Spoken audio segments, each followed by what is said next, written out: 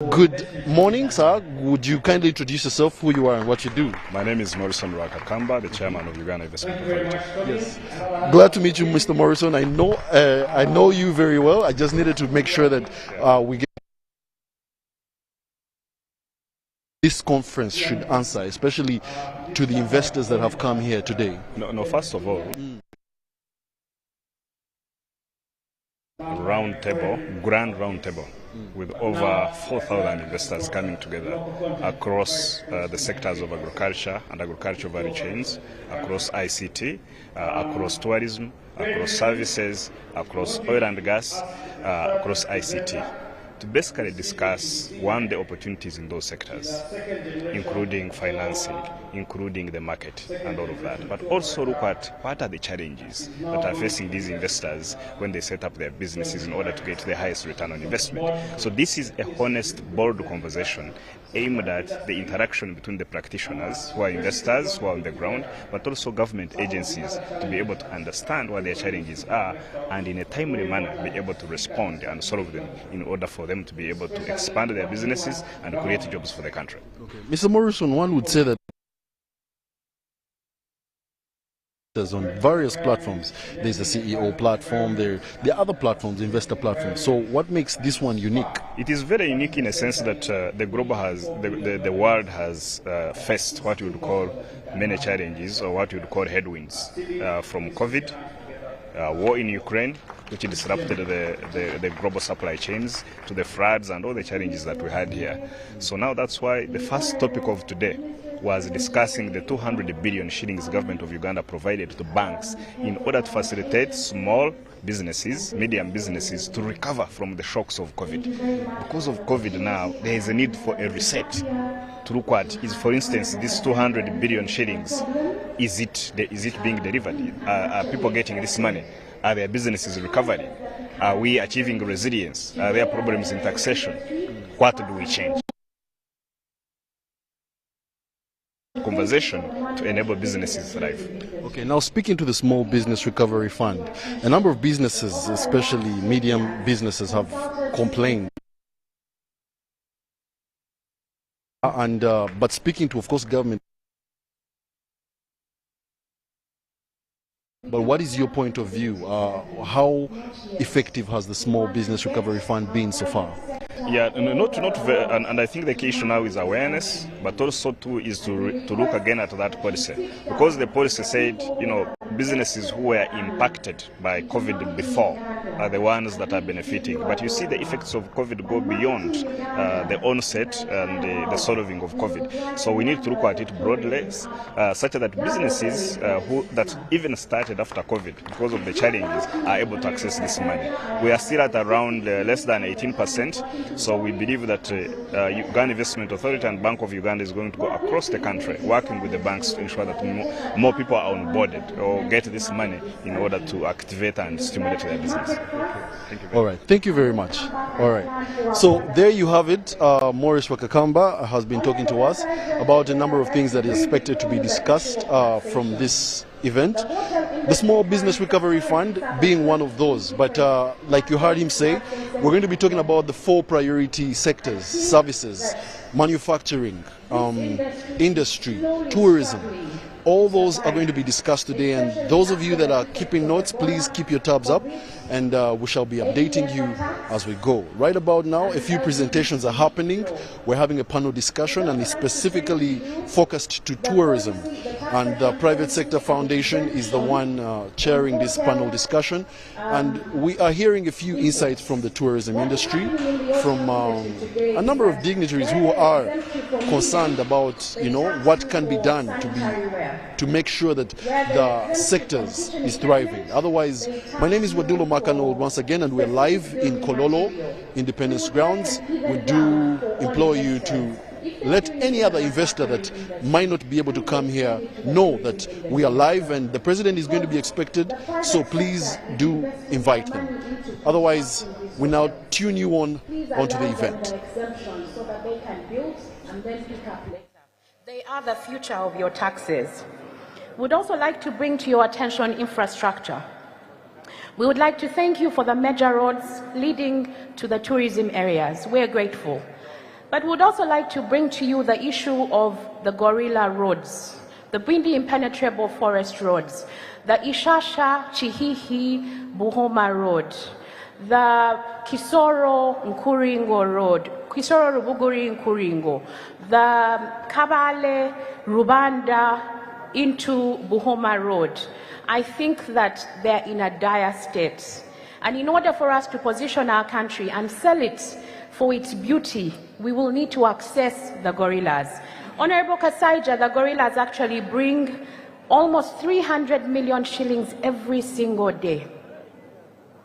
Every single day for 365 days, 300 million shillings is collected from the gorilla sales, just gorilla permit sales. So we request that there's a certain intervention into infrastructure. Infrastructure is not limited to roads. We have challenges with internet connection, challenges with access to water, especially in the Ruhija area, and we have challenges in electricity supply, especially in the national parks. I would also like to bring to your attention, I told you I'm excited that you're here. I'd like to bring to your attention the Tourism Development Levy. Honorable Kasaija, the tourism industry has the capacity to collect its money. 1% to 3% on every hotel booking, put into a tourism development levy, 30% used to market through UTB, 70% left for the private sector to invest, to borrow and invest at very low interest rates. Our preference is 3%. We took it to Parliament. Parliament passed it. We are now struggling with the implementation of this tourism development levy. We would request that you help us with that line. We have a challenge of skilling and capacity building. And I think that many of you, when you walk into a hotel in Kampala and out of Kampala, you will find that majority of the top management staff are not Ugandans. We would like to employ our people. But in order to employ them, we must skill them. Please note that the private sector is business-oriented. We must make profits at the end of the day. We cannot make profits with poorly skilled labor. So we request that the Uganda Hotel Training and Tourism Institute, that government brings in an internationally acclaimed hospitality school. Honorable Kasaija, we are paying up to $4,000 to take our chefs to Boma and Utali to train them. We are happy to pay that money in Uganda. And once we have the right skill set, then we will also start to export this skill set, and you will have earnings coming into this country, foreign earnings. We would also like to let you know, Honorable Kasaija, that the tourism industry is the only industry where money, payment for a service, is received 12 months before the service is consumed. So as tourism players, we can recycle this money. This money is in your economy. This money is your taxes. I think that the time is now to rethink our tourism and to reset it. I'd like to bring my fifth challenge, which is product development, to your attention. Honorable Kasaija, I'm an old woman, but as a 7-year-old girl, my father took me to the national parks. We're still selling the same products. And I don't want to tell you my age, but we are still selling the same products almost 30 years later. I think that it is time we sat down, we planned better for our country and for our industry, and we created new products and got more private sector players and more investors to come in and invest. The areas of investment include niche areas like luxury tourist lodges that would charge somewhere between $3,000 and $20,000 a night. We don't have one in Uganda yet, and yet we have potential clientele for it. Would like to bring to your attention that there was a study done, another feasibility study, on the international stopover points along the major highways, and these points were Mubende, Kafu, Konakamdin, Muko, Sanga, and Jinja. None of these stopover points has ever been built. And this I would like to pass on to the private sector. Those are major tourist highways. They are high potential investment areas. We need to plan for those areas. Honorable Kasaija, a domestic flight from Entebbe to Kidepo is $540. That's the same cost as a flight from Entebbe to Dubai. This is sad. And the reason is because there's a monopoly in the domestic flight space.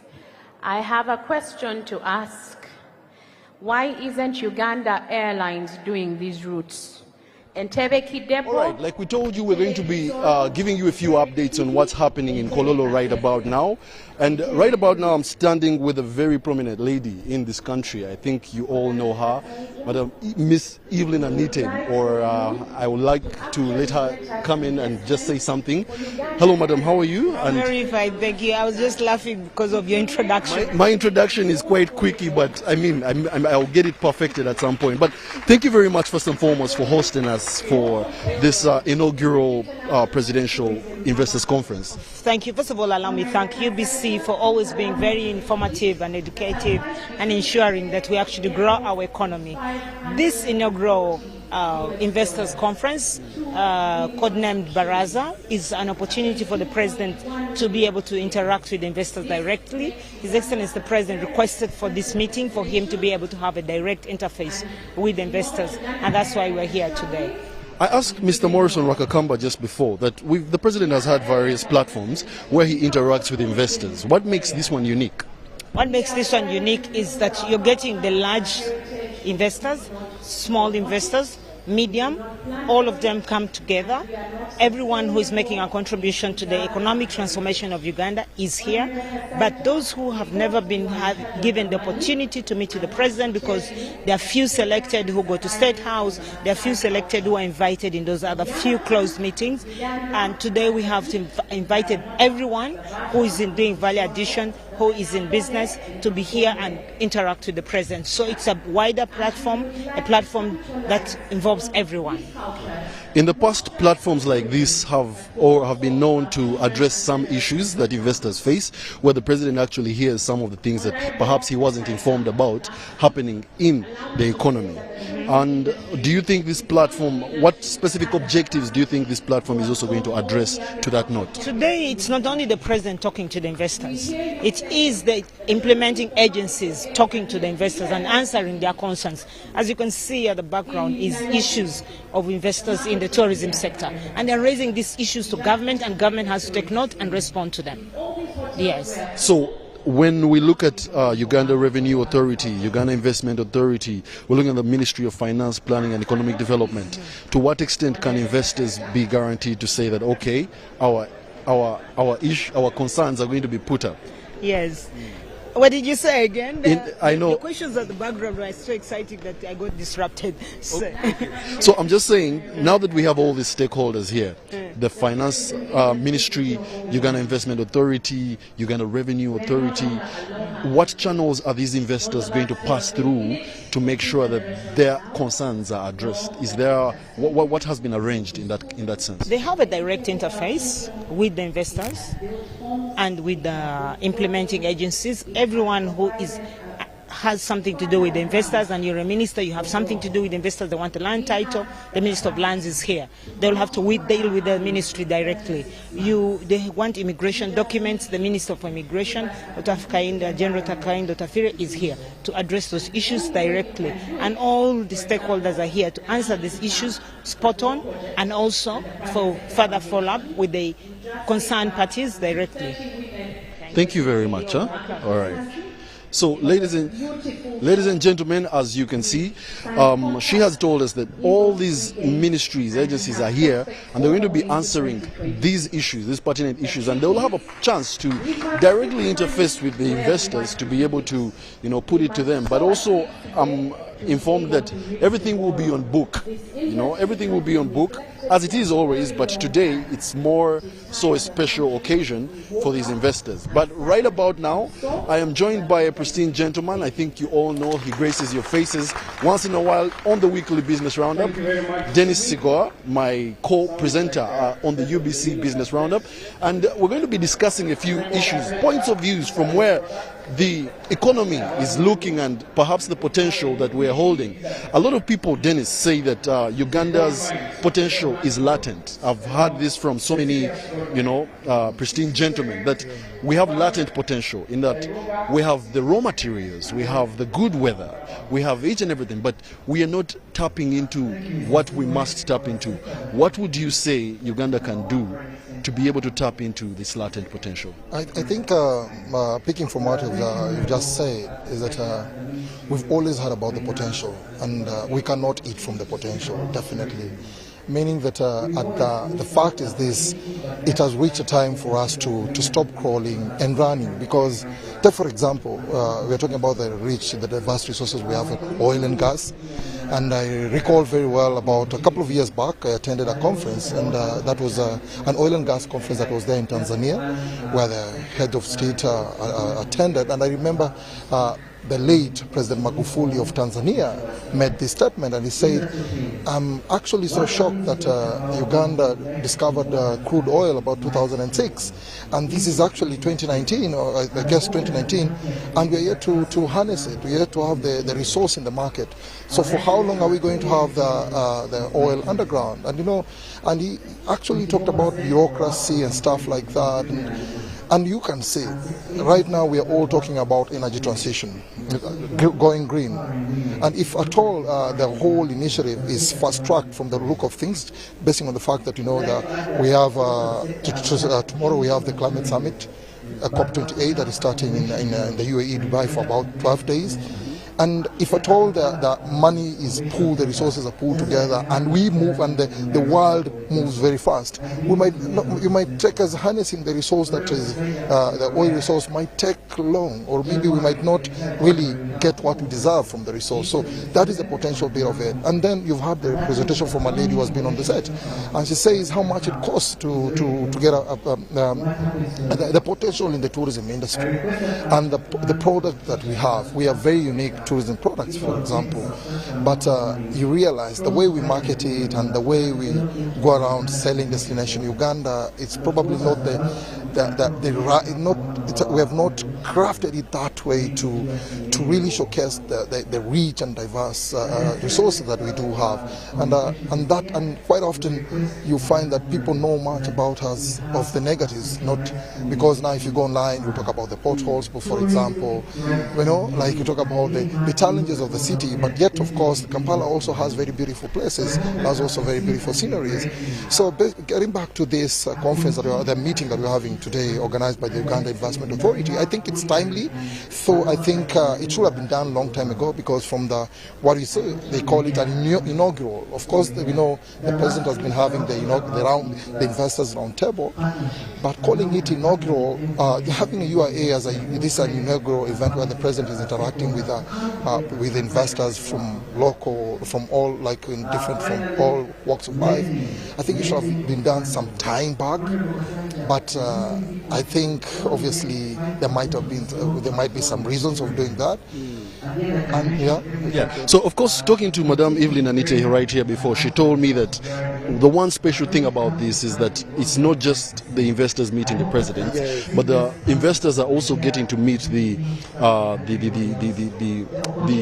officials from the ministries, departments and agencies. So we have the Ministry of Finance here, we have the Uganda Investment Authority here, we have the Uganda Revenue Authority, okay? Yeah, but I wouldn't want to talk to you as the investor you are. Yes. I would now love to talk to you as the business journalist you are. Looking at these four priority sectors, we have services, we have manufacturing, we have tourism, okay, and the other fourth.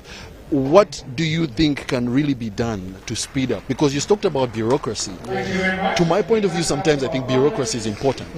Because bureaucracy will streamline a number of things that might be taken for granted at some point.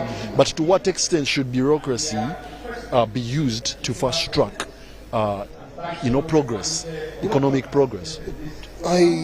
think over time, what I would say that I don't see really the positives of bureaucracy, because of course there are steps. If, for example, you're going to start a company in Uganda, you want to invest here, there of course in the past there used to be red tapes, but the things have been, I realize that the likes of Uganda Investment Authority, Uganda Registration Services Bureau have done a lot of, they have really tried to streamline their systems, and you can see there's a lot of benefit out of that. So now getting back to where we are and where we're supposed to go, I think much of it will be discussed here today, and you've heard some of the issues have been put out, so we probably expect the President is about to get here. Some of the questions have been directed to the Minister who is already here, the Minister of Finance, which I think definitely has been taking notes, and they will definitely share it. But if I'm to look at the program a little bit, and I think maybe I've just mentioned some of them, the panel discussions, because we do have prioritizing tourism for national development, the opportunities in the tourism sector, and how can the government support them. Already there's someone who's been speaking about it. Then we do have the access to permits, that is also a very critical issue. Then we do have standards and certification process and timelines. We do have key reforms and innovations, business registration. I have actually mentioned it, that the likes of the entities, the public entities involved in this are really have done a good job, but of course they can do much better. We do have the benefit of investment, license, key incentives for domestic, foreign investors. We do have access to water for domestic and industrial use. I definitely have not mentioned it, but also I know there's an issue of infrastructure. I can see we might have to go live right now. Okay, we are live, but we might have to link to the podium. Thank you. All right, ladies and gentlemen, let's link you over to the main event right about now, as we see the pristine gentleman, Kaindo Tafiri, coming up and taking the podium to address the investors. Ladies and gentlemen, we switch you over. Thank you, MC, my senior brother, Minister of Finance, my junior brother and successor, Norbert Mao, Minister of Justice and Constitutional Affairs, the Honorable Minister for Land and Land Shortages, Honorable Judith Nabakova, colleague, Ministers Bahati, Sebugwao, Aniti, members of Parliament, our bosses, the taxpayers, ladies and gentlemen, today is not my day. I only want a simple task. That's to tell the people of Uganda that our mission at the Ministry of Internal Affairs is to make immigration matters simple, to demystify the processes of immigration. Now, in this regard, since I'm not the immigration expert, I don't want to pretend to preach, to be a bishop when I'm not even baptized.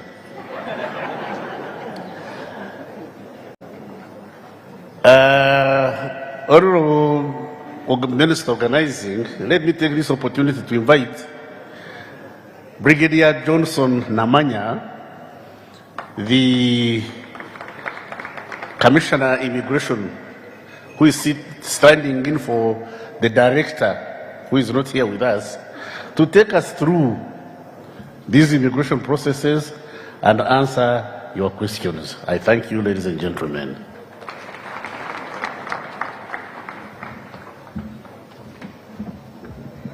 Thank you, Honorable Minister. I think I should skip the protocol since my boss has already done that. Quickly, I'll carry you through our mandate, planned initiatives. We touch the legal and policy proposals, and then we invite questions and maybe compliments. Ladies and gentlemen, our mandate is to facilitate travel in and outside the country, to protect citizenship, to grant other immigration facilities, and even to grant or cancel citizenship. However, for today, we shall concentrate on the immigration contribution to promote investment, to create an enabling environment for investment, which is quick services. We also look at compliance with the laws of the land, in summary, illegal stay, and all this information is in the website, the DCIC website, or the Ministry of Internal Affairs website, which is immigration.go.ug. Then lastly, on this item, we also are hooked into the investment docket by having our staff with the investment team. Ladies and gentlemen, honorable ministers, I want to report that it takes only 1 week to process these facilities. If you want a work permit, we process it in 7 days, and other attendant facilities, student pass, dependent pass, special pass, certificates of residence, we take 30 days, one month, and to grant or cancel citizenship, we take approximately 2 months. But all these are on factors constant. There are certain assumptions that if your application has no issues, but if there are some issues, then we'll have to verify and it might take longer. Honorable ministers and members, we also want to report, but when you look at the regional comparison of these facilities, we are fairly competitive. I will not go into the details. Maybe we shall only give space when the question time comes. The policy planned interventions. Honorable ministers and members, we wish to have a review in terms of visa policy so that we can be in tandem with the investment team and also the tourism team and private sector, the issues that were being mentioned here, so that we don't contradict the efforts of those that are promoting the country.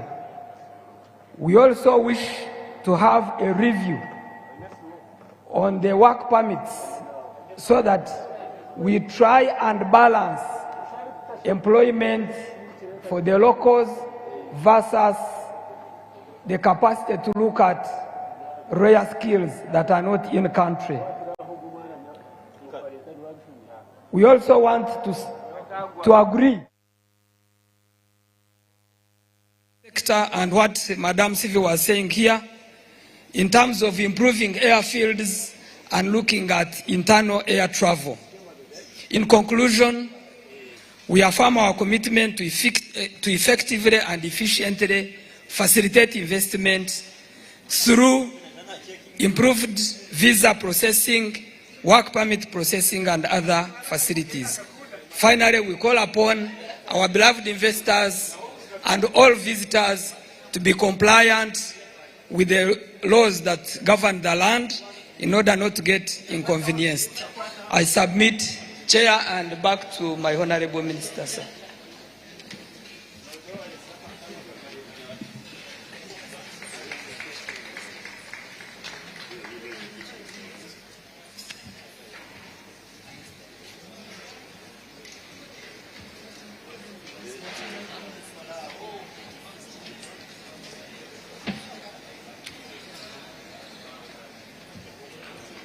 I'm told, I thought I was going to answer the questions, but it looks like I'm the one inviting the examiners. Are there any questions? Or since ours was smooth, there should be no questions.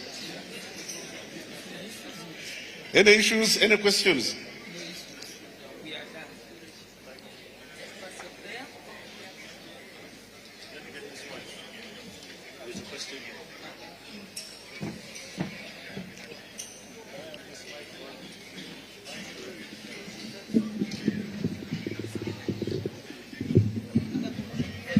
Karibu.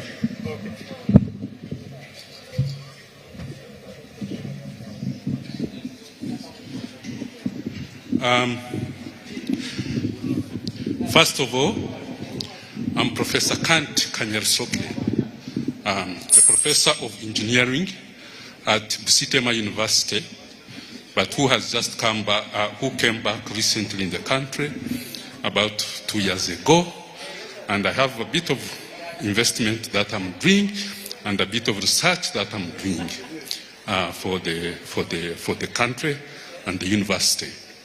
Now, my main point here is about scarce skills. Scarce skills.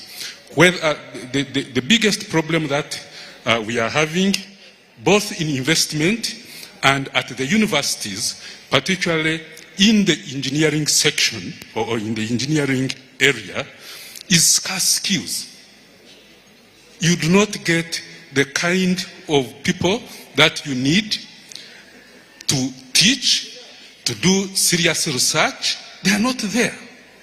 So we need special consideration for those people. Even at investment level, I'm sure these foreign investors here, even me, a local investor, for instance, a small local investor, I'm finding it very difficult to get people with the right mindset, Ugandans with the right mindset, with the right skills, with the right work attitudes to do even simple jobs, even sometimes things like driving, things like riding a motorcycle, even those. That's a problem. The other thing I want to emphasize, the Honorable Minister, is these investors you see here, especially the foreign investors, they have families back at home. Even the workers that we bring in, if we were to bring in, for example, high caliber staff, even those have home commitments. Now, the issue of total commitment to the land, I told you I've been abroad. The point there is that when you are there, your loyalty, the truth is that especially if the country of abroad is not treating your relatives quite well, you get totally divided. You get divided attention. But what we want of investors here, what we want of serious skilled people here is total commitment to Uganda. We want them to commit their time. We want to commit to serving this country. So please, I make a special appeal to consider special skills, especially. Thank you very much, Honorable Minister. Let me, the professor here has brought something interesting that we think we should explain. That's why he's a professor. At immigration, especially the visa section, we've been emphasizing investor protection. We see we have categories of investors. There are senior, serious investors who put in a life-saving bottle of blood into our economy. There are those who are ordinary. Then there are the Otafiris who's, do chapati and some time ago, these Kasita gentlemen were approached me and said, why do you allow in these people who do things that we can do? They said, you see, there are our Indian friends, there are people from China, there are Kenyans who are doing things we should ordinarily do. Why don't you keep them out? I said, no, I'm not going to keep them out. Because they invest where you have not invested.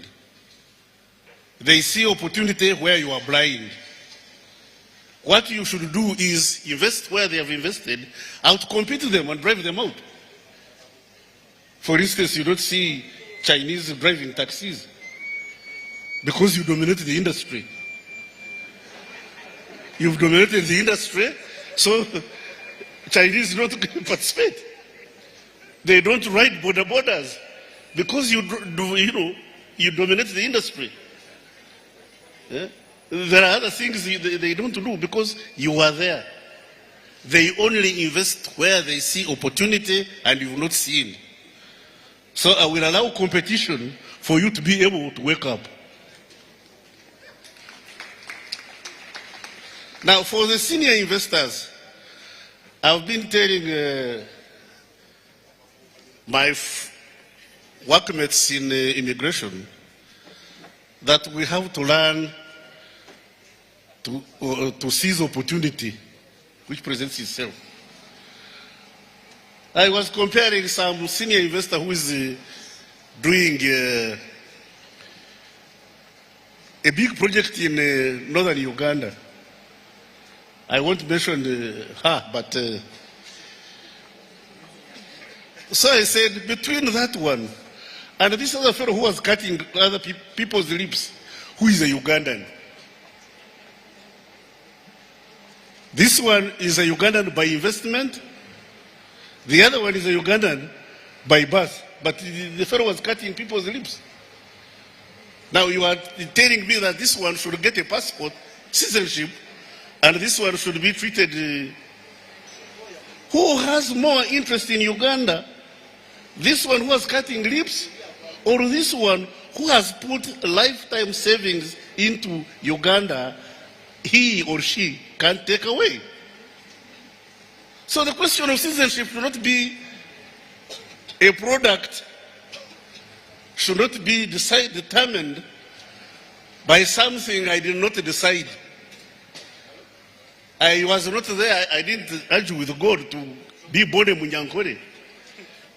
The Munyankore are architects of my creation, but they are not the trustees of my destiny. I didn't negotiate with God to be born in Ankole. I just grew up and found I was there. But my investment, my life savings, when put in Uganda, then it means I am loyal to Uganda. I put in my investment. I am here to stay.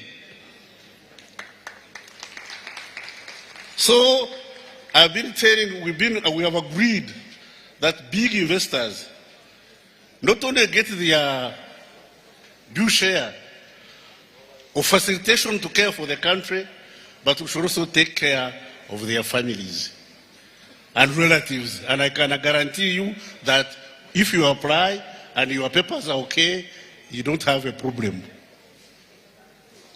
The only problems we have with the passport, is when the person is 30 years of age, but the birth certificate is 60. The man says he's a Muslim, then he's wearing a rosary. And we are forced to ask unnecessary questions. Please process your papers in accordance with the law, present them, and we will be served efficiently and adequately. And if anybody asks you for unnecessary questions, get to there is Commissioner Westjay, there is the principal, the Brigadier Johnson and others, senior people to whom you report. You see, one day I was at a court, and one prison officer told a suspect that they were tired with the criminals, that these criminals were disturbing. And this man looked at him and said, without us, you, the police, and the judge, would you have work? So in like manner, down there, these small boys and girls, they have, because of lack of experience, they inconvenience people. Sometimes they ask unnecessary questions.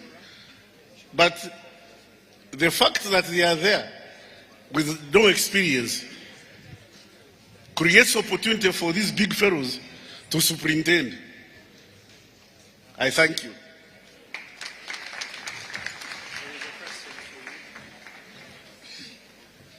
Good afternoon, ladies and gentlemen. All protocol observed. My name is Laureen Maingi. I am a Kenyan by birth. Been living in Uganda for 9 years. Married to a Ugandan for 7 years. So I don't know if it's a question or concern, and probably don't want to step on anyone's toes, but there's this issue of Gambanogu or Kitu Kidogo in my local language. It's really a pressing issue when it comes to processing some of these documents. And why is it so expensive, especially if you're an East African, okay, not trying to take away from other citizenships, but I just want to understand why processing such permits is expensive, and there's this ceiling that is blocked by Gambanogu and Kitu Kidogo. Thank you very much.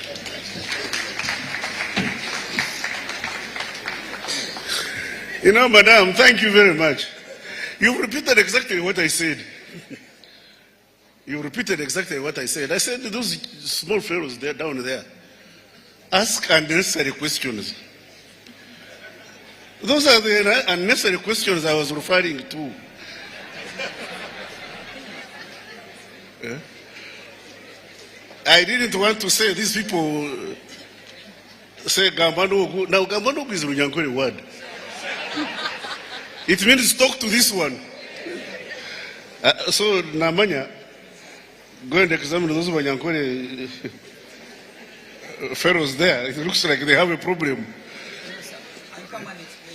And you see, it takes two to tango. When they ask you those questions, why don't you report to us? If Commissioner Westgate doesn't answer, oh no, the juniors go to him. Then you go to Commissioner Westgate, then you go to General Namanya, then you go to General Goa. You come to me.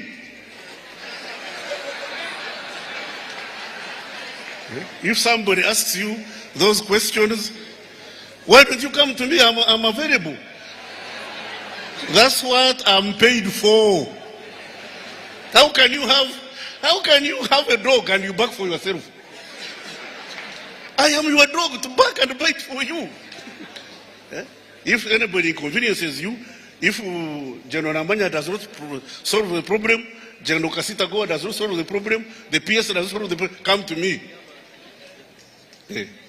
And now that you know me, when you've seen Jesus, do you need a bishop?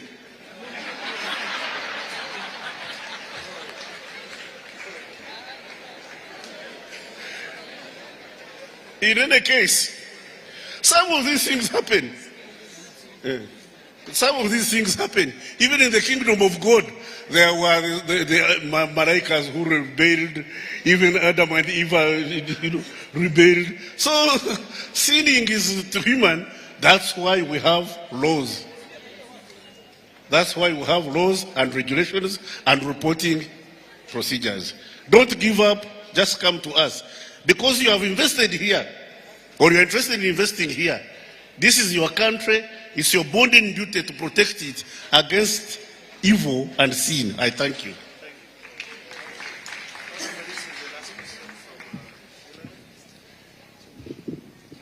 Thank you very much. All protocols observed. By names of Napomba Shaida, I work for Kapeka Industrial Park or Yaoshen Industrial Park. Honorable Minister, my question is about rare skills.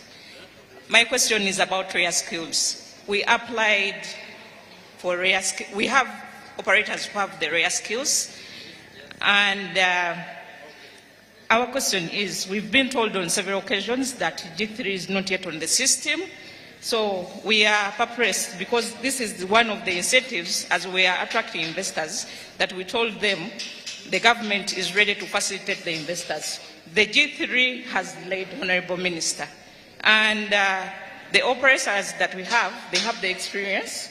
Most of them have attained the skills through hands-on. So, Honorable Minister, I submit, that's my question. When can our operators get the G3? Thank you.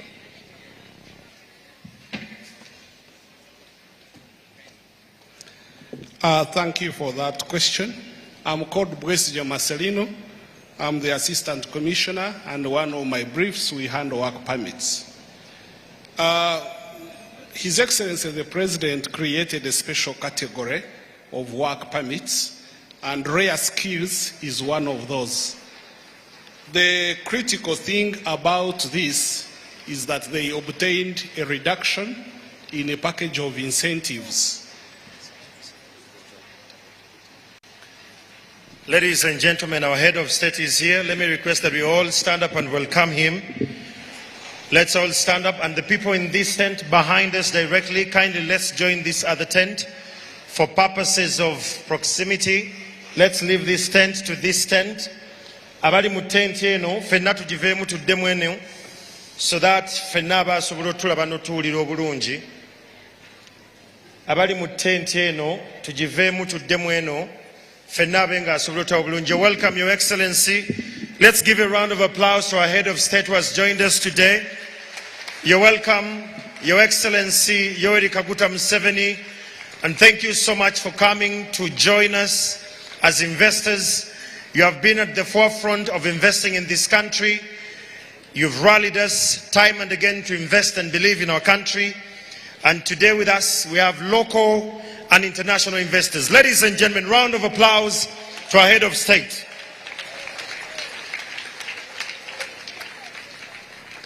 Your Excellency, now that you're here, we strongly believe that this conversation just got more galvanized and stronger. And now that the head of state is here, let me request that we can have everyone in position to have both anthems sounded. We shall have the Ugandan anthem and the East African anthem, and then we shall proceed.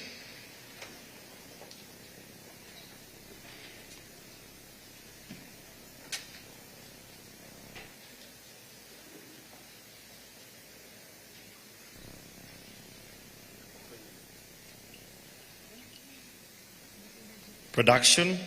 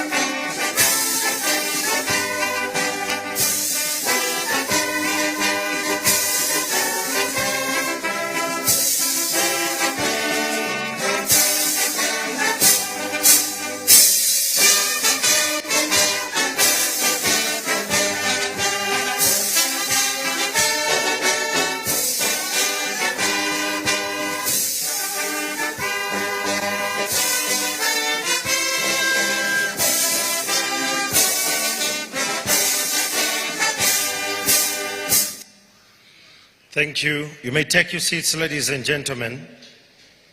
Your Excellency, now that you're here with us, we have the great investors of the land. They are all here, believing in the agenda of developing our country. Today, with us, we have esteemed investors, we have honorable ministers, and with us today, we have Honorable Matia Kasaija, the Minister of Finance. We have Honorable Evelyn Anita, the State Minister of Privatization and Investment. We have Honorable Norbert Mao, the Minister of Justice. We have Honorable Kahindo Tafire, the Minister of Internal Affairs. With us we have Honorable Judith Nabakoba, the Minister of Lands, Housing and Urban Development. We have Honorable David Bahati, the State Minister for Trade, Industry and Cooperatives. We have Honorable Joyce Nabosa Sebgwao, the State Minister for ICT. With us we have the Commissioner General of URA, Mr. John Musinguzi. We have the Senior Presidential Advisor on Anti-Corruption Unit, the State House Investors Protectorate, Kano Edith Nakalema. With us we have the Uganda Investment Authority board members. We have the Board of Directors, that is PSFU, Mr. Amos Nzei. We have the Chairman, Board, Uganda Manufacturers Association, Mr. Agus Sekalala. With us, Your Excellency, we have commissioners, directors, stakeholders, but above all, Your Excellency, we have investors. Let's give that a round of applause, ladies and gentlemen. And before you joined us, Your Excellency, we had a presentation on the access to affordable finance for investment, which included all the banks, and they told us what needs to be done and what the investment products are for investors there. In the same vein, we had a presentation on service level agreements. This is to do with the investor facilitation. The core was on tourism. And currently, Your Excellency, going on, we are having the Directorate of Citizenship and Immigration Control that has been led by Honorable Kahinda Otafire, the Minister of Internal Affairs, responding to a couple of questions that are coming from the investors. You're welcome, Your Excellency.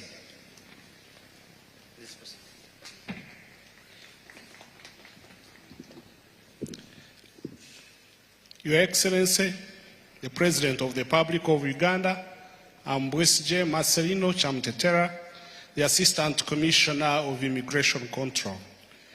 There was an issue, or rather a question, regarding a delay in the issuance of work permits to people who invest here and want to bring in workers of the skills that has been referred to as the rare skill. Your Excellency, as you are aware, upon your intervention, a special category of workers and investors were granted an incentive to pay lower fees so that we can have more of these people here to effect the know-how transfer.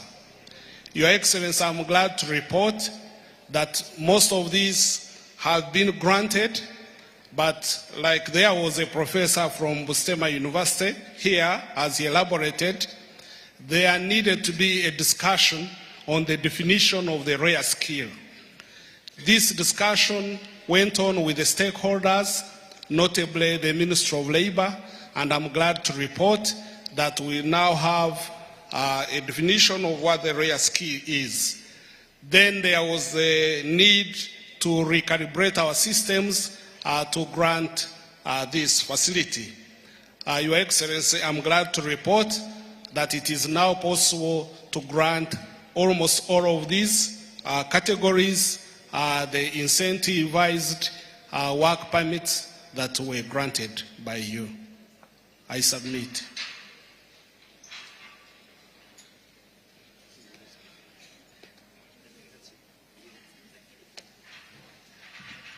Friends, let's clap to the Ministry of Internal Affairs.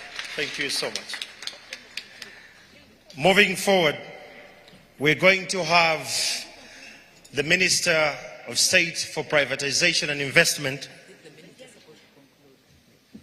the Minister who will take us later, but allow me, General, to conclude. Your Excellency, this gentleman is in a hurry to see my back. But our esteemed guest investors today, if there are any questions that have been left unanswered, get in touch with us. And like I have said before, when people in our Department of Immigration ask you those funny questions, please come to us. We are at your service. I thank you, ladies and gentlemen.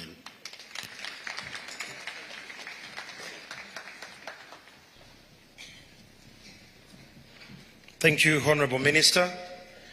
At this juncture, Your Excellency, allow me to invite the Minister of Privatization, State and Investment to tell us why we're here and why this conference, what others are calling Baraza, is very crucial for us today. Let's welcome Honorable Evelyn Anita to take us in the next section. Your Excellency, the President of the Republic of Uganda, retired General Yoweri Kaguta Museveni, the Minister of Finance, Planning, Economic Development, Honorable Matiaka Saija, the Minister of Internal Affairs, Honorable General Otafire, the Minister of Justice and Constitutional Affairs, Honorable Norbert Mao, the Minister of Lands and Housing, Honorable Judith Nawakoba, the Minister of State representing the Minister of Energy, Honorable Okasai, the Minister of Trade and Industries, Minister of State, Honorable David Bahati, our esteemed investors, of course not forgetting the Minister of State for ICT, Honorable Sebu Gwaubu. I believe that today I made a good pronunciation of your name, Madam Minister. Your Excellency, the President of the Republic of Uganda, allow me to start my speech by asking all of us to put our hands together and clap for you and welcome you for this conference. Ladies and gentlemen, allow me to let you know why I'm asking you to clap for the President.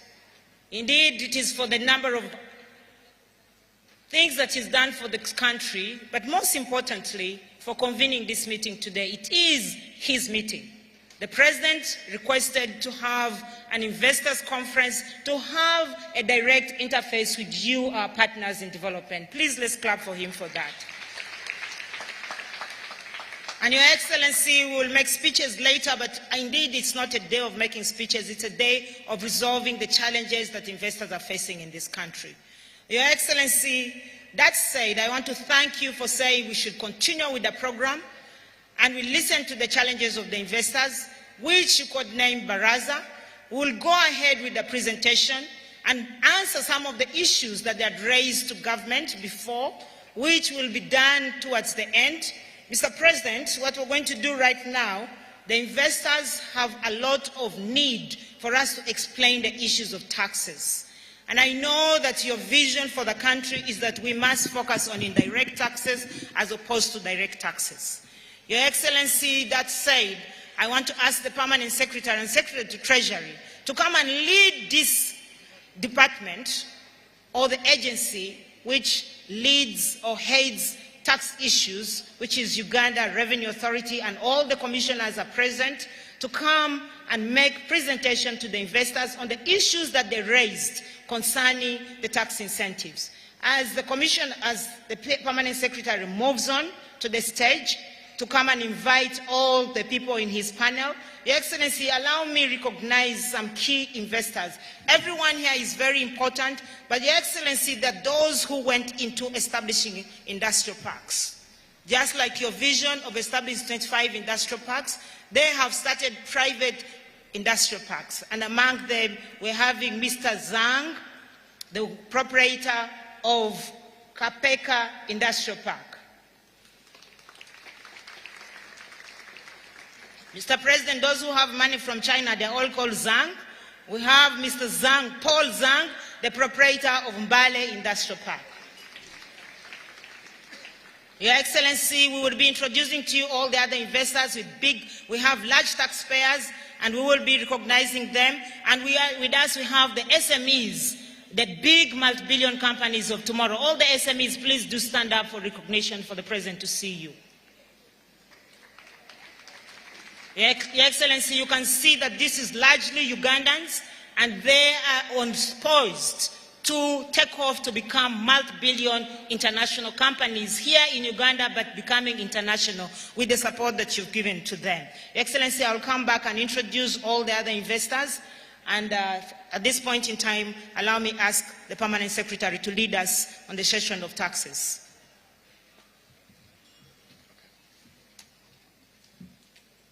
Your Excellency, the President of the Republic of Uganda, the Honorable Ministers and Ministers of State, Honorable Members of Parliament, all of the senior government people, but most importantly, our private sector CEOs and executives, as well as other people owning businesses in Uganda.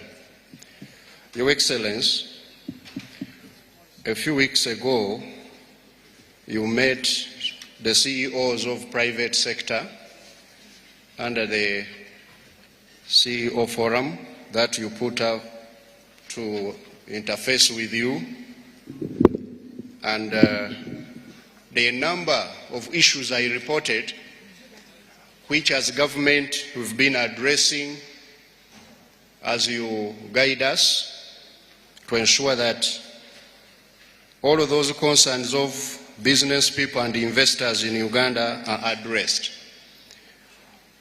And I wanted to start by highlighting a few before I invite the Commissioner General to come and highlight a few issues concerning tax. Your Excellency, you asked us to ensure that investors in Uganda access capital at affordable rates. And as a Minister of Finance, Planning and Economic Development, we are leading this. We have been able to deploy over 1.4 trillion shillings through UDB.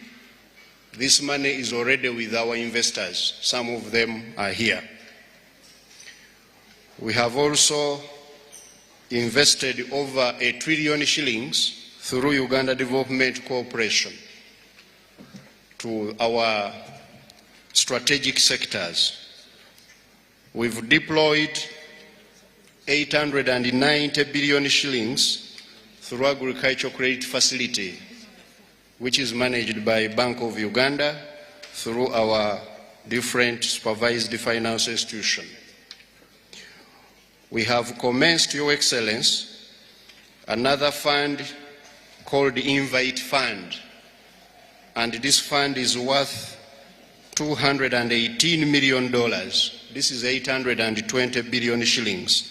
Beginning this financial year, we are going to give it out to investors who are going to export.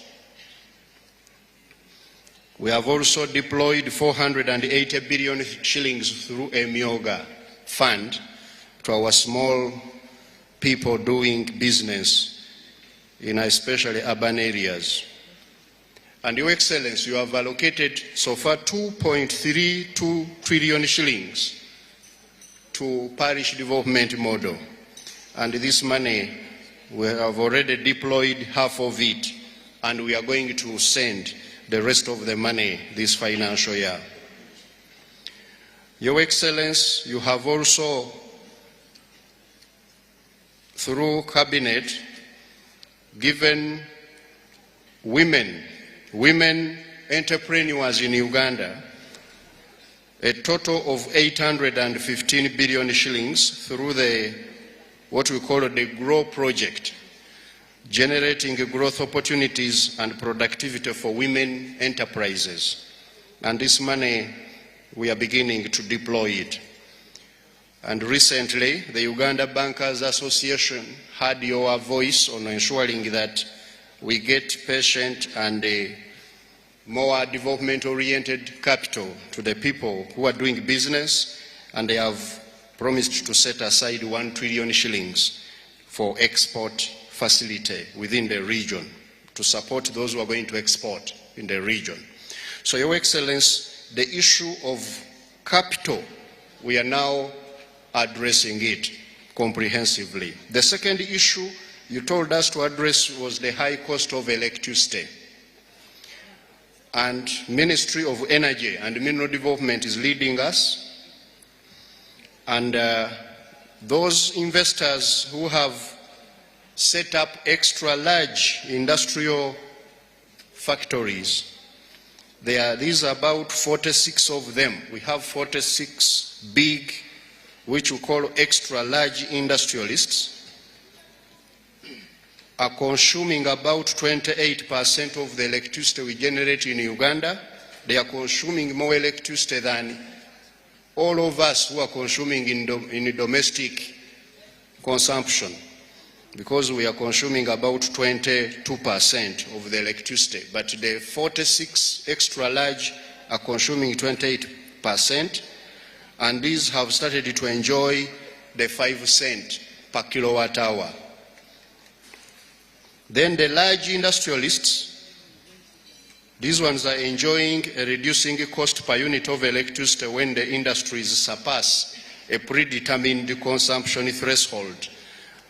And they are paying between 2.7 cents of US dollars per kilowatt hour for shoulder and for off-peak, while about US dollars 6.85 kilowatt hour per kilowatt hour.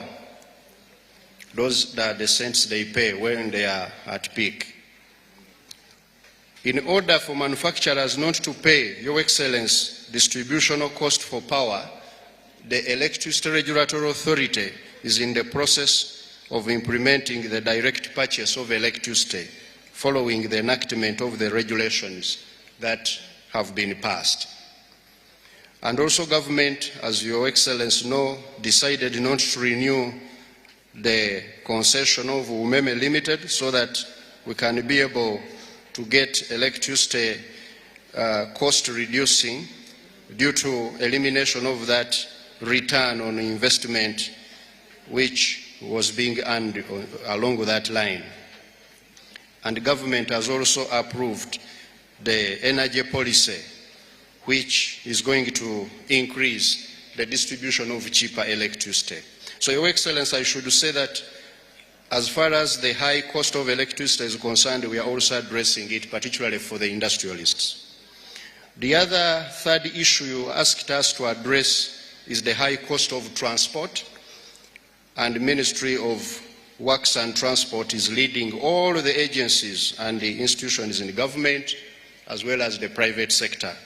Your Excellency, we are ongoing and we are about to finalize the rehabilitation of the meter gauge railway between Malaba and Kampala, and also the rehabilitation of the Tororo Gulu Nimure branch of the meter gauge railway is underway.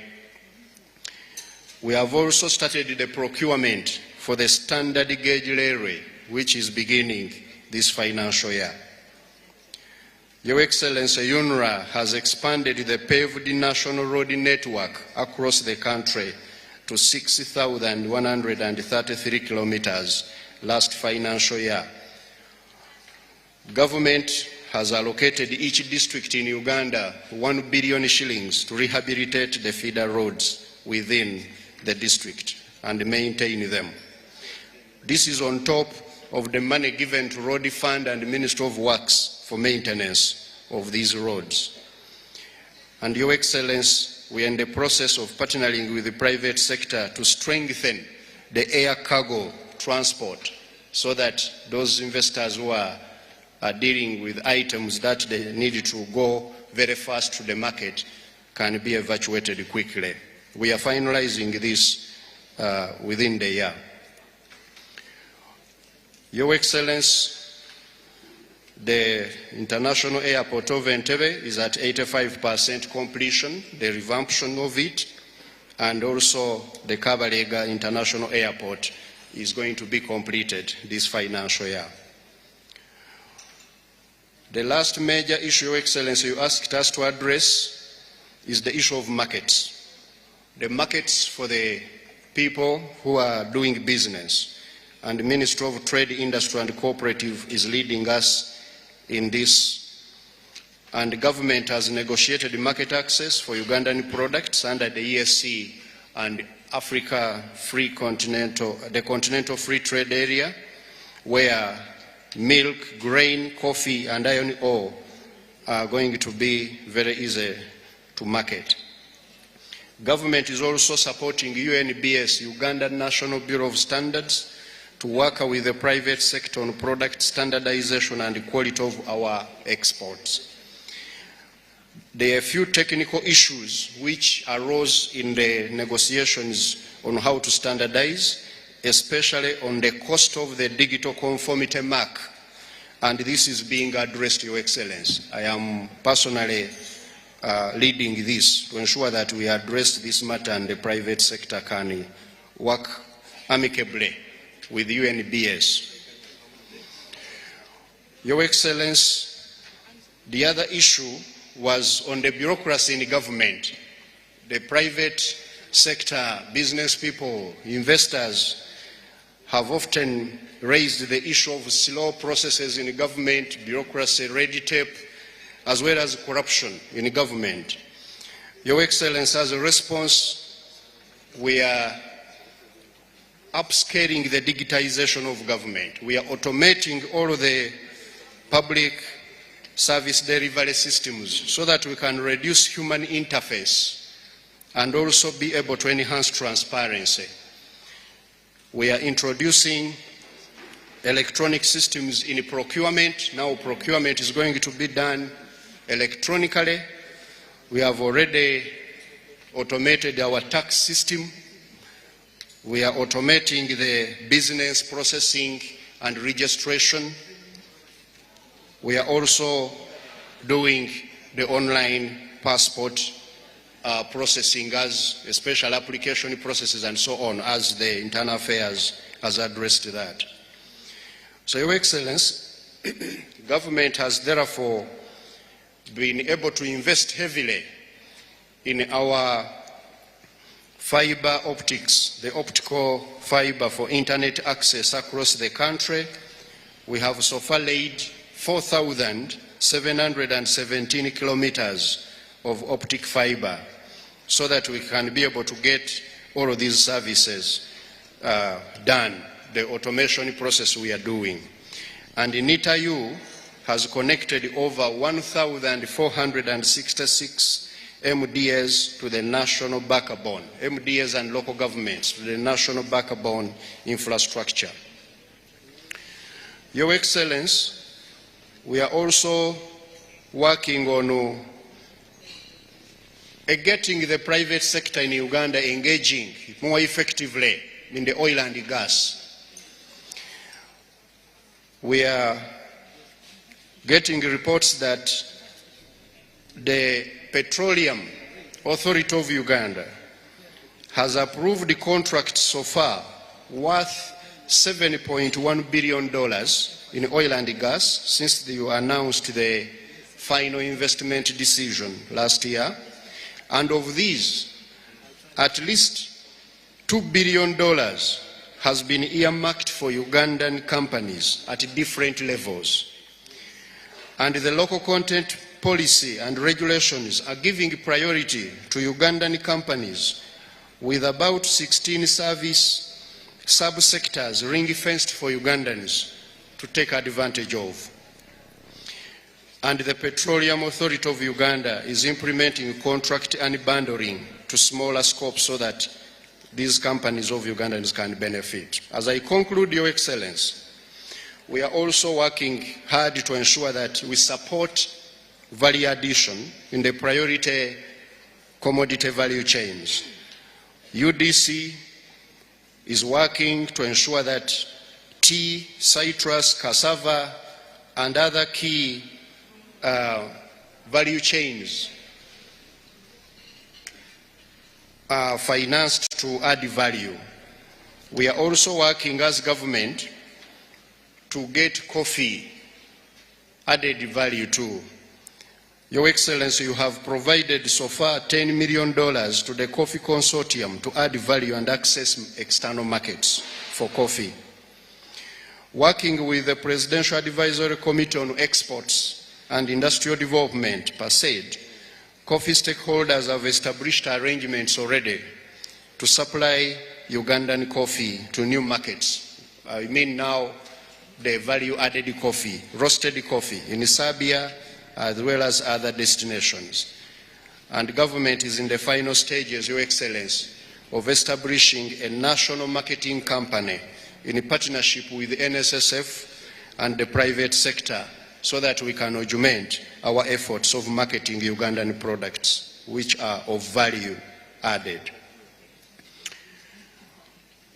Your Excellency, when it comes to taxation, although most of our incentives for tax are enshrined in our respective laws, in almost all of the laws that we have concerning tax, income tax, VAT, import duty, stamp duty, excise duty, and withholding tax, they have a number of tax incentives for investors who are seated here, and many of them have benefited. But I understand they have some issues. I want now to invite the Commissioner General to come and highlight those issues and how we are addressing them. They were already given to him. I submit, Your Excellency.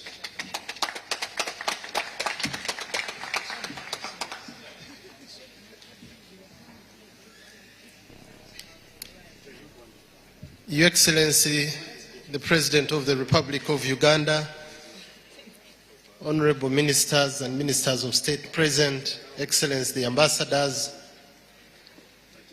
our distinguished investors, heads of government agencies, ladies and gentlemen, good afternoon. My name is John Musinguzi, and I serve as the Commissioner General of Uganda Revenue Authority. And Your Excellency, I've been asked to speak about some of the challenges that the investors face with taxes, and this is what my presentation is about.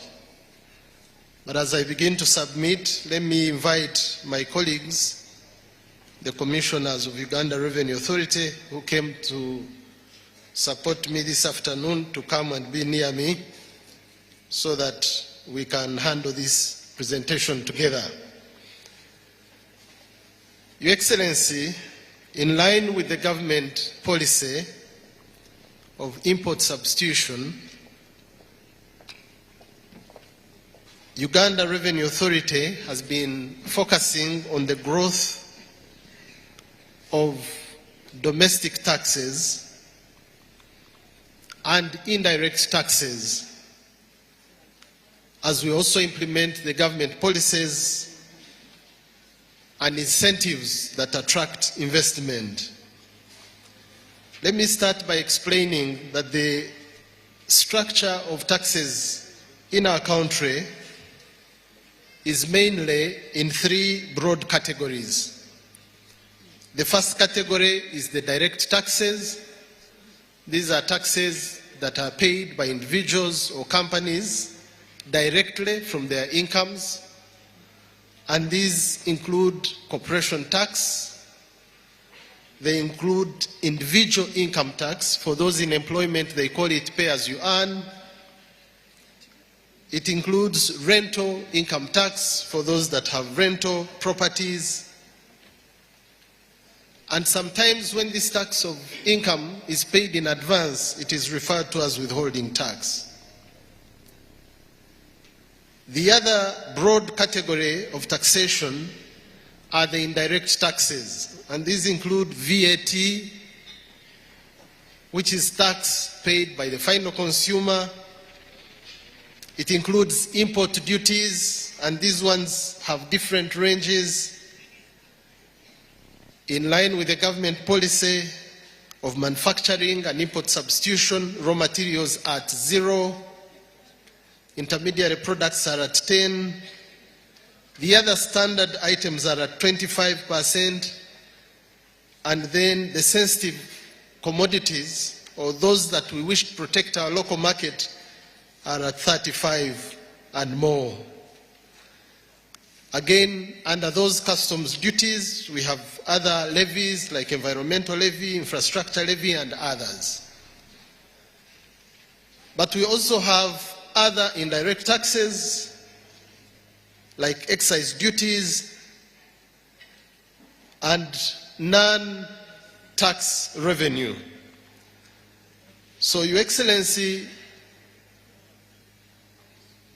following the position of government to make the environment as conducive as possible for investment, a number of the direct taxes are either exempt under the law, and shortly I will be referring to the exact areas of exemption, or government has stepped in as strategic areas and has paid those taxes in order to support investment. Therefore, one of the concerns that came through was that the taxes are so high and they are killing investment.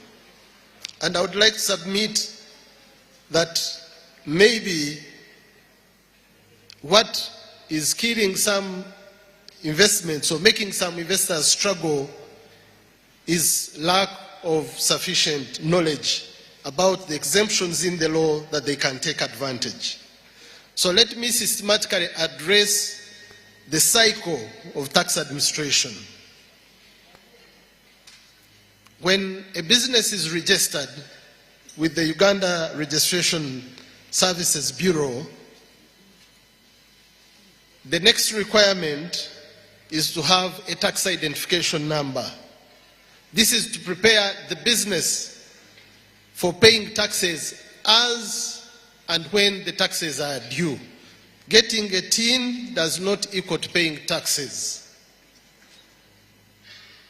And what is expected after you have registered your business, the next step is that you start filing your returns. So for example, you've registered a company and it has not started doing business, you will file what they call a nil return. This is just to let Uganda Revenue Authority that yes, I registered my company, but I have no business as yet. But also we take cognizance of the fact that businesses take time to mature.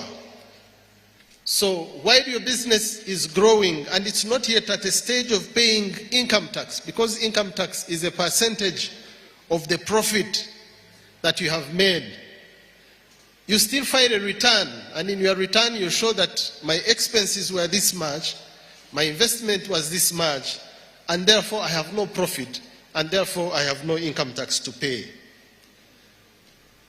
So what happens when there is a lapse and you do not file a return? Then Uganda Revenue Authority starts to assume that you are actually doing business. And we normally start by sending a reminder. Can you file your return? The year has ended. And if you say, if you keep quiet, the next reminder will be, we are going to make an estimate assessment based on the imports you made into the country or any other data that we may have. So this is where complications begin. And at URA we are saying, we will, as much as possible, try to educate you, to sensitize you about your responsibilities and obligations, but feel no pressure to pay taxes where you have not made any profit. And I hope this answers the question of Dr. Victoria to know that taxes should not kill your infant businesses. Taxes are only a fraction of the profit that you make when the business is thriving. Fortunately, the regime of taxation in this country is based on self-assessment, meaning it is you to say what you have earned, it is you to state what you have spent on, and it's you to tell us what you think the fair share of tax you should be paying. But should we have reason to doubt this, we will advise you that this self-assessment seems low, and we are now being driven by data, so we'll have reasons to know why we think what you have stated is not right. I'll come to that later. But next step, if you're not happy with our assessment, so you have you've filed a return and we think it is not accurate, and we return to you and maybe we make an assessment. There is a mechanism for appeal, and the first step of appeal is to object. It is your right, it is enshrined within the law as a taxpayer to communicate back to URA and you say, I object to this assessment, and these are my reasons. And you are given up to 45 days after receiving our assessment to say that I object. So if we don't hear from you in the 45 days, we will assume that you have agreed with our assessment and you are preparing to pay the tax. But should you have a reason to object, please know it is your right. And should your objection, now the first step is that we will review the objection, and the objections unit is a separate one. Then we will get back to you and say, we agree and therefore we vacate this assessment. We are sorry. Or we will say, we have reason to believe you made more than this based on your imports, based on your supply contracts, and therefore we do not agree with your objection. Still, if you're not satisfied with that position, there is what we call alternative dispute resolution. At that point, you can ask that I want an ADR meeting. And this ADR meeting, you'll come with your teams, we will sit around the table and we will resolve. But should even that one fail, there is what we call the Tax Appeals Tribunal. And this is completely independent of URA. It is the independent arbitrator, the first court for taxation. They will tell us that URA is right or the taxpayer is right. I wanted to briefly take you through that cycle that gives you your rights and your obligations. Now, quickly, let me scan through the other steps. Supposing you have paid and there is an overpayment, you are entitled to a refund. I forgot to mention that when you go to the Tax Appeals Tribunal, you deposit 30% of the tax in dispute. But should we lose that case under the tribunal, your refund is returned to you in full. But also, there is when you make a provisional return, and at the end of the year, the projected sales do not come to what you had envisaged, or some of the sales or contracts are cancelled. That takes us to your right of getting a refund. And in our refund procedure, we ask for just 30 days. When all your information is provided and you do not owe any taxes, the refund will be processed. Let me quickly talk about some of the measures that government has put in place to settle the previous tax disputes. Under the Tax Procedure Code, Section 40D, this current financial year, the government of Uganda passed a law that waives all penalties and interest on all tax arrears as at 30th of June. I would like to appeal to our dear taxpayers that if you've been having a big burden of tax, including penalties and interest, this is your time to only pay the principal tax and benefit from this waiver. This waiver has a time date, 31st of December 2023. So in the remaining 1 month, please take advantage of this law. There is another law, again in the Tax Procedure Code, which is voluntary disclosure. And this one allows all taxpayers who previously have not declared right their tax to now declare on their own voluntary will, and they will be exempted from any penalty or interest. So, Your Excellency, allow me to very briefly mention some of the areas of exemptions where our investors can take advantage. Any processing in agriculture, any manufacturing or assembly of medical appliances and medical sundries, pharmaceuticals, automobiles and household appliances, manufacturing of furniture, pulp and paper, printing and publishing, vocational and technical institutes, logistics and warehousing, manufacturing of a range of items including footwear, mattresses and toothpaste and chemicals. All these areas are entitled to an income tax exemption of 10 years. So the other 30% of your profit, when you have invested in these areas of manufacturing, government has put in place a 10-year tax holiday. And there is no investor who should beg for this. It is your right, it is in the law, you just apply for it and you'll have it. VAT exemption on supplies of services, especially in the initial setup like feasibility study, warehousing, supply of locally produced raw materials and inputs for these factories, excise duty exemption on construction of raw materials, stamp duty exemption on the initial investments. All these are areas of exemption. The requirements are not that many. For a foreign investor, you need to be investing at least $10 million. For the local citizens, only 300,000. This is another area where our local investors have been complaining that the incentives are only for foreigners. But the threshold for local investors is much lower, 300,000 US dollars and 150,000 if you're investing outside Kampala. Your Excellency, in the interest of time, I will not exhaust the list of incentives, but even under customs, all import duties pay zero tax.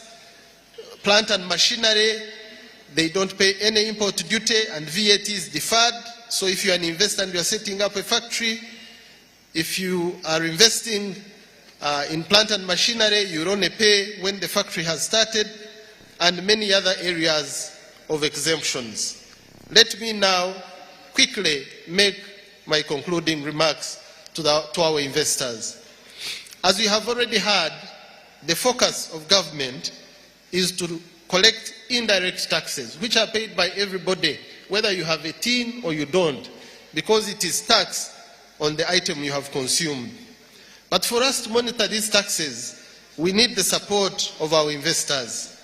Number one, we request you to embrace the technology which we have rolled out to help us assess you accurately, but also track the transactions that you make. And this technology is called IFRIS, Electronic Physical Receipting and Invoicing Solution. Another technology that we have rolled out is called DTS, Digital Tracking Solution. This one helps monitor the goods that are excisable, either manufactured in the factories or imported. These will help us correct the indirect taxes effectively, but they will also help us not to assume anything about your income and your transactions. And all we want from you is to allow us to integrate with your system, or for you to buy the gadgets that are used, like the physical devices, if you don't have a system. At the Uganda Revenue Authority, we are also revamping a number of processes to make life easy for our investors. Number one, we have revamped our ledgers. Every taxpayer here must know that if there has been an area of conflict between us and our distinguished taxpayers, it has been messages based on ledgers that were clamped up and were not accurate. We have revamped these. So now if you log into your tax account, you see your ledgers clearly separated per tax head, per period, per tax category. This we launched a month ago. We request you to log in, give us feedback, but it is going to be fundamental in settling our battles. There is no need for us to be at war with our taxpayers. We need a very harmonious relationship, and this has been a source of conflict. We are dealing with it. The other area which we want you to embrace is the technology that we have rolled out that helps you register. If you are registering as an individual, your TIN is instant. You don't have to come to our offices to get a TIN number. You can get it on your phone using your USSD code. The same code will make you, will facilitate you pay your taxes from your comfort. So we would like to make this known to all our taxpayers to embrace it. During the transition of changing our systems, there could be areas when the systems are down or when these messages that come to you are not accurate. Please bear with us. It is a transitioning phase and we will get there. For all this and more that I have not been able to say, I encourage you to go on our revamped web portal, which is www.ura.go.ug. You'll find all information. One of the key innovations on our new web portal is a touch point. Touch point helps management of URA know about delays, know about extortions. It is a transparent way of reporting to the management where our staff's error. So please go to our touch point and escalate any issue. I made this request, I have not received a response. Please utilize that. There is our WhatsApp number, there is our Twitter account, there is our Facebook. Use any of these channels, and there is also our toll-free numbers. Use any of these channels to let us know what we can do to serve you better. I thank you very much for listening to me, and I will take a seat and wait for any questions and comments. Thank you. Thank you very much, Commissioner General of URA. I really understand why you had to explain and explain and explain again, because you only have 3.5 million registered taxpayers and only 1 million compliant taxpayers. And you've raised the issues. Your Excellency, he's answered some of the questions that the investors have asked. And I believe that when you're making your speech, you will guide us better on how you intend us to grow our economy, broaden the tax base, and how we can better facilitate them. But I want us to put our hands together and clap for Commissioner General for ably answering these questions. Again, also for the PSST, he did a 360-degree response. So because of that, since I did mention to you earlier on that it is the meeting of the President, we do not want to preempt all the things he wants to say, but we know that he has reasons why he called us. So I want to ask the ministers that we keep to the time so that we give most of our time for the convener of the meeting to be able to address us and educate us on what he expects us to do with the investors so as to broaden our tax base and grow our economy. That said, Your Excellency, allow me to invite our next presenter. Again, Your Excellency, you did say that we should all be in a one-stop center. Everyone who is speaking here is from the one-stop center. You said all the agencies that have anything to do with facilitating investors, they have to be in the one-stop center. Your Excellency, on top of that, you did bring, to protect even the investors further, you appointed Kano Nakalema, and I just want to recognize her. Please, she's right there. She's been reporting some of the issues. Kano, you would like to stand up for them to see you. Thank you very much, because we need to put different layers of protecting. As we attract, we don't want the ones that we've attracted home to run away. Your Excellency, there are issues that the investors have raised. Recently, we've been seeing deregistration of businesses. The investors have said that the registration of businesses have become very bureaucratic. 80% of our businesses are informal, and that we can now see why those who pay taxes as few as 1 million and registered only 3.5 million. Your Excellency, that said, there is a clear minister who is responsible for that sector, and he's very able. This time you appointed a very able minister. He should come and explain for his sins, so that if there is anybody, I always say, anybody to hang, it should be him, not me. Your Excellency, allow me to ask everyone to put their hands together for Honorable Norbert Mao, the Minister of Justice, Constitutional Affairs, who is responsible for business registration, not business deregistration. He will explain to us why there's deregistration. Please, let's clap for Norbert Mao, who is going to lead us in that presentation. And Honorable Norbert Mao will come with URSB. And immediately after that, we'll be talking about standards, and that will be done by Honorable Bahati.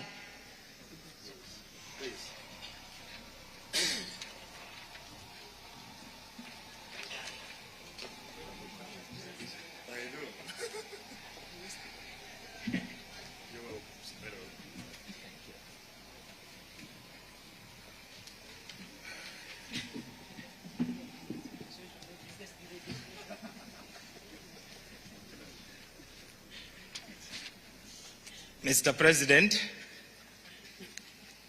colleagues, ministers, members of parliament, and the business community, dear friends, my army is here, and we are going to fight bravely. I am Norbert Mao, Minister of Justice and Constitutional Affairs. Mr. President, America has Fortune 500. How many has Uganda got? Those who are the pillars of the economy. I'm consoled by the fact that America did not nurture the Fortune 500 overnight. So I thank you for convening this fireside chat to enable us nurture our Fortune 500. Who are the wealth creators in Uganda? They are the people who multiply money, create jobs, grow our economy, and provide the money to do all the things that Uganda needs. I thank you, Your Excellency, for convening this meeting. The investors are here to put a mirror before our faces. It is a kind of reality check. But apart from telling us what we look like, the good, the bad, and the ugly, they are also declaring their very big dreams for which they seek support. And I think that is the most important part of this meeting. Some of the things we have seen in the mirror are things we like. There are also things we don't like. I can assure you, Mr. President, the mirror is a clean one. It is not broken. There is no distortion. If you were not the one who had called this meeting, I would have said the Honorable Anita had invited you and set a trap for you. Mr. President, these investors have read very long charge sheets here with many charges. And the Honorable Minister of Finance got the longest charge sheet. I hope he will have a fair trial. But there have also been very uplifting and empowering moments. This indeed has been a very empowering meeting. I hope you, the business community and investors, have discovered what your true power is, the power to recommend. And what better forum to make your recommendations than this kind of forum convened by none other than the President of the Republic of Uganda. You may not have the power to decide, you may not have the power to do many things, but the power to recommend is a lot of power. Many things start with recommendations. So this is a big forum for you. We are here to close the gap between where we are, where we ought to be. But we all agree that where we are is better than where we have been. Mr. President, since I joined government, I've discovered one thing, that government has not been good at speaking about the good things that it does. Those who spread the bad news are faster and more effective than those who spread the good news. So we hope that this, from the inside, I've found that there are actually a lot of good things going on. You know where I've been.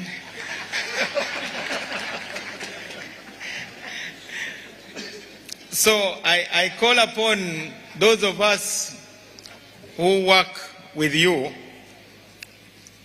to run faster, catch up, and overtake those who are spreading the bad news, not only in Uganda, but also abroad. What I know is that the investors have their own stories. And I want to thank you for accepting to stay here the whole day to listen to them, because this is about them. Reminds me of Ellis Island in New York, where immigrants were asked to tell their stories of immigration. One of them wrote, "I came to America because I was told the streets are paved with gold. I discovered three things. One, the streets are not paved with gold. Two, the streets are not paved at all. Three, I was expected to pave the streets." Mr. President, these are the stories I've heard from some of the people who have talked, notably the former Minister of Agriculture, the Honorable Victoria Sekitoleko, who made it clear that will you had her to think the streets were paved with gold, she discovered that the streets were not paved and that she was expected to pave them. But also, Mr. President, this is about leadership, and it starts with you. It's about tackling bottlenecks, and the investors have told us that the bottlenecks are at the top. This is also about accountability. So if you, the President of Uganda and the Fountain of Honor, has decided to come and sit here to be held accountable by investors, who in this blessed republic will have the guts to refuse to be held accountable? Because you are here to be held accountable. And I want to ask the investors to be frank, scratch where they're itching. I know, of course, that in our African culture, some unmentionable parts cannot be scratched in public. And so, I hope you will grant private audiences to some groups of investors, particularly these small businesses who have asked for grants. When they hear of $10 million for coffee consortium, it's a very big word. Then those who make shea butter in Pade and Arua, they wonder, when will the shea butter consortium also be thought about? Then the beekeepers of Nakasongola will also talk about their consortium. And then the coffee cooperatives in Bukoma and Simbi, they also want to be, they have basically said they are not looking for loans. So without them lobbying me, I want to request Your Excellency through your daughter to give audience to some of these Ugandans. I think they feel jealous when they see the oil sheikhs from Saudi Arabia always visiting you. They see the Chinese and others. Your own struggling people also want to come and meet you because they are the ones you have promised to protect in your recent speech. So I believe very strongly that today you'll continue to do what you do best, as stated in 1 Corinthians 14:8. If the trumpet does not sound a clear call, who will get ready for battle? Your Excellency, you mobilized us during Corona. These people responded. They want to hear you now giving them new incentives. You mobilized the country and immunized all the citizens. You fought the battle against HIV/AIDS. These are your trumpets that you have blown. Now you have become an economic freedom fighter, and the army is here. With those words,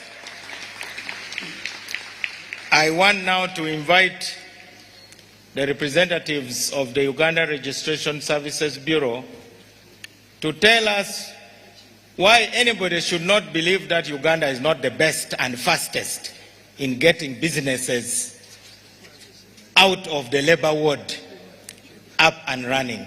Thank you very much.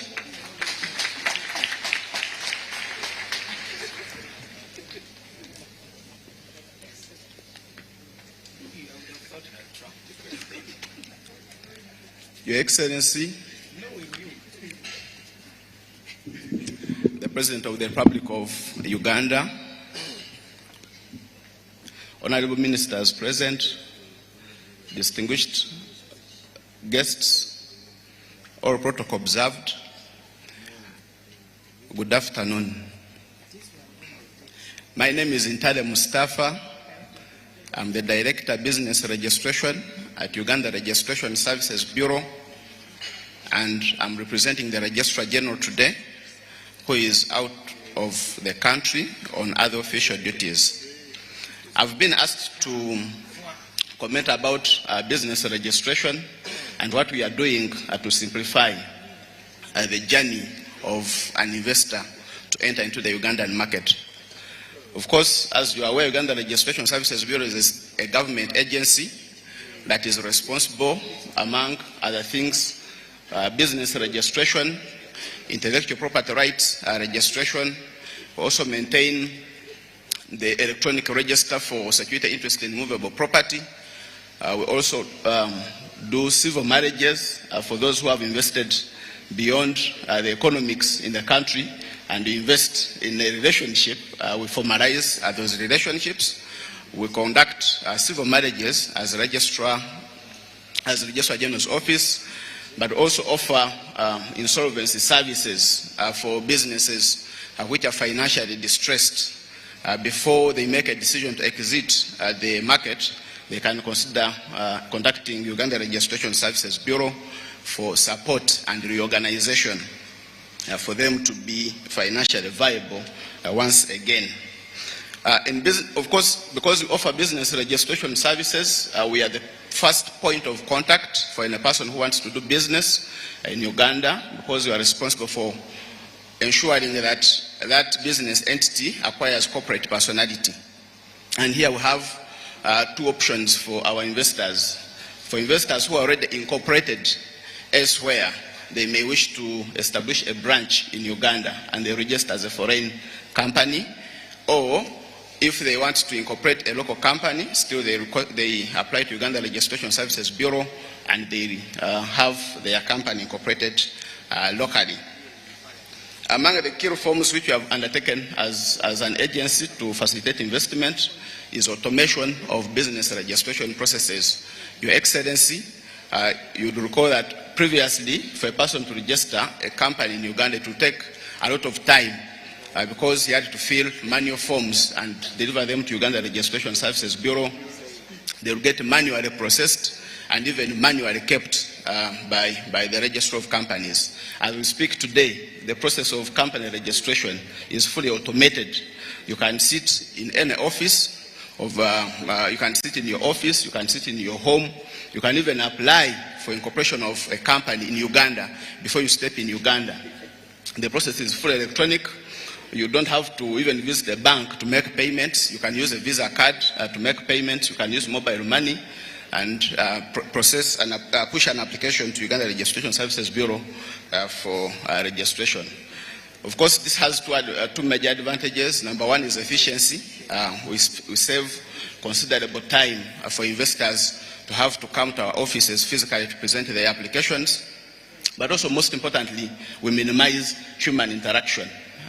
Of course, we don't want to give a lot of work to Kano Nakalema as a bureau, so we minimize the interaction between our staff and the investors, so they push the applications electronically and process them on a first come, first serve basis. Your Excellency, we have also simplified the business registration processes by reducing on the number of forms which a person is supposed to fill when he's applying to incorporate a company. We had several forms, appointment of directors, forms relating to address of the company, forms for registration of shareholders. Now, the Companies Act was amended to introduce just one single registration form, which we expect any business person to fill, which includes all the details that we need as an office, and we capture all that information in one single application to have the application processed in a most timely manner. We have also focused on simplifying the exit process. An investor who has invested a lot of money in the country, he also has interest in knowing if he wants to exit the Ugandan market. What does it take for him to exit? Traditionally, when we had the Insolvency Act, it required him to appoint a liquidator, advertise in the papers, and so on and so forth. Your Excellency, with support from government, the Companies Act was amended to provide for a simplified mechanism of exiting the Ugandan market by publishing in the newspapers and in the Gazette, and if there are no objections to that entity exiting the Ugandan market, that can exit within 30 days. Of course, this is done in an attempt to simplify the business environment within the country. We have also decentralized our services. We have our head office here in Kololo at Uganda Business Facilitation Center, but in addition we have branch offices at Georgian House. We also have a branch office at post office in Kampala. We have established regional offices in 6 regions of the country. We have a branch office in Baraza, Hoima, Mbale, Gulu, Arua, and also have a branch in Masaka. In addition, Uganda Registration Services Bureau has a relationship with Uganda Revenue Authority and local government, Ministry of Local Government, under what we call the TREP arrangement. We have 43 TREP centers where URSB has staff to support investors under the one-stop center arrangement. The idea being to enable an investor to get all the services, business registration services and related services within one area. Because of those interventions, URSB has significantly improved the turnaround time. I've mentioned automation of our processes. Now business registration, which according to our client's charter was taking 4 hours, can take now 1 hour.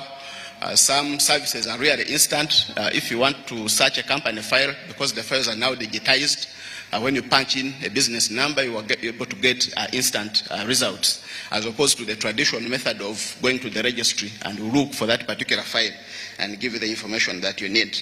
All the information can now be accessed electronically, and that has significantly improved our turnaround time. Finally, I'll comment on the specific issue which Honorable Anita has pointed out here about the registration of companies. This, of course, was a compliance matter. We had, for a long time, the company registry has entities which were filed and were idle or dormant. Entities are supposed to file annual returns, basically to update their information on the company file. And as Uganda, we are supposed to account for all the entities we have on the register. It's a FATF requirement, Financial Action Task Force. I'm sure you have read about the international standards on countering money laundering and terrorism financing. So we had to account for all the entities we have on our register. So we had to ask all those entities which are active to update their files, and those ones which are inactive were removed from the register. However, as I have mentioned, we automated our processes. Those entities which were affected by that process, they have a right to come back. The process to come back on the register is automated, and they just need to signal to the register of companies that indeed they are still doing business and they are willing to comply, or they are still active in business. With that, we are able to segregate active businesses from inactive businesses, and also to make the names available. I know one of the biggest concerns business people have is the unavailability of names. You present one name, they tell you that one someone is using it. Present another one is using it. And that person who is holding that name actually no longer does business, because on our register that person is inactive. So in an attempt to clean up our register, we said all those who are inactive, they should exit, and those names should become available to other intending business people. So ladies and gentlemen, for those who wish to use or who were affected by that process, the platform is open. Inform the register of companies that you are still active in business, and you should be put back on the register. Thank you very much. Thank you very much, URSB. Your Excellency, I can see that the weather is not looking so good. I would like to run quickly with these remaining topics so that we give you time to speak. So I'm just going to call back to back. Honorable David Bahati, there were issues on why the cost of registration. Discharge us. I officially discharge Honorable Norbert Mao. Thank you. And thank you for your presentation. Honorable David Bahati, would you like to take your seat to come and talk about cost of certifying business and the processes? And you can come together with Honorable Okasai, because he has to address the issues of connecting the businesses to electricity and the cost of electricity. I believe the Permanent Secretary had answered some of those issues, so we have to be very brief and the steps that government has taken. Honorable Okasai, I actually mentioned your name. Thank you for coming. Honorable Bahati.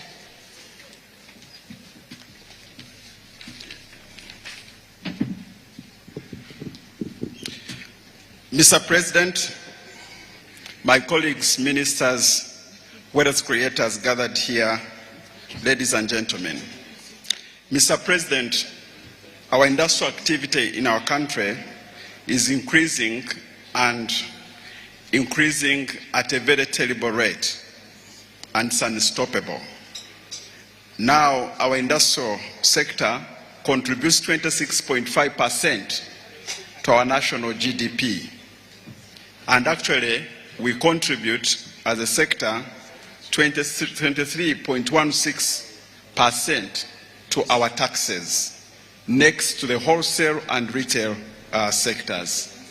And this meeting of meeting investors to listen to you is an important meeting, and we want to appreciate you, investors who have come here.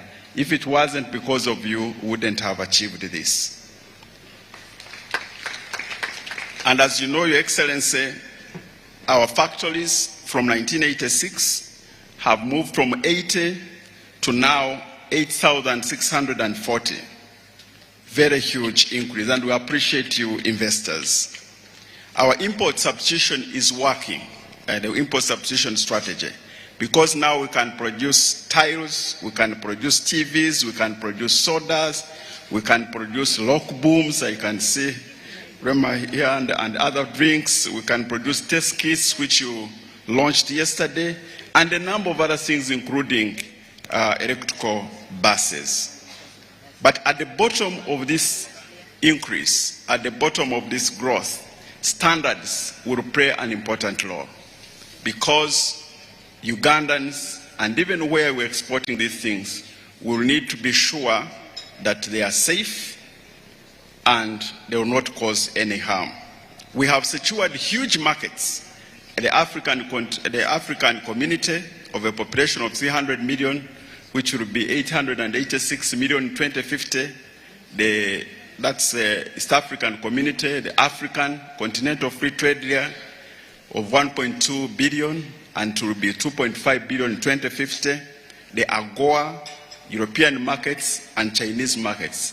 But access to these markets has in several times been a challenge because of some of the things that we are seeing in the products. For example, pesticides residues, aflatoxins, and these are some of the things that the markets are complaining about. So as a ministry under UNBS, we are trying to make sure that we keep an eye on the standards of the products that we produce. When we do that, we secure the safety of the consumers, but at the same time, we guarantee confidence in the products that you produce. We would want you, when you produce medicine and put it in the pharmacy, we don't want anybody to differentiate between a UK-produced tablet and a Ugandan tablet. I want to challenge all of you, when you go to a pharmacy and you see a Ugandan-made tablet and a UK-made tablet, which one do you run to first? You run to the UK.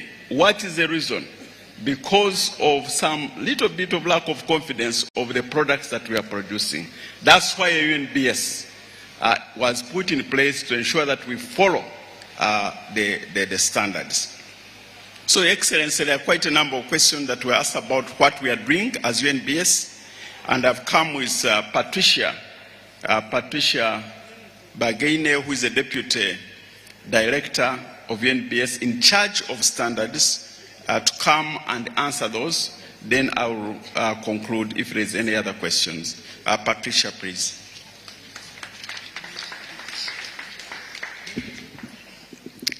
Your Excellency, distinguished guests, ladies and gentlemen, My name is Patricia Bagaine Ejalu, Deputy Executive Director Standards at Uganda National Bureau of Standards. I was asked to respond to some of the questions that our investors have asked. The first one being delays in service delivery. We offer services, certification, testing, calibration that all our investors need to be able to comply to the standards. But these services are taking quite a while. I want to thank our PSST Finance, who has already confirmed that supporting UNBS is an ongoing activity. But what have we done as UNBS? We have opened up regional offices in Gulu, in Mbale, and in Baraza, and there are testing labs that are working there. Madam Victoria, you don't have to come all the way to Kampala to get certification. Our regional offices are up and running, and we have online services where you can apply from any part of Uganda. We have recognized private laboratories, and if you check on our website, we have 22 private laboratories have been recognized. We take the results from these laboratories to use for certification. And for the factories that have recognized labs, it reduces our interaction with them because they are already showing compliance. We have already introduced automatic renewal. Certification is an annual process. It is renewed every year. And for those who are compliant, it takes only 7 days to get automatic renewal, provided you meet the criteria listed down. For automatic renewal, it takes 7 days. For initial assessment, the delay is real. What do we plan to do? Of course, the biggest issue is to get support from government, and I'm very grateful that a lot of work is being done in that direction. But we also want to leverage on our relationship with the private sector. We are developing a scheme called the Personnel Certification Scheme. And we're going to run this scheme with associations that are registered with us. What that means is that their personnel will be doing the initial assessment so that UNBS does not have to come throughout the country all the time. We will focus on surveillance, but private sector will be in charge of the initial assessment. This is part of the self-regulation issue, and we feel that it will be much easier to work with registered associations. We shall also be targeting our stakeholder engagement. A lot of people are failing to meet compliance requirements because they don't know. So the issue is that our stakeholder engagement must be targeted, again, through the associations. We are risk profiling the parameters that we test. You will find in one standard there are 15 parameters that you have to test. But we have records going as far back as 7 financial years. And we are able to see the parameters that need to be checked on a regular basis as opposed to those that have been doing okay for all those years. Again, that will reduce the time it takes to assess the products. We are continuing our efforts of harmonization of standards at the EAC. Now, we've had a specific issue with South Sudan where our consignments have been delayed because of non-compliance. We have established what we call batch testing of certified products. As we speak right now, between 300 and 400 consignments have been given access to South Sudan, all of them certified, and we have certificates of analysis to show that we are complying. We are hosting the CEOs of all bureaus of standards in December to make sure that the mutual agreement that exists in all East African countries is implemented. The idea is that if your product is certified, and we have already recognized each other's certification marks, your product should go through without further ado. On the cost of certification, again, it was mentioned that for a producer of many brands, they might pay about 2 to 3 million. We are currently reviewing the issue of individual brands for individual variants so that you will be able to certify your products, the different variants that are covered within the same standard. That way, when you pay certification, you will be paying for the products that are of the same type. That way, your cost will come down at least between 40 to 70%, depending on the number of products you have. We are also implementing, as has been mentioned, the digital conformity stamp. Now, this is going to help the MSMEs, and they are already enjoying part of this. For those who are producing about 15,000 to 30,000 products annually, the cost of producing 6 brands, which was about 3 million, will come down to less than 600,000. So we are already running the DCM. It has already started. It started in July with cosmetics, construction material, and electronics. And we are reviewing the standard to include all compulsory standards. So before this financial year ends, all of them will be on board. And finally, with reference to our inadequate enforcement, again, we are getting a lot of support to build this up. It's an issue of numbers, but we are implementing the pre-export verification of conformity, which allows importers to have their products checked before they come here. If we do the inspection at the point of entry, we shall have trucks lined up from here to Mombasa. So we prefer the conformity to be done in the country of origin. We are, however, reviewing some of the procedures that have caused a lot of concern, especially for our domestic manufacturers. And I make reference to the raw material exemptions, which are causing a bit of a challenge. The issue is for us to review them to ease what is happening.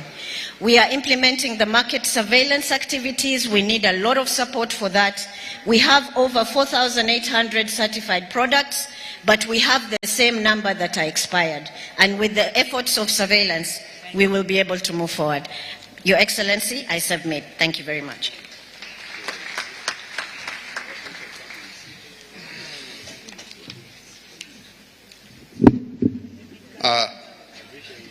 Your Excellency, I am honored to stand before you.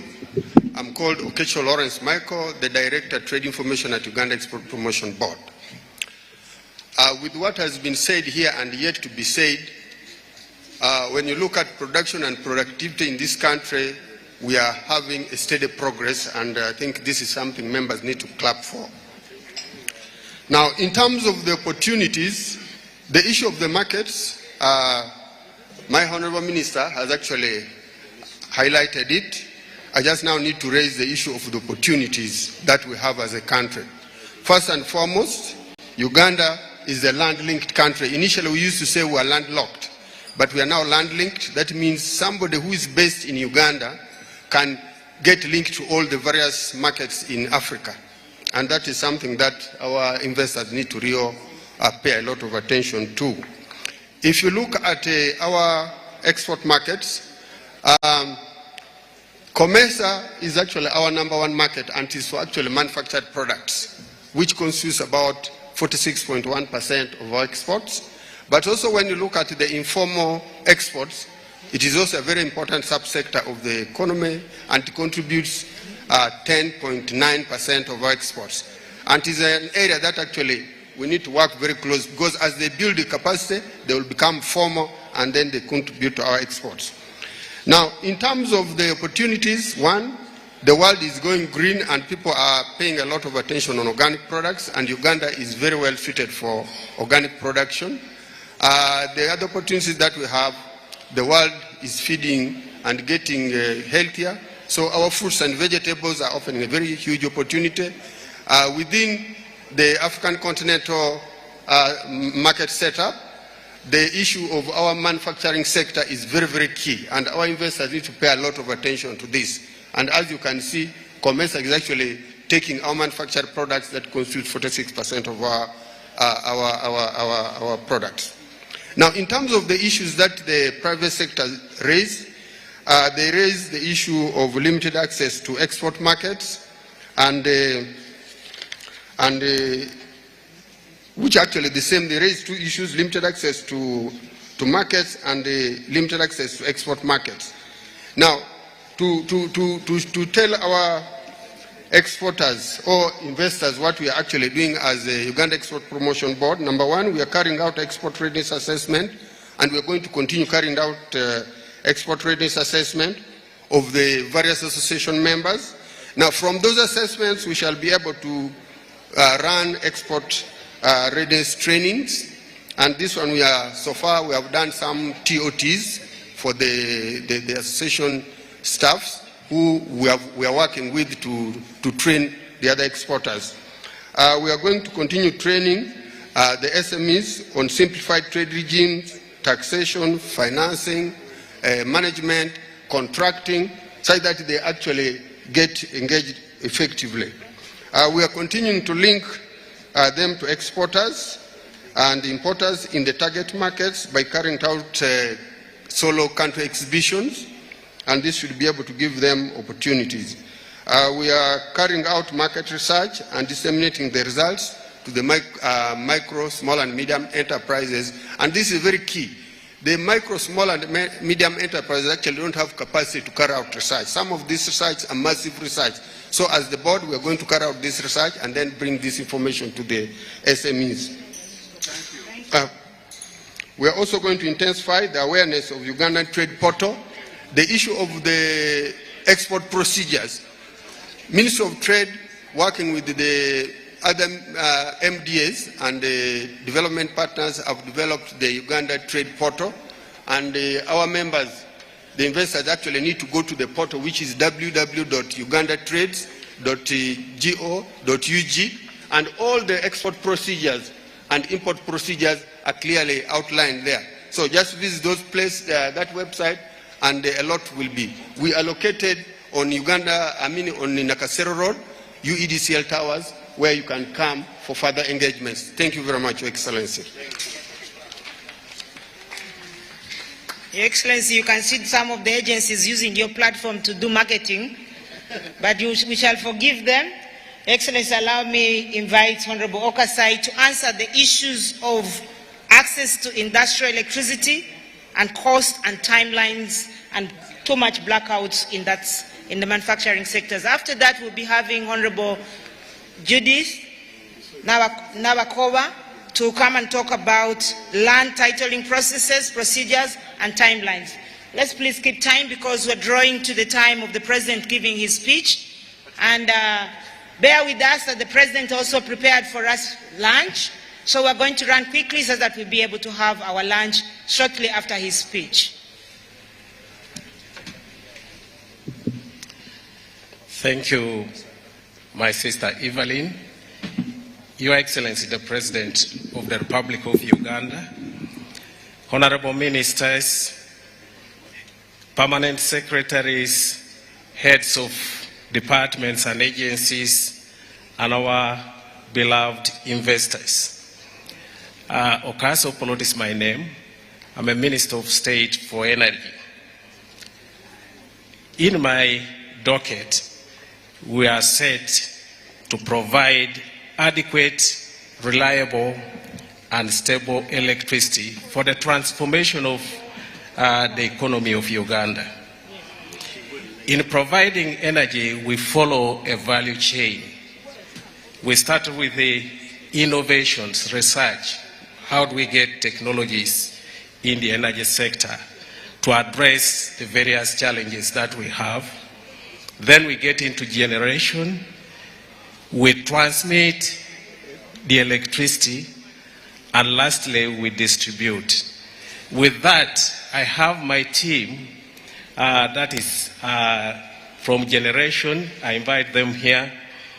Transmission, distribution, including umeme. In generation, we have a target to set to provide adequate electricity to this country. By 2040, we have targeted to produce over 52,000 megawatts. Currently, we are producing 1,700 megawatts, but by the turn of this year, we shall be putting another 600 megawatts into the grid, taking the production to over 2,000 megawatts. The famous Karuma Dam project has actually commissioned, we have 4 units now produced, each one producing 100 megawatts, and that's 400 megawatts, which are ready to be wheeled into the grid. We have tested the generation and the transmission, As of this week, we have actually wheeled 200 megawatts from Karuma onto the grid after we rehabilitated Kawanda-Karuma transmission line. The next one is we are on transmission. We are emphasizing investments in taking this electricity out, especially to our consumers and primarily the industrialists. We are investing in the transmission lines, and we are also strengthening the distribution of the electricity to the end users. Consumption, unfortunately, as of now, stands at 850 megawatts. So, in reality, although we are targeting to produce more electricity and the demand is there, we need to invest in the transmission and distribution segments of the value chain. For the industrialists, we have actually amended our Electricity Act 2022 to provide for the investors to access electricity cheaply. In the amendment, we have actually removed the monopoly of bulk distribution, bulk buying from the generators and taking it to the end users. It means now we can take electricity directly from the generator. The generator can sell the electricity to the end users, and the investors can buy directly from the generators. And this enabled us to now provide electricity through various tariff schedules to the various users of electricity. For the industrialists, the investors to the industry, we are provided for a 5 cents tariff per kilowatt hour. And amendment of the Act enabled us to do that. We have various tariff schedules for the different users of electricity. We have extra large industries, and we go down to a small household with using 5 bulbs or so, and we also have a tariff for street lighting, security lighting in the streets. We have a range of those schedules.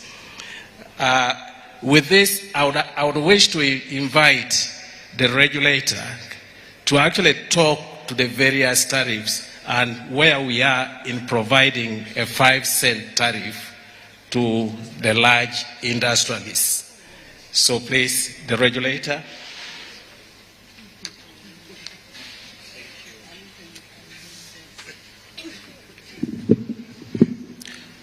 Thank you so much, Your Excellency, the President of the Republic of Uganda. My name is Patrick Tembe, representing the CEO of the Electricity Regulatory Authority. Through the Honourable Minister, I address 2 issues. One is the issue of 5 cents for industrial customers, and then the issue of market access. Your Excellency, achievement of a lower tariff has been an objective of your government, and the Electricity Regulatory Authority has explored many avenues for achieving the 5 cents, starting with the large and extra large industrial customers without compromising the need to collect adequate revenues to ensure financial sustainability of the electricity supply industry. And by doing that, the phased approach to achieving 5 cents has been focusing on the very big customers who also happen to be the extra large manufacturers. And currently, we have a targeting scheme that ensures that the manufacturers who are able to grow demand can access a tariff of 5.7 cents, and progressively we shall achieve the 5 cents when we grow the demand, we have these customers increase their consumption, and then we shall collect adequate revenues and be able to reduce the tariff for the rest of manufacturers and progressively for the rest of the customers. On the issue of electricity access, we have a policy called the rebate policy. This rebate policy makes it possible, especially for industrial customers, to finance connections or grid extensions to their premises and be able to recover their cost of grid extension. This is in addition to the ability of the distribution companies to connect customers at the cost and financing of the distribution companies.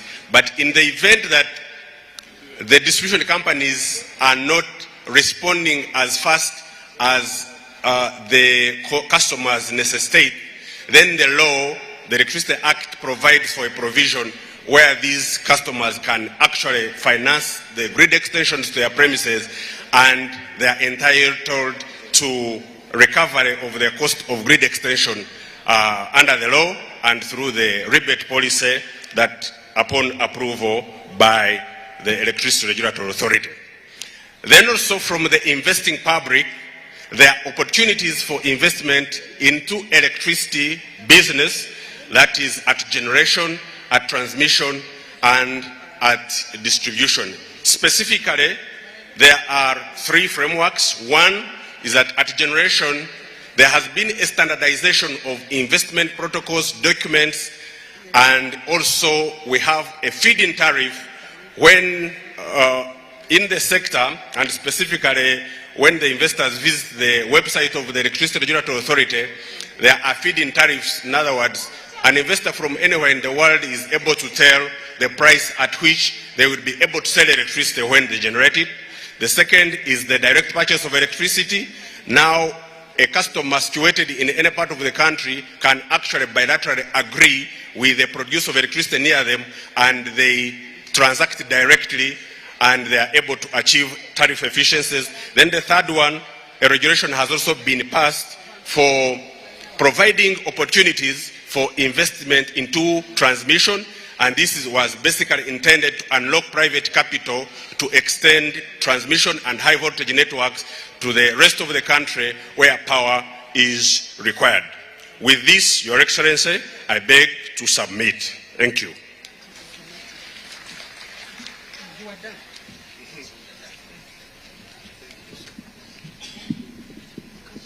Thank you, Your Excellency, the President of the Republic of Uganda, General Kaguta Museveni, Honorable Ministers, dear investors, I want to take this opportunity to thank you for inviting us to speak to the investors. Your Excellency, we have a number of reforms that have been taking place in the land, housing, and urban development sector. And one of the reforms which relates to the investors is the land information system. Your Excellency, the land information system took land services closer to the people because we are digitizing land information. Before it was manual, but right now we are in the process of digitizing everything to make sure that our processes are automated. We believe that with automation, we shall reduce on the bureaucracies of processing a title, but also reduce on the middlemen that are in between the land offices and our investors. Your Excellencies, with the land information services, we have established 22 zonal offices that are established across the country to make sure that people get services wherever they are. We are finding it very easy to work with the Uganda Investment Authority to have these services provided. Because if an investor goes to Uganda Investment Authority, they fill in the application and make sure that all the processes are done with UIA. And after having them registered with UIA and URSB, it is very easy for them to walk to any zone office or the ministry headquarters to have their interests registered. Where we are finding the challenges currently is when it comes to survey, especially for land that had not been surveyed before. And this is to do with customary land, which takes 70% of our land. Survey process is quite hectic because we are still using the traditional methods of survey, and after survey, the cartographers have to prepare the deed prints, and after the deed prints, that's when a title or a lease can be processed. And for surveyors who are not getting the freeholds, the milo, they get leases, but those leases, these days we emphasize the issue of conditions, because we used to get scenarios where an investor or a potential investor would ask for land, but they take long to develop that piece of land.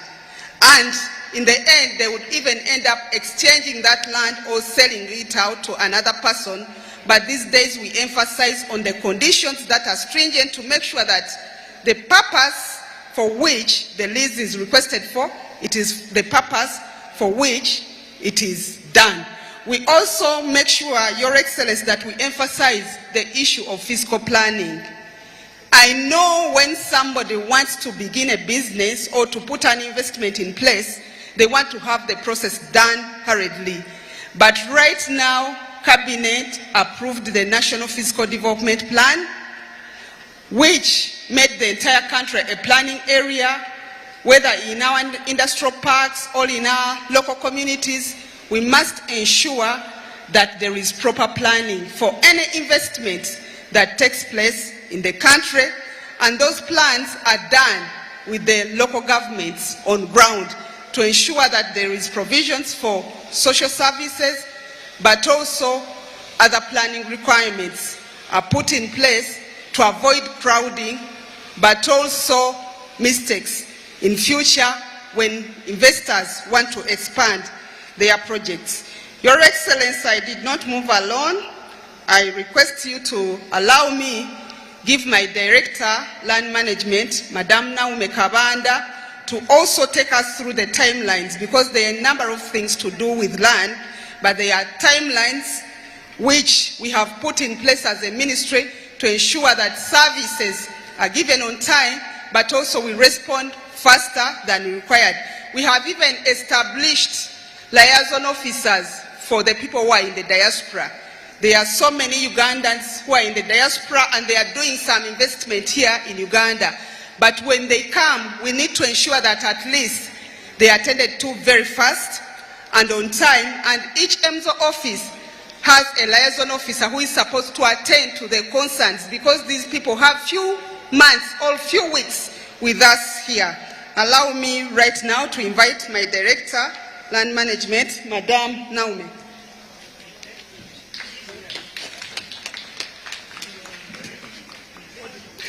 Your Excellency, the President of the Republic of Uganda, Honorable Ministers, heads of agencies, all protocol observed.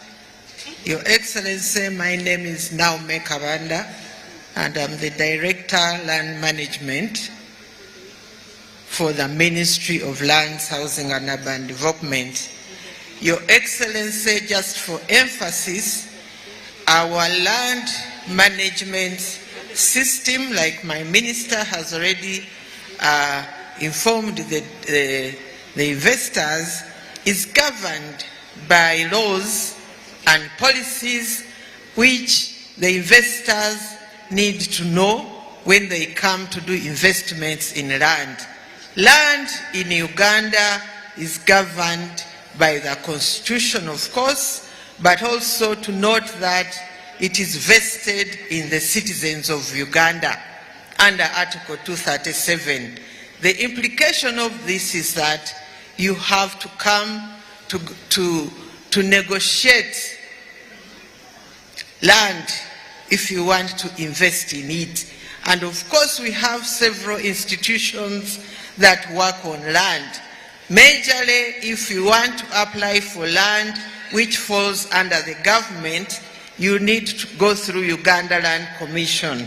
Uganda Land Commission is the body that is vested with affairs and determination of all land that is vested in government.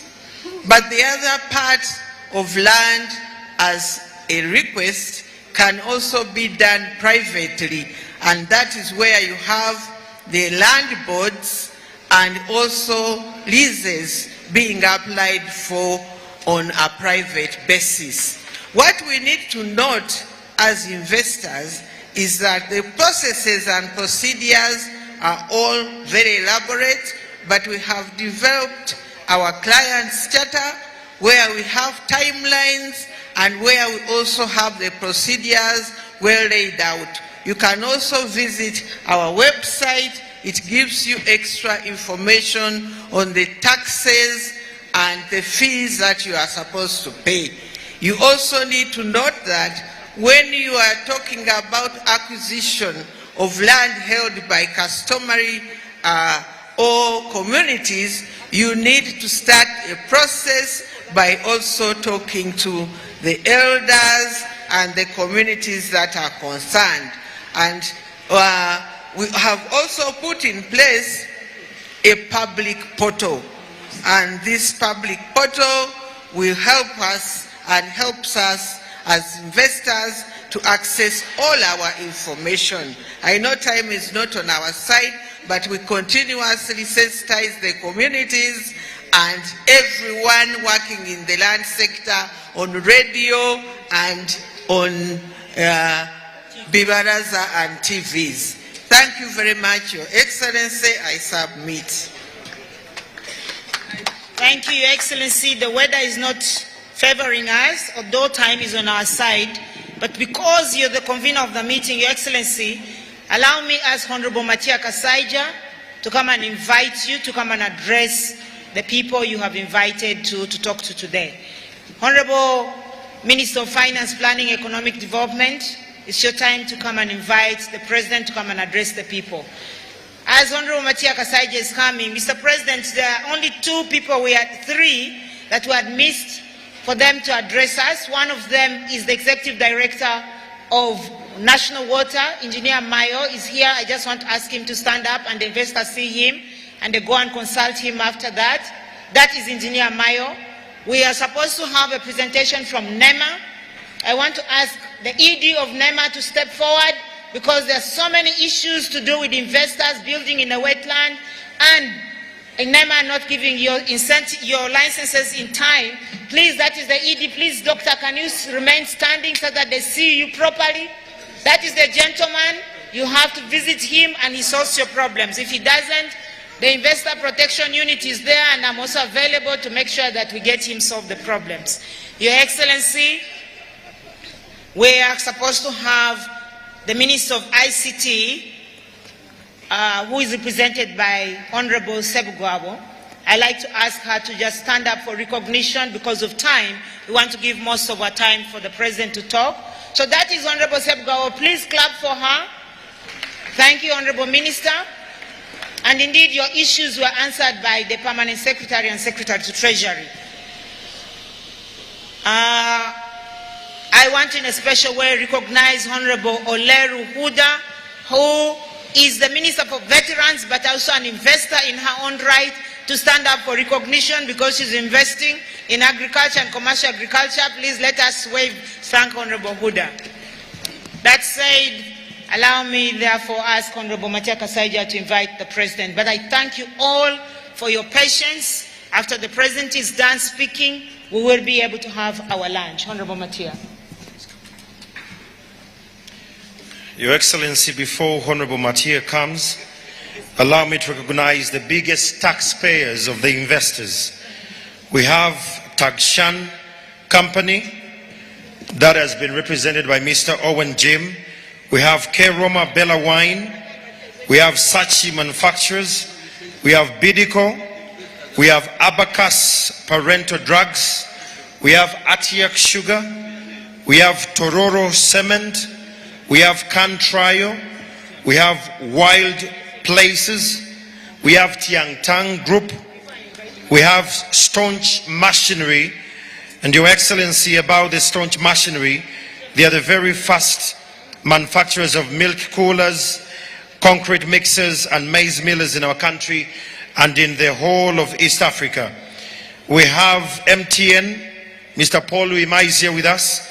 We have Reco Industries, we have Yugachik, New Forest, Crane Packaging, Busoga Forest Company, Tata Uganda, Mac4, we have GBK Dairy, we have Mairie Estates Limited, Mahamoud Huda is here. We have Uganda Bati, Ian Romanyika is here. Magnificent Outcomes. We have Kiko Steel Mills, Kira Motors, Modern Group, AGT Laboratory. We have Ahmed Raza Foods. We have Kagoma Sugar Factory and Chambua Wildlife. Over to you, Honorable Kasaija. So we'd like to use this airtime as Honorable Matia Kasaija is still preparing his remarks, because you know you bombarded him with serious questions, especially from Ministry of Tourism and the investors from Tourism Department. So Honorable Matia says he's still preparing his talking notes. As he does that, allow me as Private Sector Foundation to submit their presentation. Chairman Humphrey, you just submit in few words, because Honorable Matia is concluding with his speech. Because the questions asked were very tough and Honorable Matia is tougher, so he's preparing the tough answers.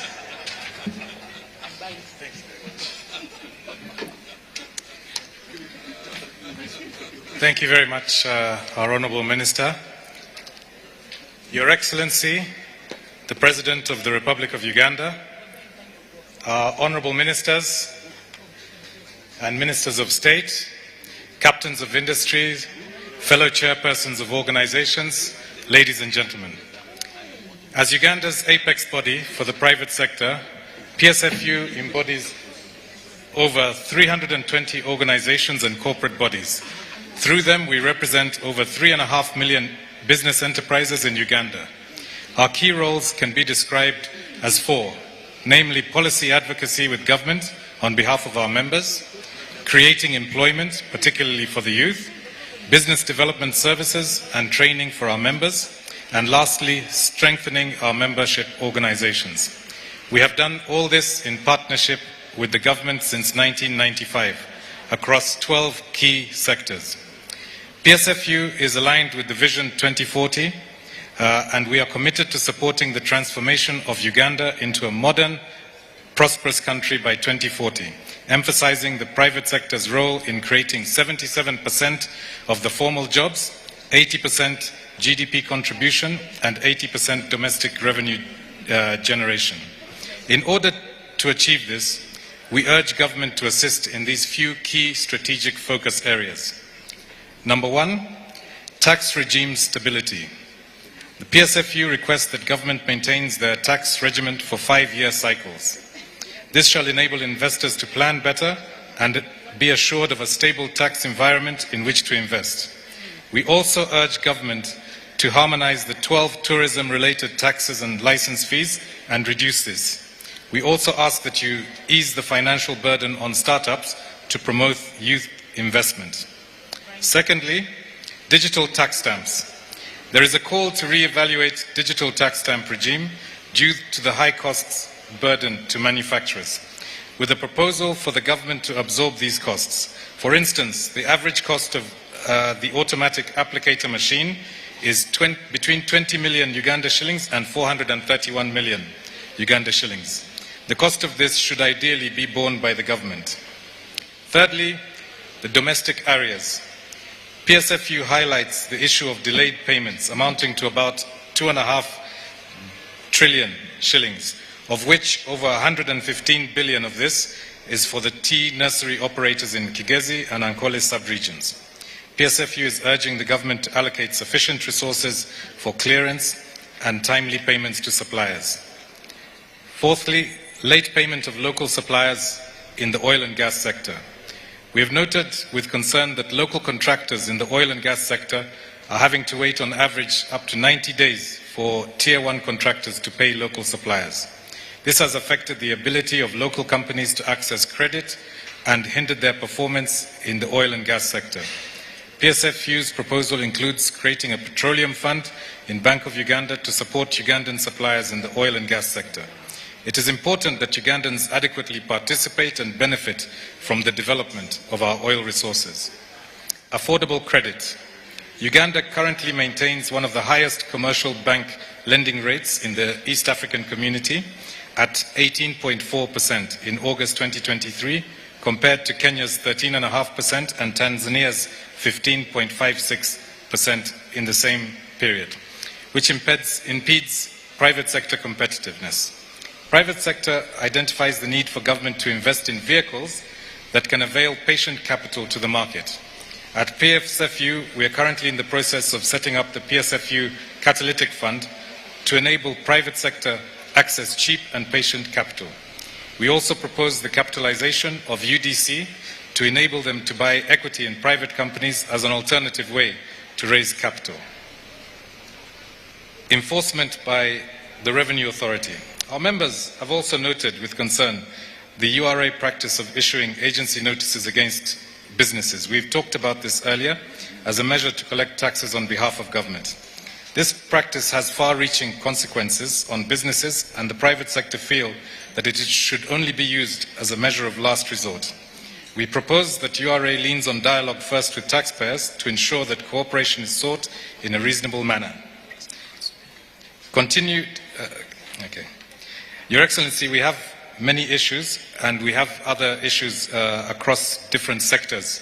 As you know, private sector is made up of 12 different sectors, and our presentation brought issues from each of those sectors. We may not be able to complete all of them here, but as private sector, we shall be sure to pass these on to you. But thank you. We thank government for this time that we have been able, as the private sector, to engage with government and put forward all our issues. And we believe that in this time, we have been able to handle a few of them, and we look forward to more engagements and more proposals on how we can handle the issues between us to grow our nation. We thank you very much, Your Excellency. Thank you.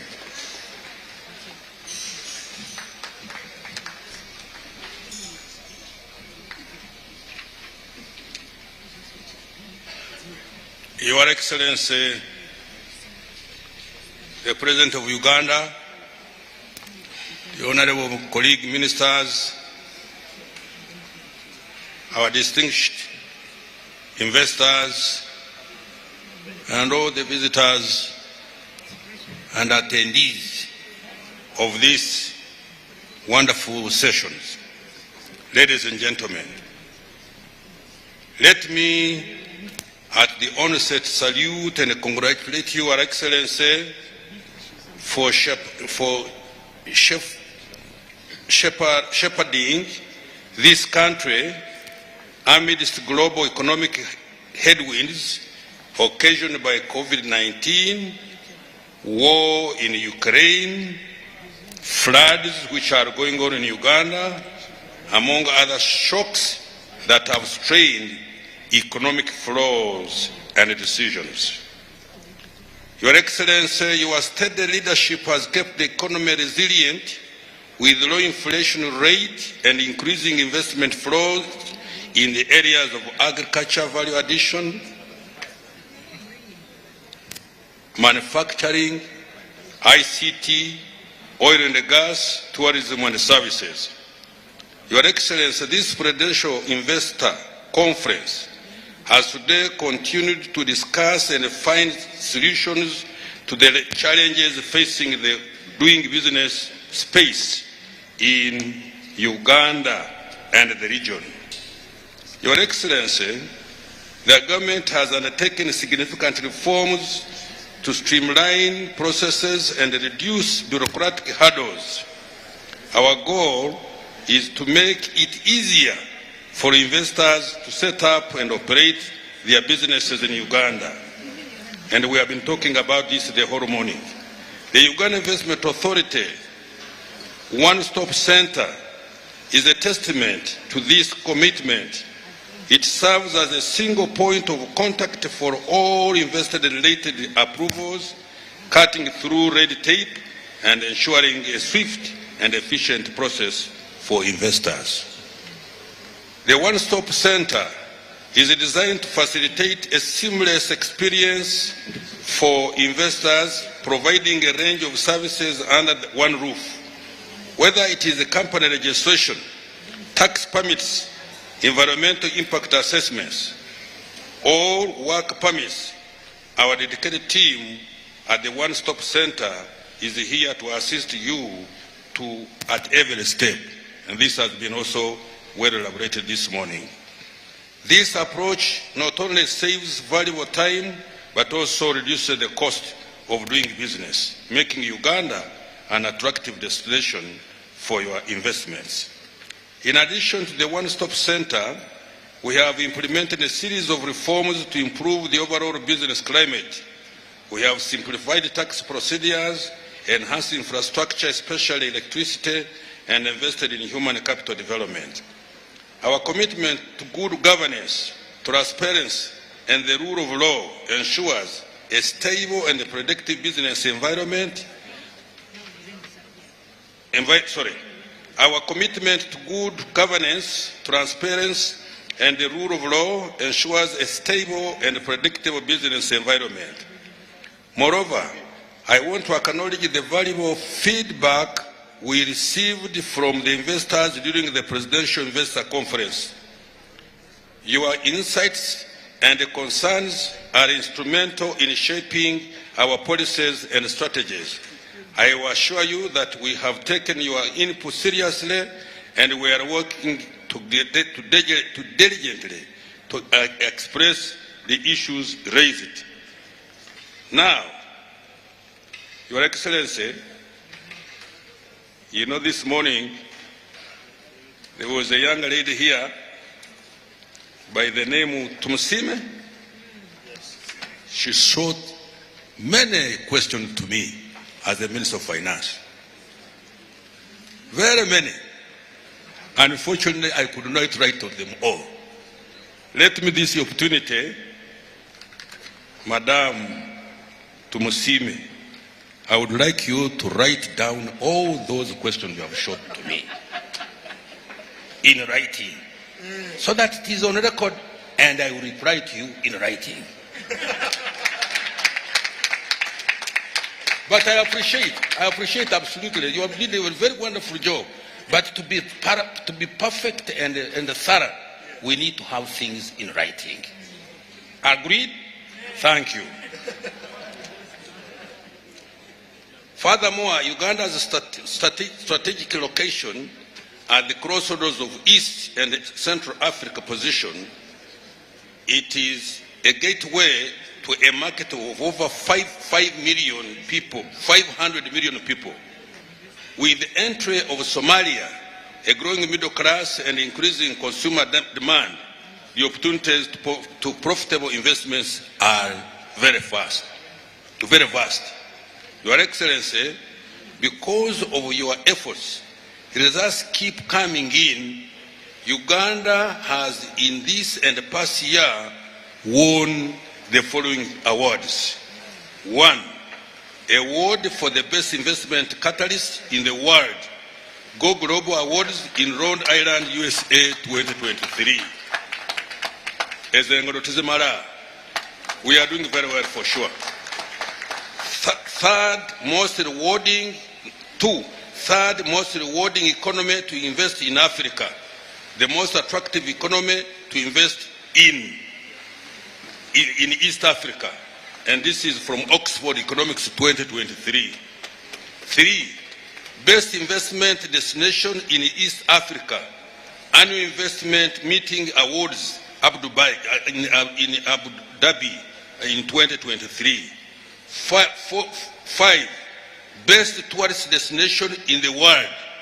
And Mr. President, this young girl, that lady this morning was saying that actually our tourists is the attractions. We know, of course, you and me, we know. But the world is beginning now to appreciate that Uganda is the best to go if you want to do tourism. 6, top 10 in industrial development. This is African Development Bank, African Industrialization Index. 7, number 1 regional leader in capital markets growth. This has been given to us by ABS Africa Financial Markets Index 2022. Lastly, number 1 happiest country in the East African region. Let me repeat. Number 1 happiest country in the East African region. And they gave us a happiest index score 2022. In conclusion, I extend again my invitation to all investors to explore the vast potential that Uganda offers. The government, alongside the Uganda Investment Authority, is committed to providing the necessary support and creating an enabling environment for your businesses to thrive. Together, let us embark on a journey of shared prosperity, mutual growth, and a brighter future for Uganda. Mr. President,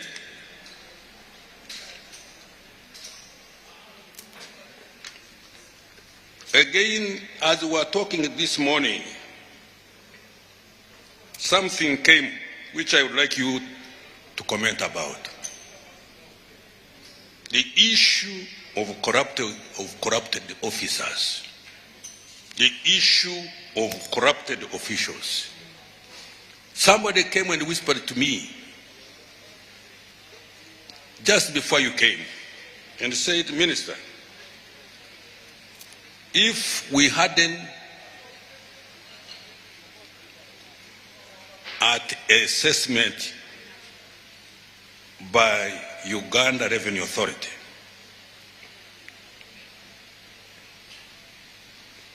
in order for them to do what the customer wants, you have to look for something what we call kitu kidogo. Equally, if you want a power connection, again, if you don't do that, you may take 1 year before you get a connection.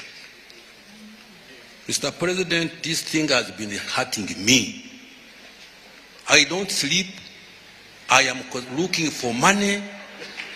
I am abused by colleagues that I'm not giving them money. When I give money, people do not use it for the purpose for which it has been given.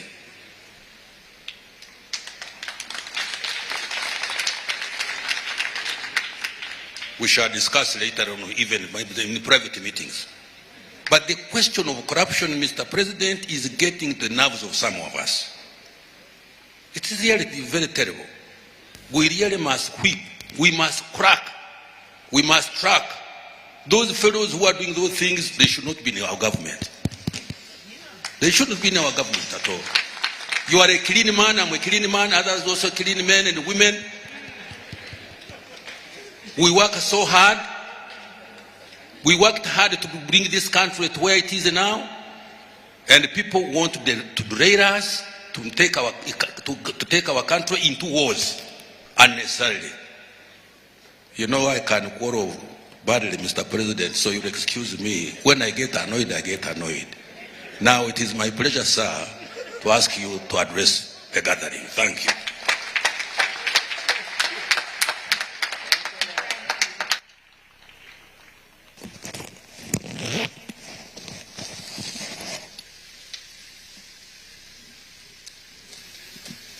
The honorable ministers,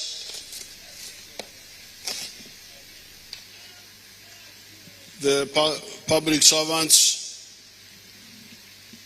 the investors. This is a good meeting because the investors from outside and from within Uganda get together with the ministers and the public servants. You should therefore be able to bring up all issues and resolve them. This is a very good forum because it brings all the stakeholders together.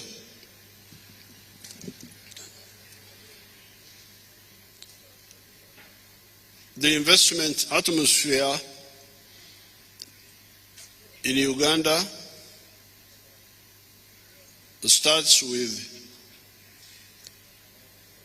the raw materials. That's where you start. The raw materials are in the following areas. Number one, commercial agriculture.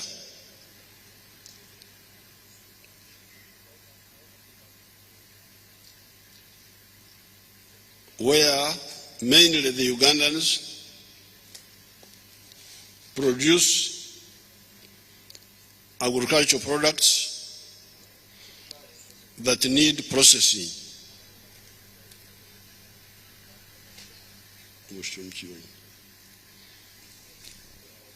And as we talk to even today,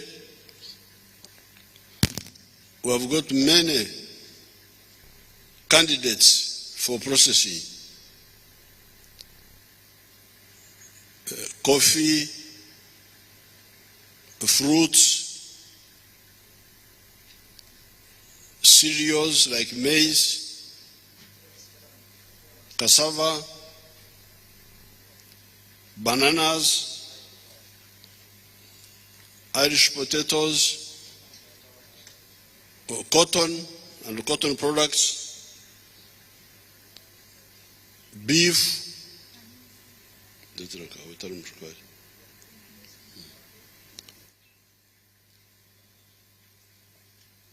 animal products like milk, leather, and so on. So therefore, this is one cluster of opportunity to add value to all those. And there are some sectors which are good examples. If you take the sector of milk,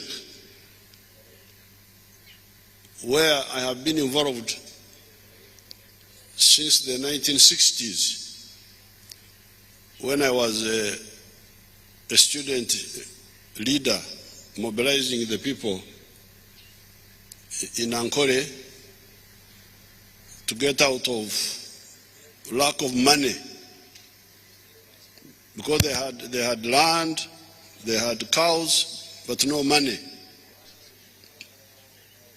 And that's when we started that campaign in the 1960s. Now, among the investors here, how many of you are in the milk sector? Do we have some people in the milk sector? Here, come here. In the processing.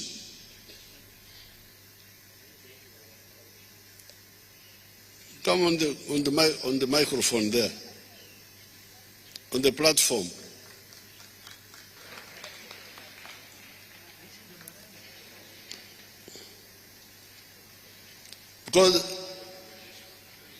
Because I want to prove to you that you can introduce yourselves and you say what you are doing quickly, each one. Good afternoon, Your Excellency. My name is Muhammad Hussein. We have a factory in Namamvi is the first factory in East Africa to manufacture milk cooler. Milk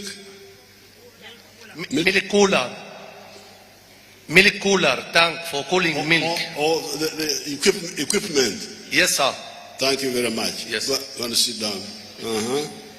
Good afternoon, Mr. President. My name is Amsings Richard Kachuma from GBK Dairy Products. We process UHT code classic. Kachuma. Yes, please. How many liters are you processing today? We are at 70,000 liters daily. How many? 70,000 liters to 100,000. 100,000 per day. Liters? Yes, please. Thank you. And that Kachuma, is that yourself, Kachuma, or you are the son? I'm the son. The son. That Kachuma is from the village. Kachuma kana argai. Kachuma wa woninkai. Bubari Kashari. Bubari Kashari. Now a man that is the son of the owner. Okay, go and sit down. Your Excellency, my name is Rosemary Navimanya. I'm from Nakaseke, Ngoma Sub-County. We are collecting milk and we are processing 1,000 liters, but looking forward to process 100,000 liters. Processing it into what? We are processing yogurt and ghee. Into yogurt and ghee? Yes, sir. And we have a challenge of infrastructure, Your Excellency, and also market access. We are requesting you to have a factory in Nakaseke because you promised us, and we are part of that region. We have experience, and we request you to help us to have a factory in Nakaseke because we have a challenge of milk and infrastructure, network, and also roads. Our roads are bad. We thank you, Your Excellency. Thank you.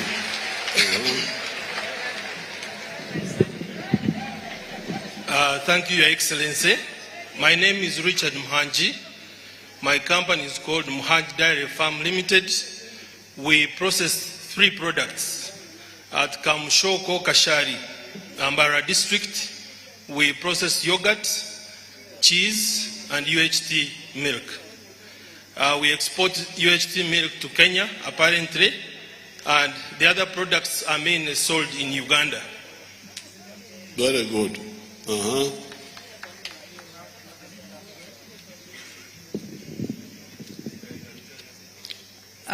Your Excellency, my name is Theodora Marimo.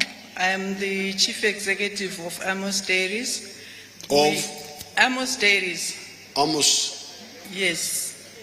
We are based in... the other factory near Yantonde? Yes. Okay.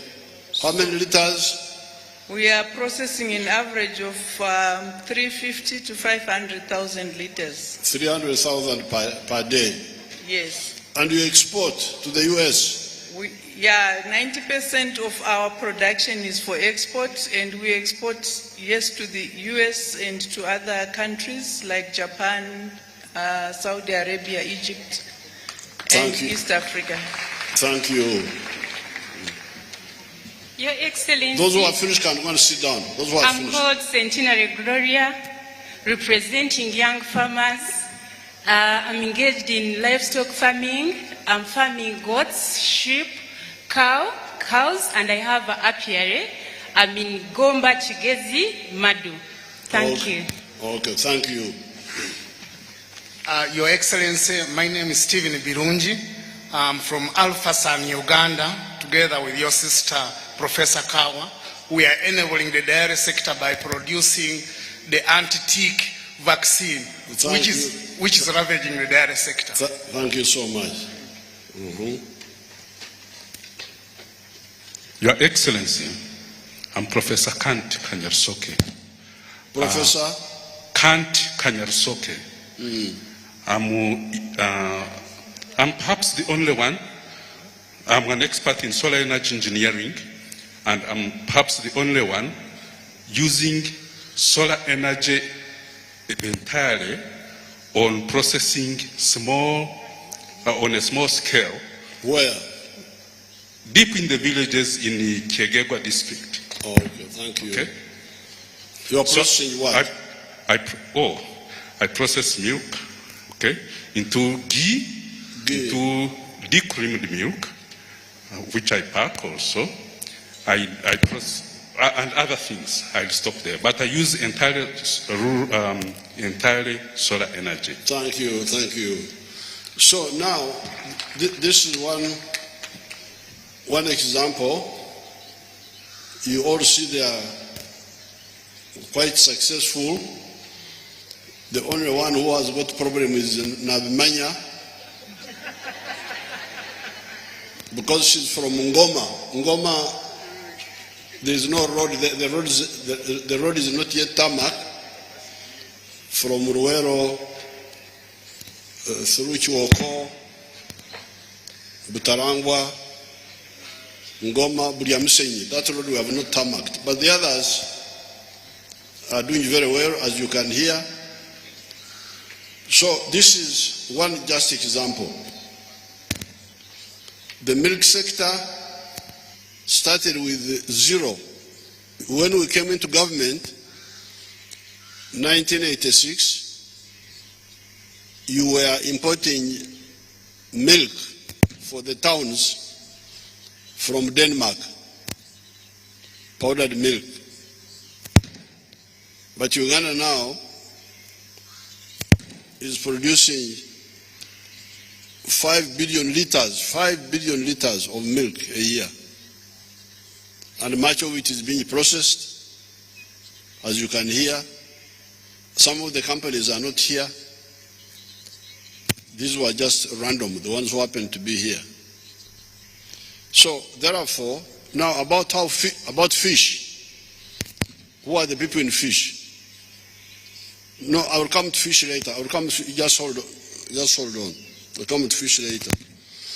So, therefore, you can see what we told you in 1986. The 10-point programs of the NRM. Vertical integration. You produce a raw material, you process it until it reaches the final stage. I was still on commercial agriculture. How about fruits? Do you have some examples in the fruits who are here? Come, if you have something about fruits.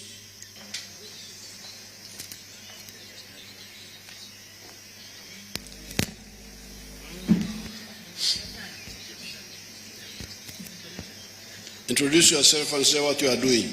Yes. Good afternoon. This is Muhammad Sheikh from Afro Project and Investment, ABI. We do agro-process, we do dry fruit.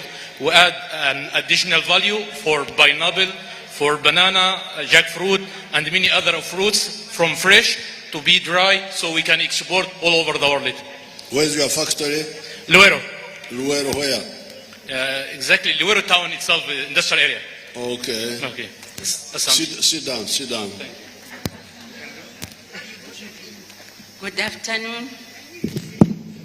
I'm by the name Sansa Lilian, CEO Ramona Ocean Enterprises, and we are processing fruits into fruit juices, jam, and we are drying. Where? Your factory? Busoga, ginger. And especially drying jackfruit. Ginger where? Buwekula. In Ginger town? Ginger city. Okay.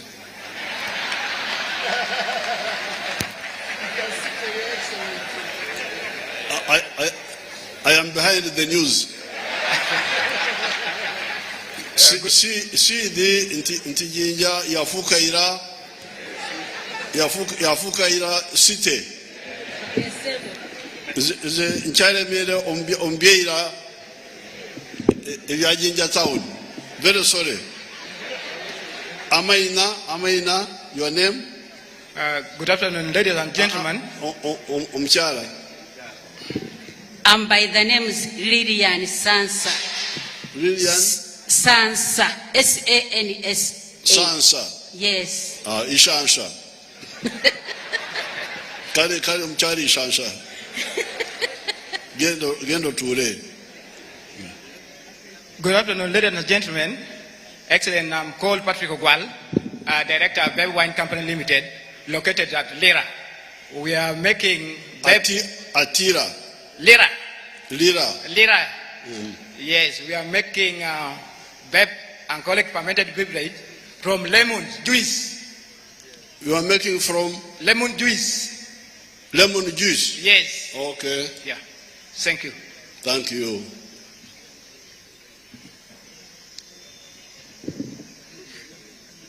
Good afternoon. My name is Annette Butesi. I advocate jackfruit, and right now I have a jackfruit seed powder, which we can use as a beverage and also use as porridge, and also can be used for other types of food, like maybe make a sauce. Where? I am privileged to be under incubation at Narok Kawanda. I use their machinery. Where? Narok Kawanda. Narok Kawanda, okay. Yes.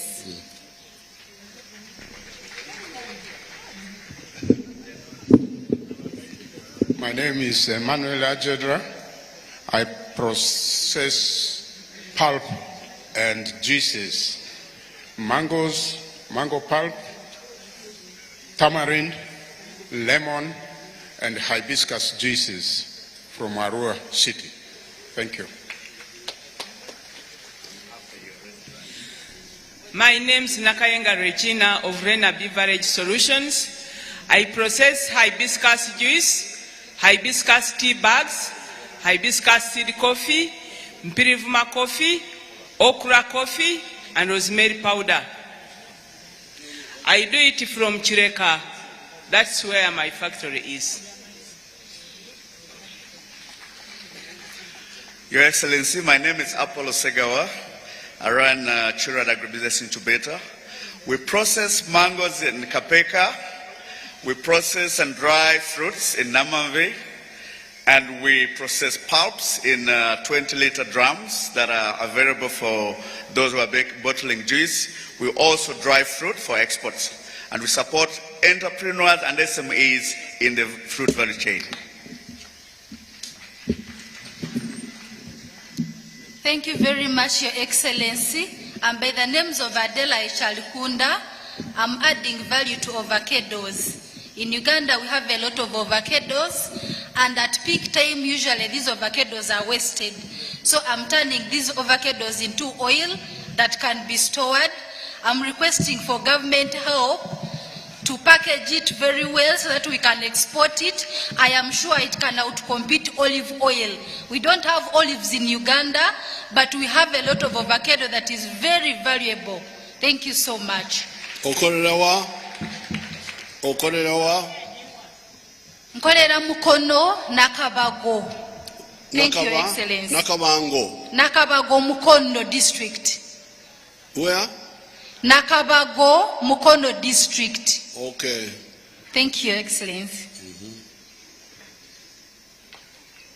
Your Excellency, I'm Mrs. Prudence Okunika, the proprietor of K. Roma, the producers of better wine and better juices, the best in the whole world. Your Excellency, you are my witness. Wherever you go, you find I'm there. I do my research. When they tell me you are going to Vietnam, I reach there before you. When they say you are going to Italy, I reach there before you.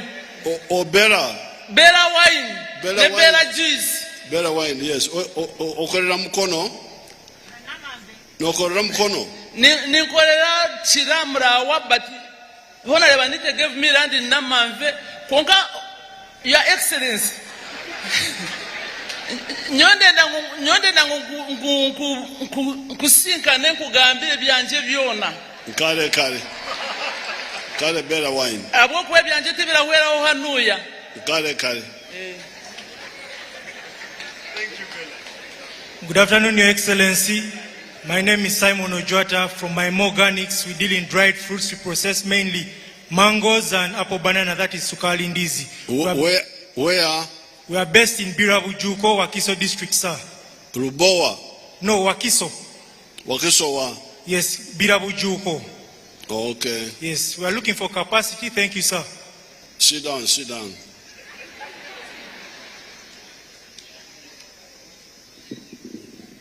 Nze nkola hibiscus juice, nenkola omukoge, era nkola kawa owa okra, ow'empirivuma ne avocado oil. Tuyina avocado mungi mu ggwanga naye nga tubadde tumwonoona, naye ensigo eza avocado tuzikola mu kaawa ng'alongoosa ekibumba kyaffe. Era mu avocado okolera wa maama? Nze nkolera Lweza Kajjansi. Kajjansi? Esebo. Nkale mwebale. His Excellency amanya nze Ssentongo Brian nga tukola kumbucha okuva mu nnanansi. Okay, thank you. Nkola sabula alokakoliki kumbucha. Kale. Your Excellency, my name is Humuza Emmanuel. I'm CEO of Buganda Kombucha. We make Buganda Kombucha through banana juice and tea and jinga. Nkolera Masanafu Ganda Chabagulodi. Thank you. Your Excellency, my name is Yasser Ahmed. We are processing 3,000 metric ton of mango pulp in Kawempe, Tula. And if we have more quantity, we can process more. You can per day? No, per annum, because it is not available. Okay. So if we have more quantity, we are ready to process. Thank you. Thank you. Your Excellency, my name is Mahmoud Huda from Mayre Estates. From? Mayre Estates in Gayaza. Yes. We have been farming vegetables and fruits in Mayre since 1956, and we are now retooling the company to work with our Serbian brothers to do tinning of fresh pineapple and to do processing of chilies into pulp and into chopped chilies for the retail restaurants across the world. Thank you.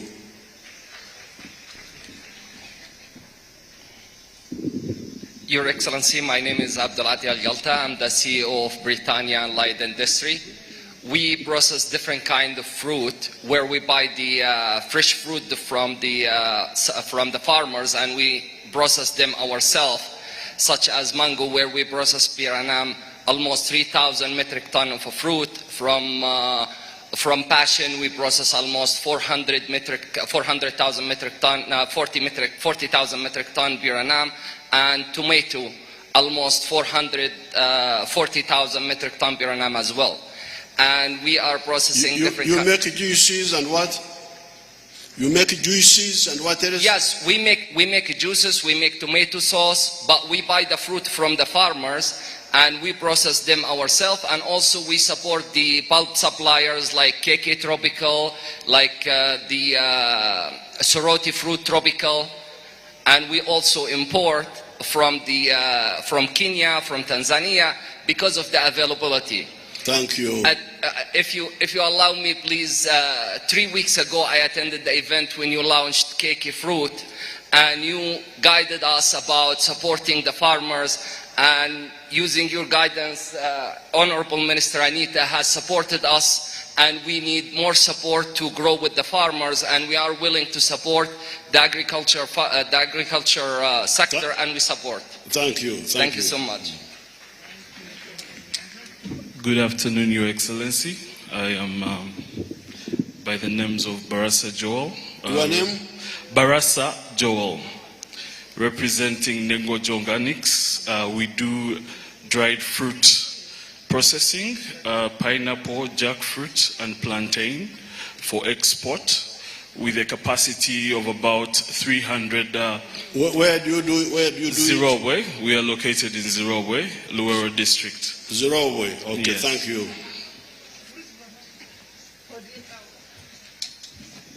Good afternoon, Your Excellency. I am Anena Angela Kidega, the proprietor of Dela Wheels Enterprises. Of what? Yeah, competitor here, Dela, not Bella. I produce Dela wines made out of hibiscus, made out of tamarind, made out of banana. I work for Noya District Local Government as a senior Greek officer. I wish to be... Where do you work? Noya District Local Government. Noya? Yes, but I operate in Noya, Gulu, and Nigeria. I have a shop in Nigeria to Central Market. I wish to be a bridge where I provide market. I avoid the middlemen among the farmers. But also look forward to establishing... Factory tiye kwene. Dukan. Factory tiye kwene. Factory tiye Gulu Iyagwe.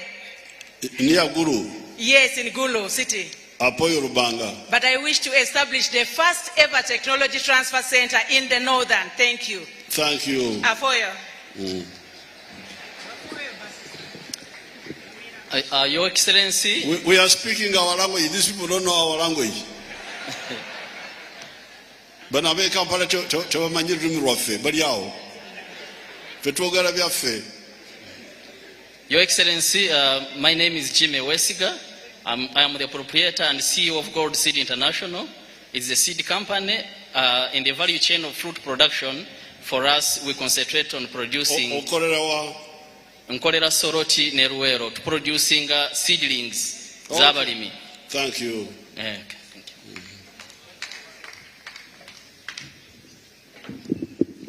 you. Your Excellency, my name is Sendage Ambere. I'm based at Makerere University Food Science Incubation Center. We are producing fruits, all of type of fruits, biscuit, and mango and cassava.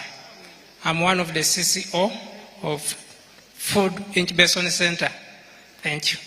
Okay, thank you. Okay, those are enough. Thank you. Thank you, Your Honor. Thank you, Your Honor. My name is Arnold Ruabogo, and I work with Reco Industries Limited in Kasese. What do you produce? We produce fruits, juice fruits, beetroot, passion fruit concentrate, and dried fruits. Very good. In addition, we also make the best chili sauce in Uganda. Thank you. Thank you very much. Your Excellency, please allow me call myself President Nagai Sophia in front of you. I'm the president of a big women group called Naja Women Health and Economic Empowerment Initiative. We are into empowering women, health, and wealth. We are making tomato sauce. We have outgrowers in Sironko district. They are here. They traveled all the way. They plant tomatoes in plenty. They supply to us. We make tomato sauce. And that note, Your Excellency, we would like to get bigger machines for tomato sauce processing, coffee processing. And Your Excellency, I also head a big company called C Finance and Industries, where we finance people with small-scale factories. We are really in need of finance. We would like you to finance our organization. We are fully registered, licensed, and have bank accounts. Okay, I would like to get your appointment, Your Excellency, to present my people. Thank you. Okay, Mulembe. Pardon? Mulembe. Mulembe. Mulembe. Mulembe. Uliena. Actually, I'm a reader in the Slonko, though I'm not from there. Myself, my origin is here in Wakiso. We make some things here in Kampala, but those was our outgrowers. Very good, very good. Thank you very much, Your Excellency. My name is Namaganda Melissa from Native Beverages Limited. We add value to bananas to make native gold wine. Busukuma, Wakiso District. Muduma. Busukuma. Busukuma. Yes. Thank you, Your Excellency. My name is Mwesiga Andrew. I'm representing our director. We also process fruits like mangoes, jackfruits, pineapples for export. We are located in Nakaseke Kapeka under the ocean industry. Okay. Oweekitiibwa President, amanya nze Haji Abubakar Serunkuma, musajjawo gw'omanyi obulungi ennyo wali mu Wakiso, nga nkolera mu kibuga Mityana, mutabani w'omugenzi Sulaiman Kiro Mwegayegaye, omulwanyi wo historical. Nkolera Mityana, nkola ekyokunywa kiyitibwa Ahu drinks, ate era n'ennyonga n'omutindo ku mmwanyi, akokunywa akayitibwa Safiri. Ekyokunywa kijja mu ki? Ekyokunywa kijja mu mmwanyi. Okay. Kale. Nsigadde nze Haji Ahu. Your Excellency, my name is Odria, your son, the MP from Yumbe. Oh yes, Adria. Yes, sir. Your Excellency, Ingonia. Muke Award 4. Award 4. Your Excellency, we thank you for the support you extended to Aringa Fruit Farmers Cooperative. We now have a set mango factory with the capacity of producing 50 ton pulp per day. How is it doing? 50,000 tons per day, but a test run has been done. We are taking off from the next season. That's from May, Your Excellency. Okay. Your Excellency, secondly, as you know, in the Western region, I've been the biggest fruit seedling producer. I know your problems, I know them. Your Excellency. Okay. I'm waiting to hear from you, sir. Thank you. Thank you, Your Excellency. His Excellency, my name is Barry Kudembe Joseph, CEO KDB Chalenga Wines SMC Uganda Limited. His Excellency, tukolera busukuma chiwenda. Tukwata amatoke n'omuwemba ne tukola product gyebayita KDB Chalenga tonto. Nimukola ki? Tukola tonto. Tonto. Tonto. Yes. Okay. Yes. Yeah. You can preserve tonto for a long time. Yes, sir. Amarwan mugahangaza gamaromwanyi. No mayori nyankole. Yes, sir. Oyogala limichi. Ndio mukiga. Olusiga nakubuuza. Ntamarwa numugahangaza. Okuguma gatashisikeire. His Excellency nitugahangaza gamara umwaka. Umwaka? Yes, sir. Okay. How do you preserve it? Amarwa numugahangaza mutamuki. Tune preservative ezizo kubasa koza matashi ya musobeti. Okay. Yeah. Okay, thank you.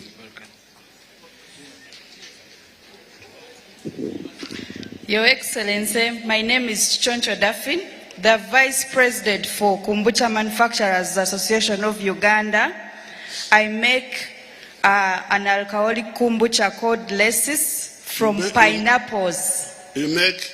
An alcoholic kombucha from pineapple juice. Omunanasi? Yes. Okay. Nebaneta chichonjo.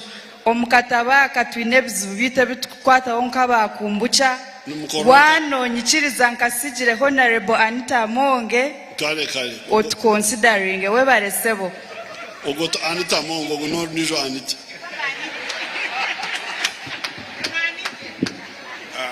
His Excellency, the President of the Republic of Uganda, called Muyingo Nuh from Mityana, producing a drink known as Anko Kombucha. We mix tea, sugar, lemon, and ginger. I salute you, sir. Thank you. Wali kumserikale? Yes, sir. Wawumula? Yes, sir. Wali mmajedi? I was a giso in Mityana. Okay. Yes, sir. Thank you. His Excellency, amazina mbanyeta Arhomozesi ni Ndegab Shenyi ninkore ekyo kunywa mbakyeta kituzi drink. His Excellency ekyokunywa nikwata enanansi ntaburamu amajani aga kinyansi kandi ngaruka nteekamu ekituzi ekikuruga omu Asia eki abakyara babembakira kuteeka omu maju konka tukakibiisamu twashana kukimaintaininga kikaza omu kipa kikaba pakiti bakakyenjoyinga abashaija n'abakyara boona. His Excellency ekyamuheru tinkumanya okundi naspendinga emyezi 3 ndukurota ngo nimba nkwine so nanishabe ekishani kyawe His Excellency obundi ebiroto bikandiga omukazi ari kuteekateeka ngungwirira His Excellency abo kuba abakungwa abandi abakama mbakunda kuteeza n'abarikwera obundi bakunda kuteeza lite ebishani ninja kukweta twaheza naheza webare His Excellency. Now I will you can go and sit down where you came from. Go and sit down. Now the fish processors,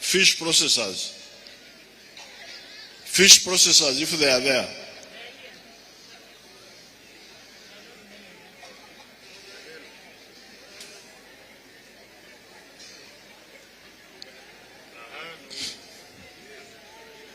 Thank you, Your Excellency. I'm Simon Kamanya Alex. I come from Kaliro District. I'm a fish farmer. I'm promoting fish farming. We are adding value in fish. We get fish from our farmers. We add value using the narrow cancer-free machine. That is a new innovation. We process 4 tons per day.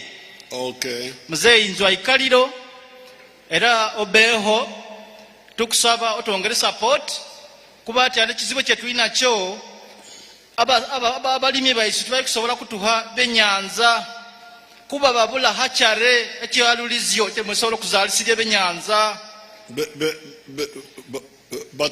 Bataka hachare. Bataka kyalulizio chebe nyanza hachare, Your Excellency, nemere erisia. Okay, wherever they know. Kale, Your Excellency, thank you so much. Wherever they kusa.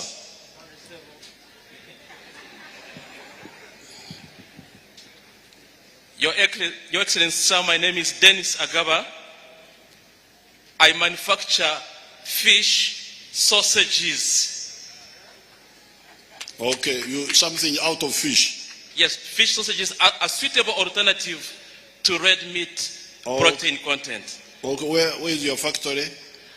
Your Excellency, I'm building a factory in Chitetika on Gayaza Road. Mtiana Road? Chitetika, Gayaza Road. Gayaza, okay. But one thing, Your Excellency, the book of Ecclesiastes says, when you meet a king, what one word would you tell him? Your Excellency, I am stuck at the factory level and need a grant, not a loan, to scale up my production, sir. Okay, thank you. Yeah. Thank you. Oweekitiibwa President, amanya n'eddoboozi Harriet Kamya, va mu Uganda Small Scale Industries Association as a member. Ate nga ndi mulimi, oweekitiibwa ndi mu textile also, era ndi mu fishing. Okolera wa? Oweekitiibwa nkolera mukono, nakizuula nga neetaaga ettaka n'engula ettaka emukono. Naye oweekitiibwa nina amaato agavuba mukene oyo omuvuba, ne mwanika, ne musola dryinga, ne mu parkinga, ne mulyoka mutunda.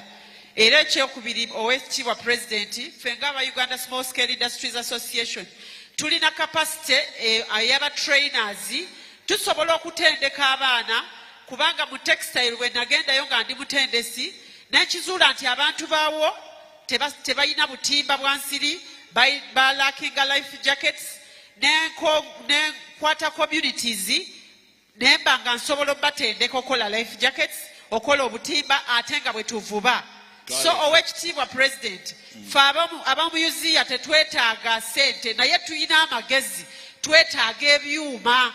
Ebyuma bw'obituwa tuba tusobola okuproducinga ne tulyamala ne tukusaba akatale.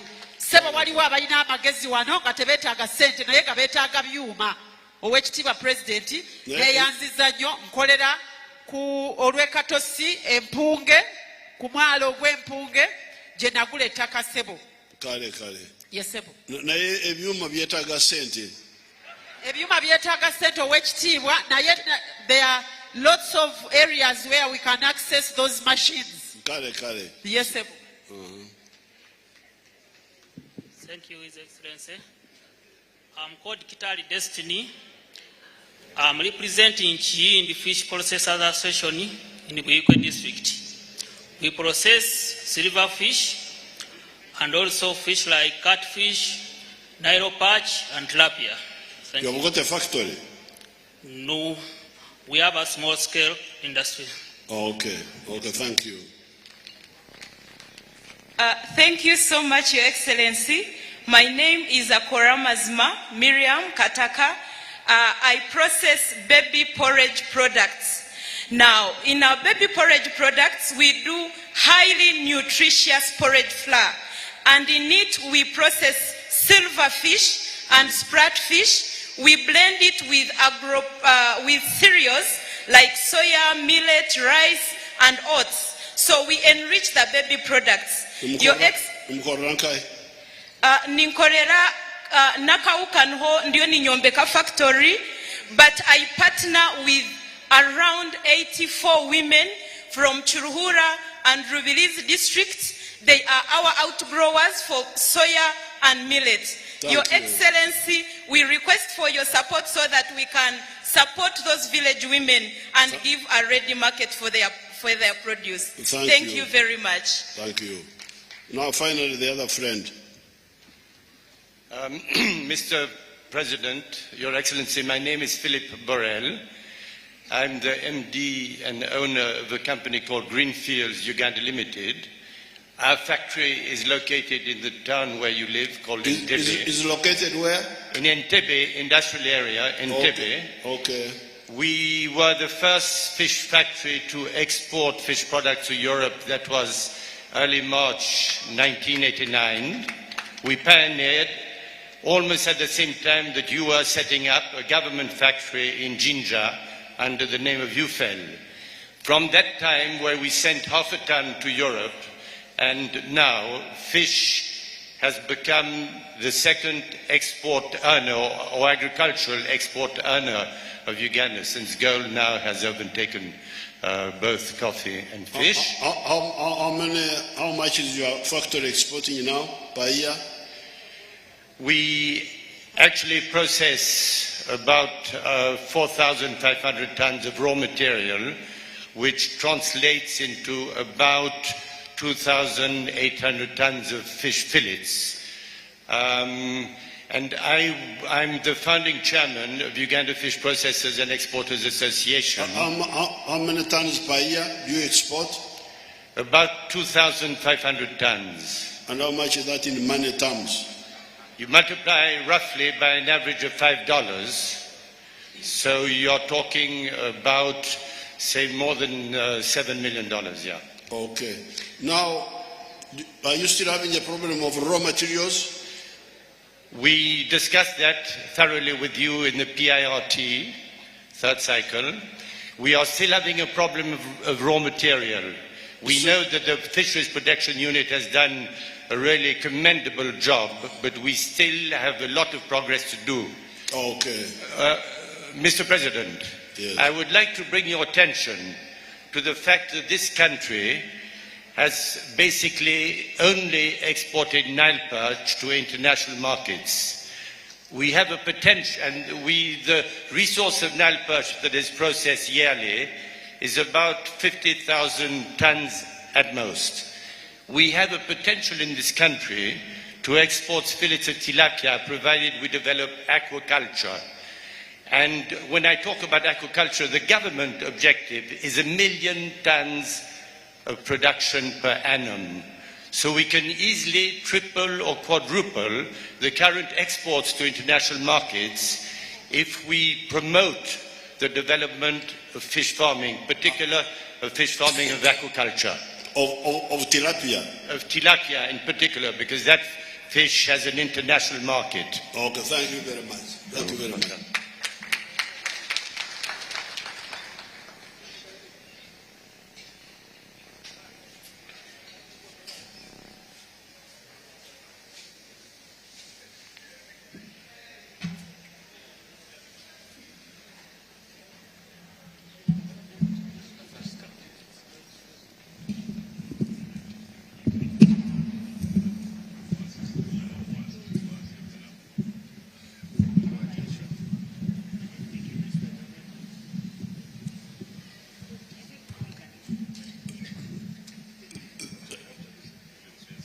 Hello. Now, I just wanted to use those 3 examples to show you what can be done. The example of milk, fruits, and now fish. But we can go on area by area. These were just examples. So therefore, what I would like is to guide the Ministry of Industries. Because you see, many of these are under the heading of industry. Amakorero. If the ministry could capture all these people,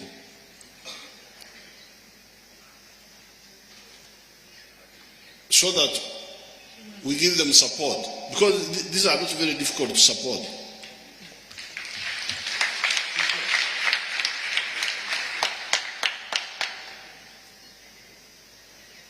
But somehow, like for instance, Mama Bella Wine, I normally meet her on a show, and then I hand her to my people, because that one I wanted to support her directly myself, but they never bring her. So then next time I see her is like now.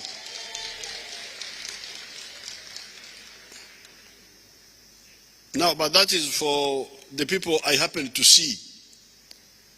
But there is a better way. The better way is the way of UDB. Is the UDB lady here? Where's the UDB team? Where are they? Why did they not come? Your Excellency, we did invite them. They had a representative. I don't know where he has gone, but Patricia and the team, they were in the field. So therefore, the work here is by Honorable Bahati. Bahati, you come and stand there so that they see you.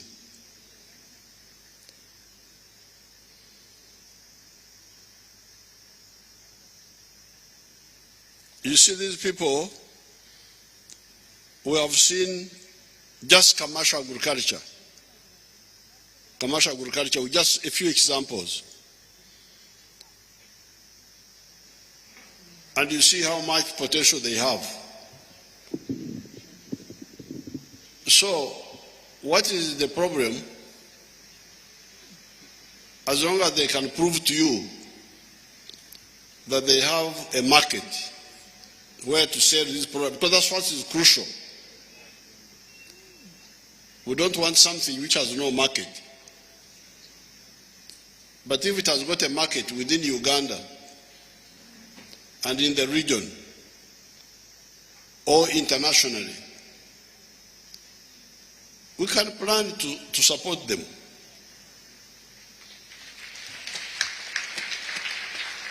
And even if we don't have enough money, we can support 20 this year, 20 the next year, like that.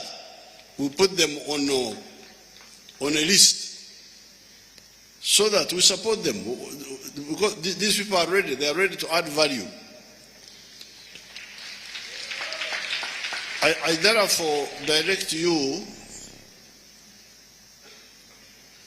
to get a list of all these people who have come, and the ones who have not come. Find a way of these people reporting. Okay. Where do they report? If I want to do something, where do I go? If I've already some proof that I can do this, I can do this, I can do this, and it has got a market, where do I report? Your Excellency, we are going to follow up on this. They can report to our ministry, which is at farmers. Ministry, they will begin up tower and they will come.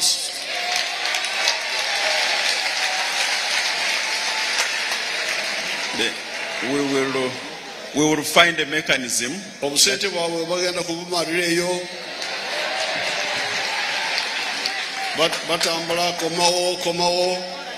We'll find a mechanism, Your Excellency, of reaching them. What if omuntu oyo gwe bayita cow alina mugaso ki? Lwaki temweyanjira ewa cow oyo cow yaba aleeta amanya gammwe in the ministry?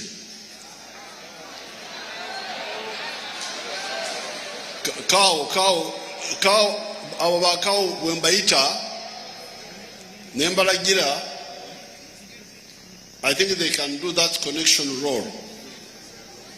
Mulowooza mutya mukirowoozeko? Your Excellency, some of them have associations. You have associations, so we can reach you through your associations. But how do you know them? Because they are here, you don't know them. Your Excellency, most of them are registered, their associations, small medium associations. So they have federations, so we can have a mechanism. So you put a contact point at the ministry, which is well known and announced in the radio and at the registration center, but also at the cow. The cow should be told, so that we capture this movement of people who want to add value, but they are stuck. Okay, sir. Okay? So sit down. Now, we saw a small example of commercial agriculture, just 3 examples: dairy, fruits, fish. Then we can go to minerals ziriyeyo. Then we go to forest products. Therefore, when we are talking of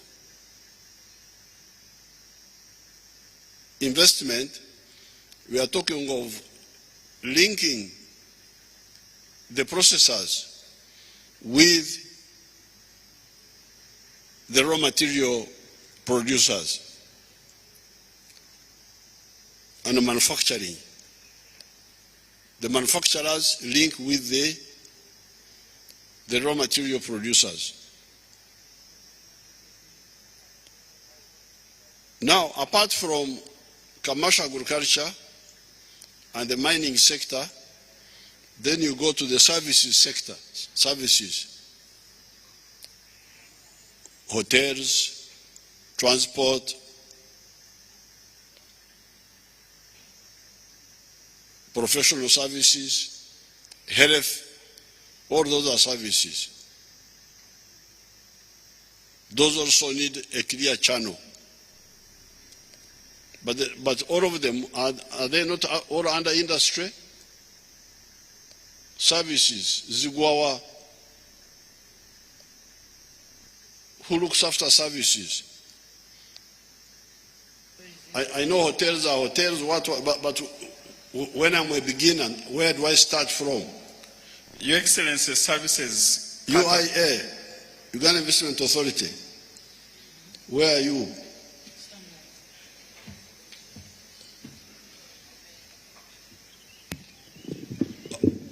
Who handles services? Transport, hotels. I want to start. Where do I go? So we run the one-stop center that registers them as companies. The what? They get registered as companies, they get investment license, and then they go ahead and do the work. They get registered where? URSB, Uganda Registration Service Bureau. And where are those? They are all here. The one-stop center where there is Uganda Registration Services, there is Standards People, there is NEMA, So they get all those certificates under the one-stop center. Of UIA? Under Uganda Investment Authority, Your Excellency. Mm-hmm. But those ones, I think in terms of these people, what are they saying? Mugamba chi?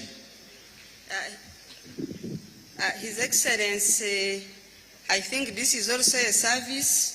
And Vanyetacho Mwendo Flavia, we are mechanics from 2 miles garages. We train the young youth. Oh? Training bamakanika abojobato okukanika emotoka okukora repairs. That is artisanship. Yes.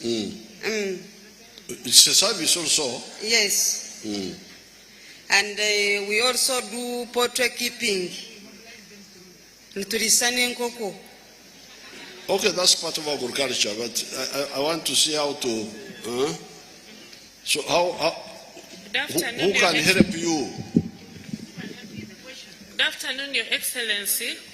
My name is Kajingo, and I was elected by the professional services sector to represent them at the private sector foundation.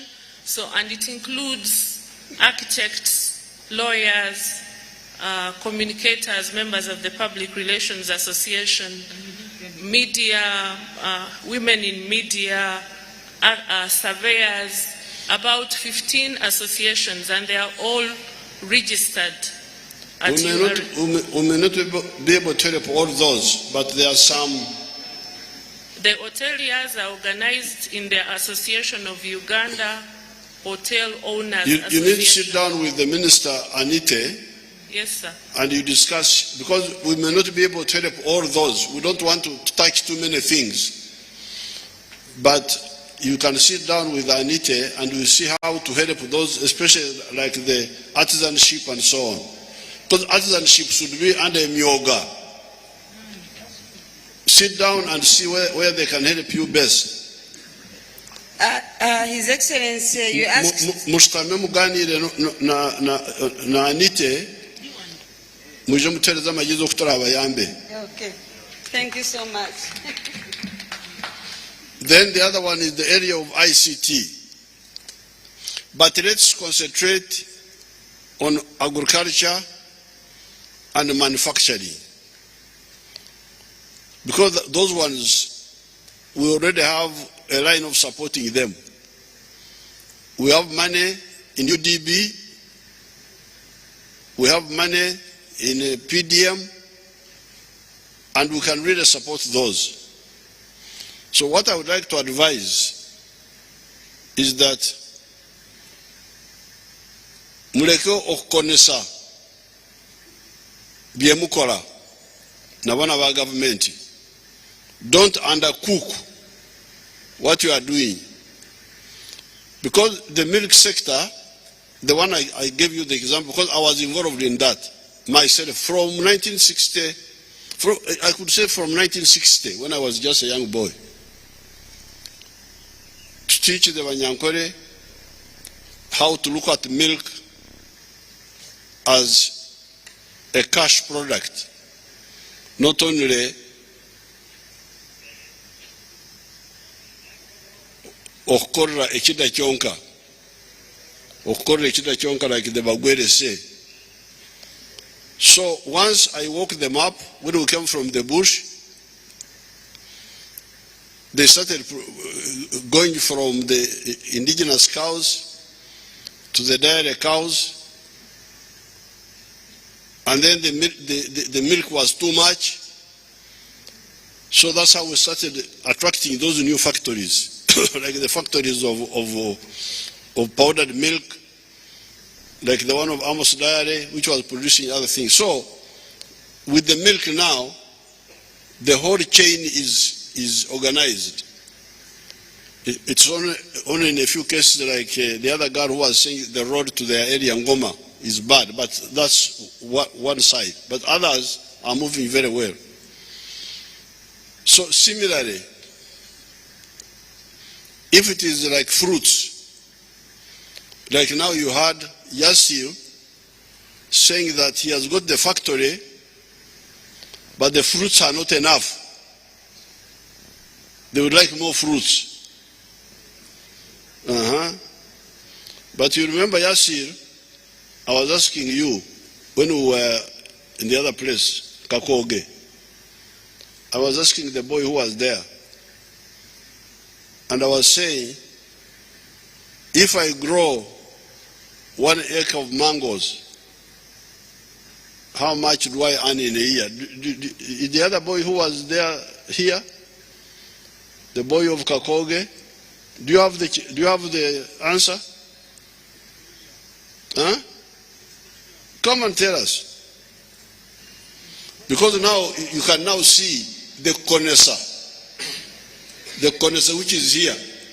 The food is there, but it is half cooked. Your Excellency, 60 million shilling. 60? Yeah. Yes. Now you hear that. Sit down, sit down.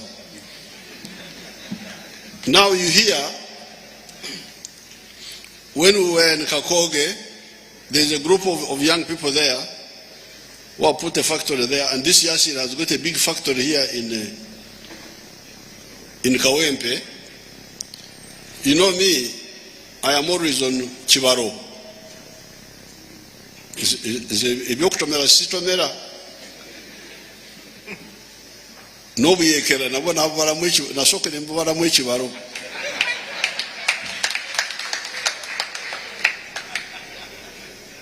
Kubanga nabalamu nti aba UPC bano tugenda kubakuba.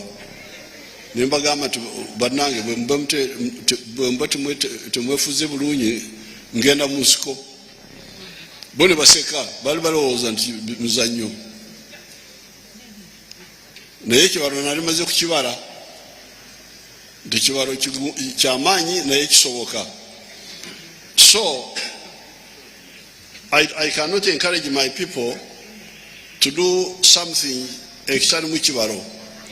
So with the fruits, we are sure that even with 1 acre, because when we were in Kakoge, we calculated that you plant about 120 trees of mangoes, and each year you will get 60 million shillings from 1 acre.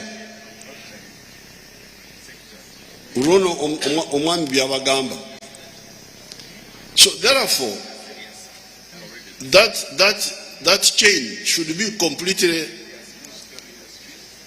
linked. Factory linked with the farming, so that the factory has got enough raw materials and the farmers have enough money. So therefore, this is what I would like this ministry of, for instance, of Bahati, this is what they should be doing. They should go backwards and make sure that they create enough farmers working with agriculture to be able to support this factory. Now, you had Amos Dairy, one of the dairy factories, the one near the Antonde. She was telling you that in one day, they process 500,000 liters. In one day, 500,000 liters. When we came into the government, ka factory aka government akali wano Bugorobi, it was processing only 50,000 liters. Nembagama tikali na makulu. Emtwale etano yoka. So I want you to do what we have already done in the milk sector. Full linkage.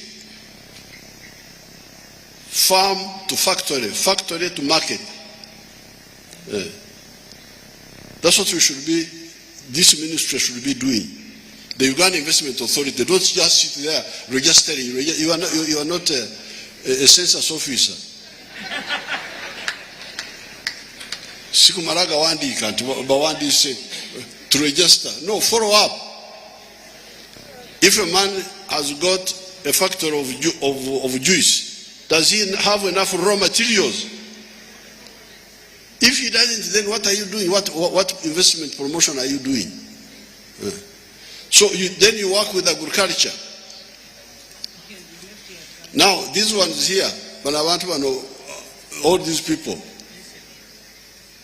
For instance, like Bella wine. Bella wine, is that red? Na oraka vile Bella wine alinkai. Zam zindaro hari. Guria.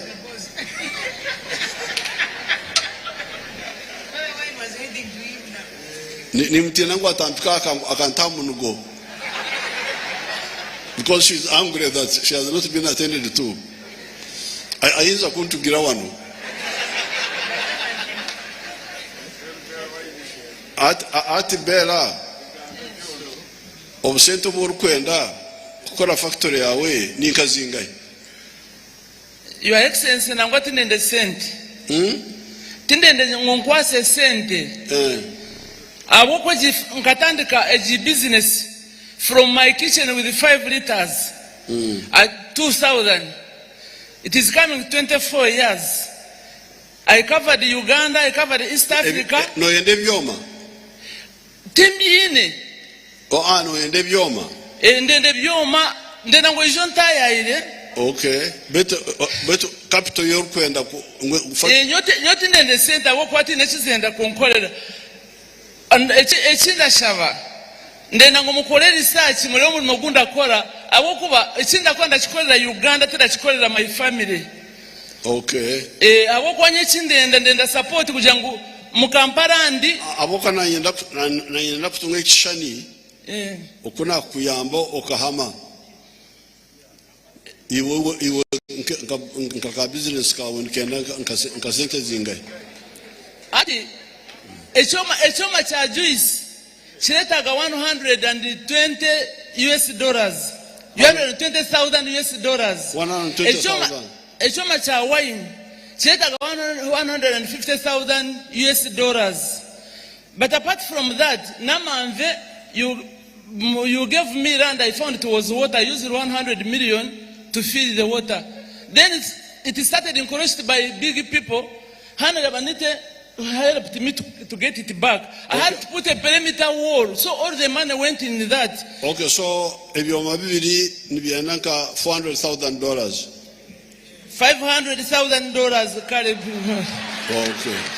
Oletaba na bakole wine barajetaga Italy ndaza kutunga word from Italy abwa nanka wine yinyine. Kari rock, you know, na enough. So as you can hear, these investments, some of them don't need too much money. Because $500,000,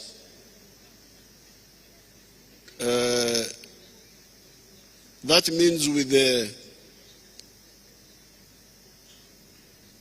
like the money we have put, how much money did we put in UDB this year? How much money did we put in UDB?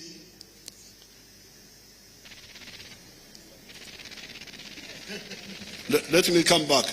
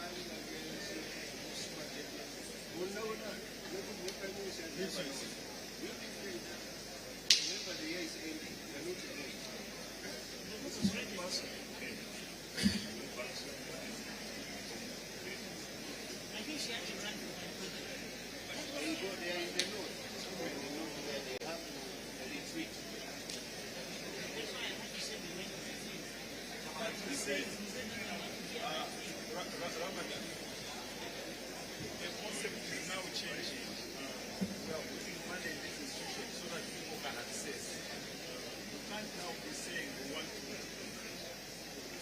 play with the mouth.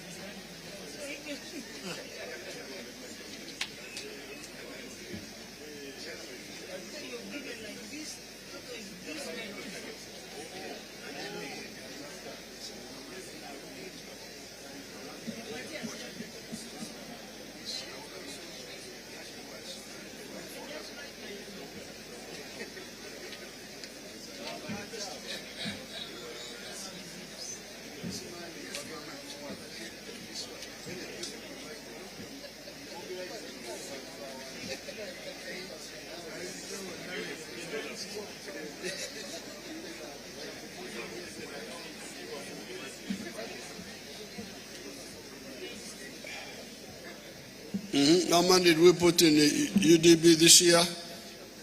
Your Excellency, we have given them additional capital of 100 billion, and we are adding on 600 billion. So in 1 year? 700 billion. Yeah, billion. Yes, sir. 700 billion shillings is like $250 million.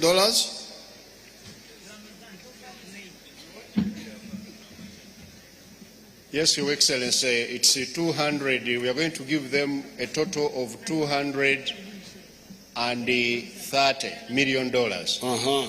So, in 1 year, the money we are giving UDB to help you people, sit down, is $230 million. So, if we are to help people like Bella with 500,000, how many factories are those? And next year we add another group. Next year we add another group. So the problem is not money. The problem is organization and linkage. Linkage. Because each year $230 million through UDB. And you take small investments like this one here of 500,000.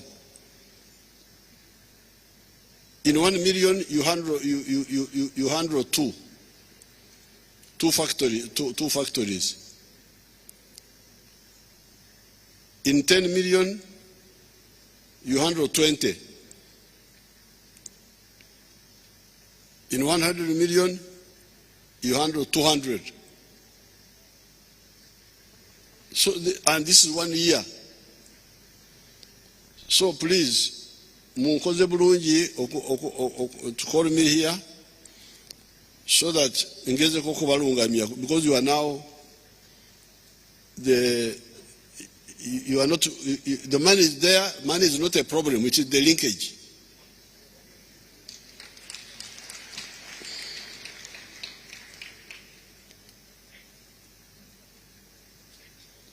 Now, once you handle the issue of money, which I will talk again about a little later, then the other issue is infrastructure. The government is handling that. The people who are here, many of them are not talking about infrastructure. The ones from Baraza, the ones from Jinja, the electricity is there, the roads are there. The ones from Mitiana, the only one who was talking about infrastructure was Nabimanya from Ngoma. Oyachari Murukora. But that's one area. But the other areas, the infrastructure is there, and we are working on it. You heard what they were reporting, the electricity, the charges. The other man over the electricity 5 cents. Where are we now? The one of the 5 cents for the big.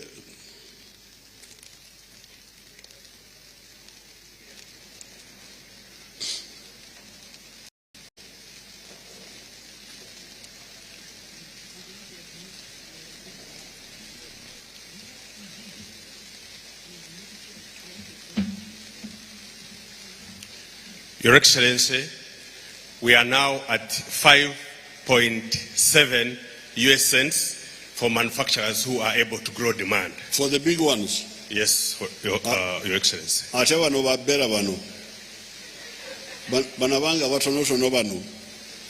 Your Excellency, the likes of Bella Wine,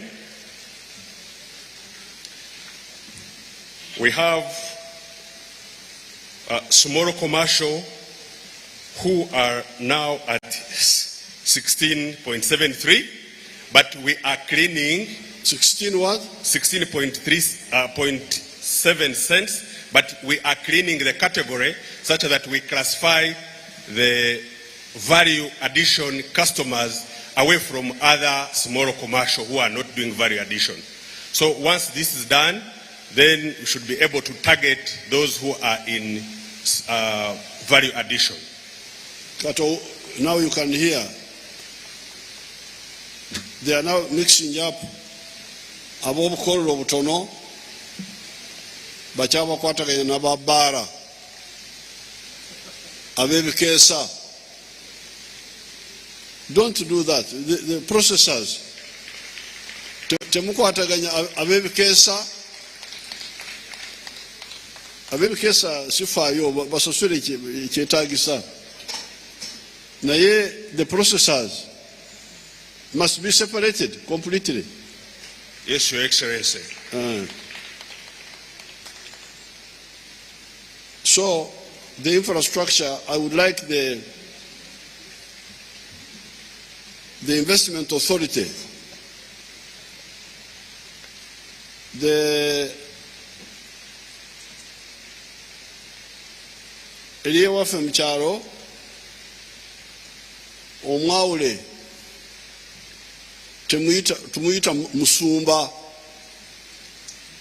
nti Musumba, Omusumba oyo asumba fe endiga, nti fe tuli ndiga. Omulisa w'entaama, kati bw'obeera omusumba n'osumba endiga, olina okumanya byonna ebikwata ku ndiga. Ziridde, zinywedde amazzi, zikomyewo mu kiraalo, gwe mulimo gw'omusumba. The work of the Musumba is to follow up everything, not just to register. Sikumala gawandika nti nabawandika. Omuddo guli gutya. So sit down, but please.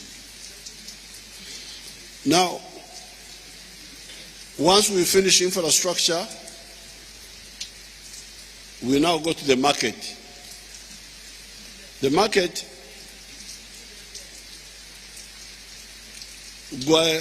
Omuyiya, you the investor, you are the one to first tell us ntekintu kino kirina akatale kubanga tuyinza butakimanya. Nganze nyinza butamanya tonto kubanga ze sinywa mwenge. Kati oli omusajja wa tonto tagama nti Museveni tafuddeyo kubanga ebya tonto ze sibimanyi. Kati oli omusajja yalina okutawaana n'amanya nti waliwo akatale ka tonto. So they are the Omuyiya yalina okutukulembera. Naye ffe twamala dda okukkiriziganya n'abannaffe bwe twava mu nsiko bwe tuti ne tutandikirawo akatale kamwe ka East Africa kali kasase Idi Amin yakamenya naye twatukirira abazeeyi mzee Moi mzee Hassan Mwinyi akatale ka East Africa netekakomyawo abasatu oluvanyuma abalala batwegatako Rwanda, Burundi, South Sudan, Congo na wakati huyo Somalia naye ayingide nolwekyo akatale wekali. And the one of Africa akonako wekali nebweru. So the market is there. Okujjako gwe olina okubala ekibalo n'otukulembera n'otugamba nti mu biti by'obutale ebiriwo tonto wange bagenda kumunywa wano nawali tonto bani abagenda kumugula abakatale ka Uganda, abakatale ka East Africa, abakatale ka Africa oba ne Bulaya tonto bamwetaaga. Now land waliwo amataka aga government. We have got industrial parks. Abiri mu Uganda yonna. Who can tell us about the industrial parks? Why don't you talk about them?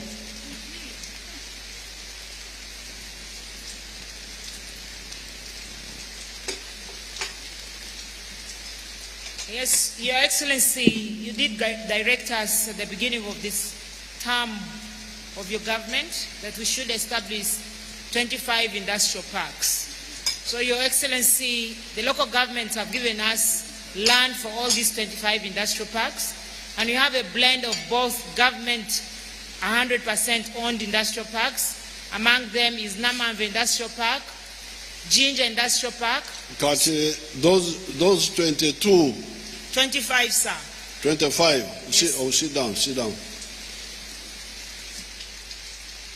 Before amatawuni mulaba Namamve. Namamve kyali kibira. Naye kati Namamve efuuse site ng'Ejjinja. Bw'ogendayo olaba Namamve site. Site si ya maduuka, site ya makolero. N'olwekyo abaagala kukola ettaka lya industrial park eryo parks gyeriri ate eryo lya bwereere. We give free.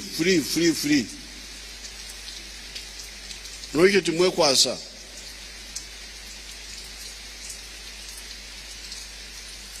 Kati nabimanya ali ludawa owenakase owengoma Mzindalo.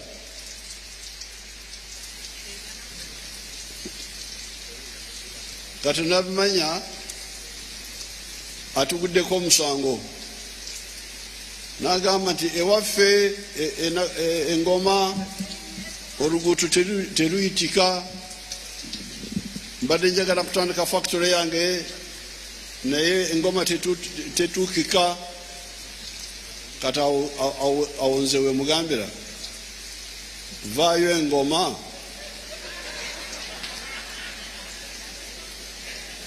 ogende mu industrial park ya gavumenti ebyengoma birijja luvannyuma. Which is the nearest industrial park to Nakaseke? Kapeka. Yes, sir. Nabimanyi. Yes, sir. Kono nonda kubanga tetusobola kutuuka wonna omulundi gumu. Kati oba kubanga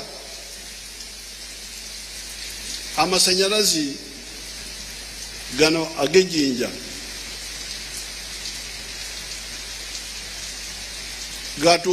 gatuuka Mbarara omwaka 1963.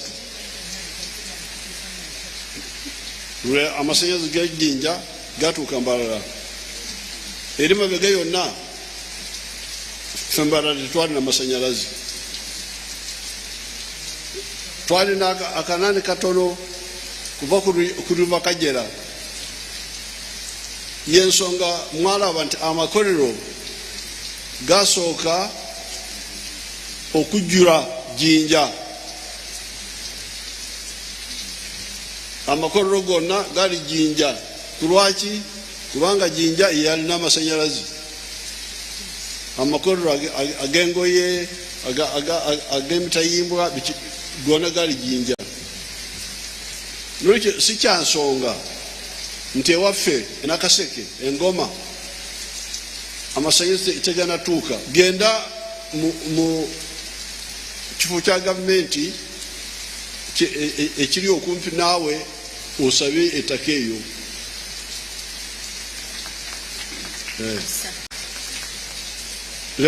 lema okuteekako amalemesa nti musooke mutwale amasannyalaze lwakitula tulutuukayo ddi lwakitula eryeyo mu kyalo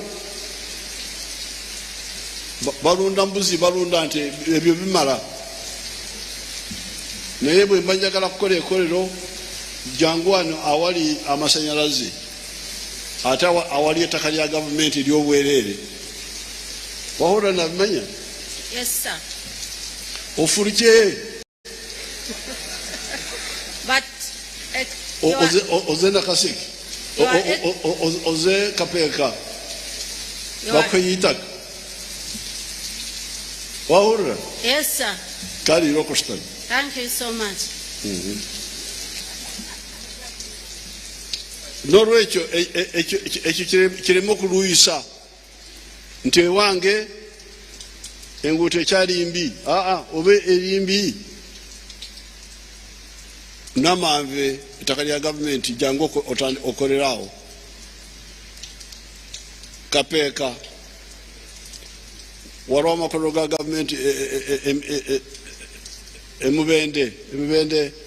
Mbende zone where is the industrial park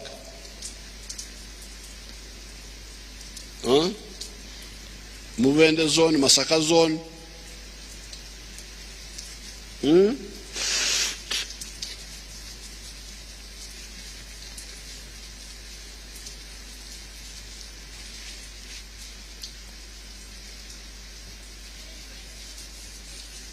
Mubende zone. I'm saying we were not able to secure land in Mubende zone because there was no public land in that area that they could avail to us. The one the one that they availed to us was a forest reserve, and therefore we were not able to go to encroach. No, we are not going to take the forest reserve. We must get land. Okay, sir. Okay. Kati ebisembayo two last points. Kanzireyo ku kya ssente.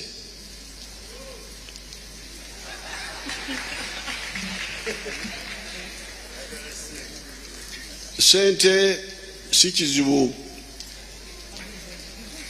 Ekizibu kubanga mbanjulidde bwino wano. Bwino esente za UDB zokka omwaka gumu obukadde bwa $203 kati obukadde obwo buyinza kumira babera wine 5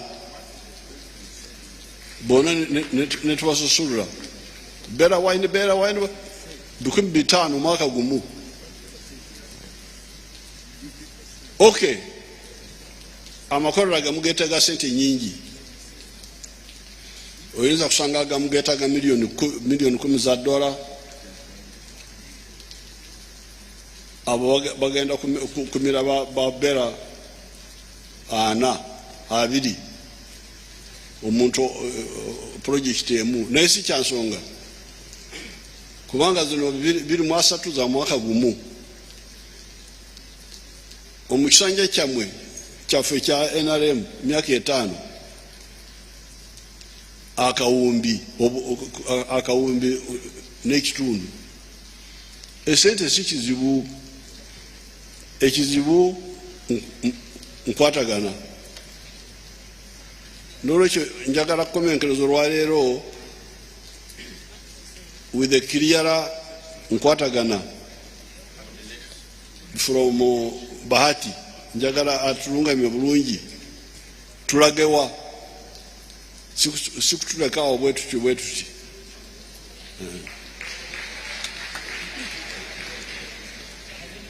N'olwekyo esente weziri mu UDB. Ekyokubiri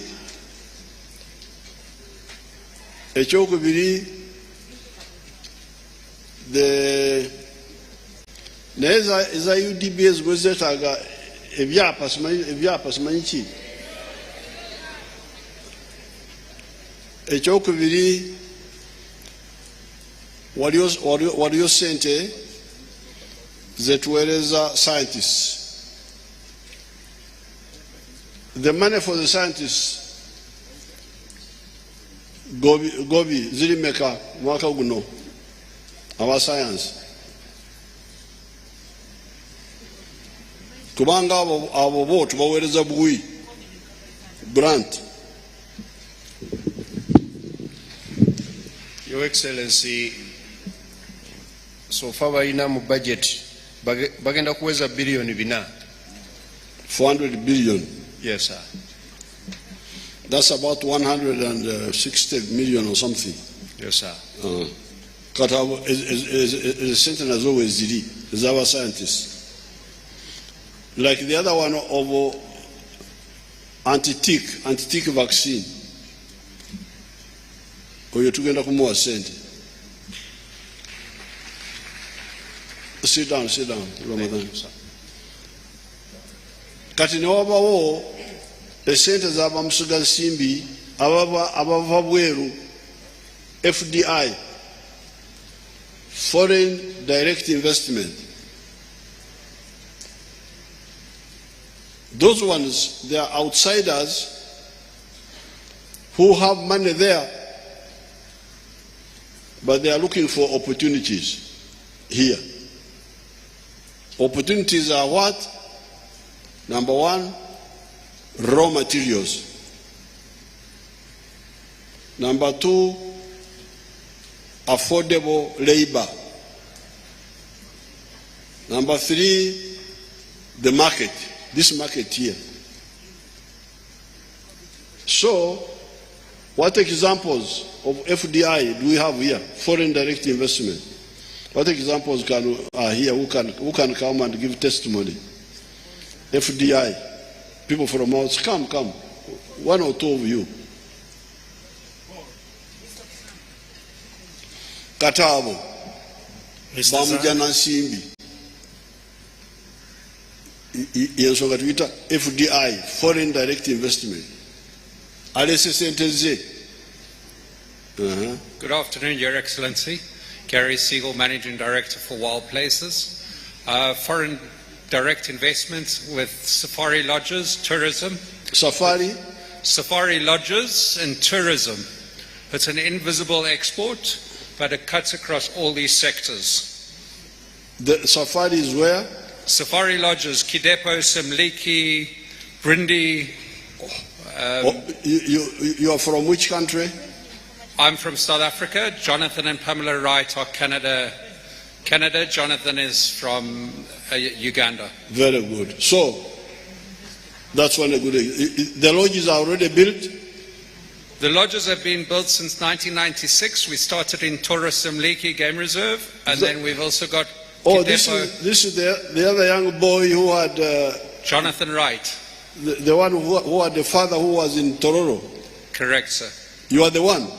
No, I'm the managing director for the company. Okay. Thank you. Some other examples? Your Excellency, good afternoon. My name is Omido Mary. I'm the CEO of Woodcross Resources. We're a UAE investment company. We have recently commissioned a refinery for tin in Ruti Barara, where we refine tin to a grade of 99.99%. A routine, 14. 14, correct. Thank you so much. Thank you. Katabo bamujana sente. Mbalabi. Bamujana sente. Your Excellency, my name is Pablo Zhang, Chairman of Tentang Group and the Mbali Industrial Park. Okay, yeah, Mugaga. It's called Mugaga. Share. Bye. Bye. Mzee, you know, I'm living in Uganda 22 years. I make all the money I investment in this country. Very good. Because you give a best environment to investor. Why Bali? No. You know, Mubali Industrial Park. Now we got 40 investors. This means 40 factories. 21st August, you're there.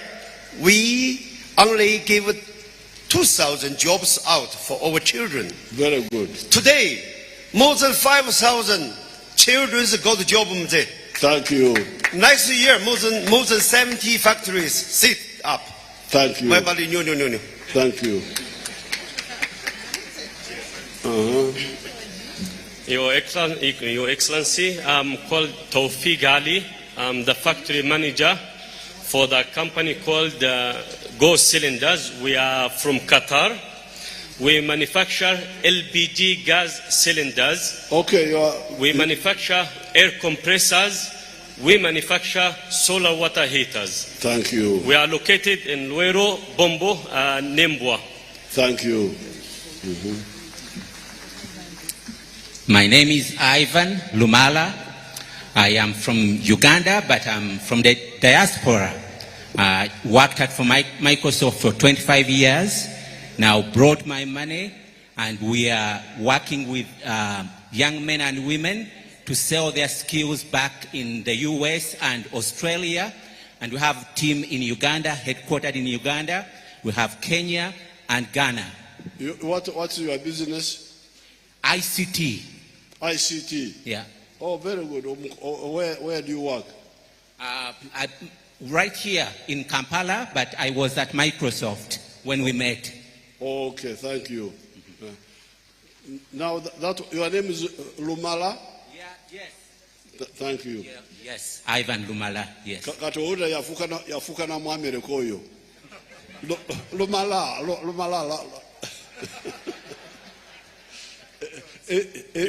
Erinya tachari ogera ngafe abawanu. Okay. Your Excellency, my name is Ndaula Senoga, retired lieutenant. I went into investment and I sourced funds from Canada, where I lived for some time, and we invested in 2 ventures. One, a hotel, and 2, fruit juice. You talked about Tonto. We were the very first to preserve Tonto in Uganda, those juices. Okay. Through pasteurization and packaging. Okay. And now you'll find those products in the marketplaces in America, Canada, and Mexico. The Tonto? Yes, sir. Very good, very good. Yes, sir. And it is very popular there. Very good. Your Excellency, my name is called Newton Kamsede. I'm a son to Mzee Pokopoko Francis Kamsede in Kasese. Okay. I am carrying a document from Turkey. It is for Mr. Orhan Karadogan. Turkey? Turkey. He sent it on my email. It is a $30 million US project called MIA project. What are you investing in? He had told you about MIA project in what?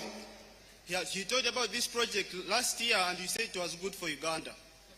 What are you processing? It is a technological solution called Mobile Equipment Identity Register. Oh, mobile phones? Yes. Oh, okay, thank you. I can give it to Honorable Minister Evelyn for further study. Thank you. His Excellency, my name is Mustafa Alawi from Burhani Engineering. We are manufacturer of LPG cylinder, pioneer in Uganda. What are you investing in? LPG cylinder. In what? LPG cylinder. What's that? Cylinders Or cylinders? Yes, sir. LPG cylinder, Okay, Namanwe. thank you. Thank you, sir.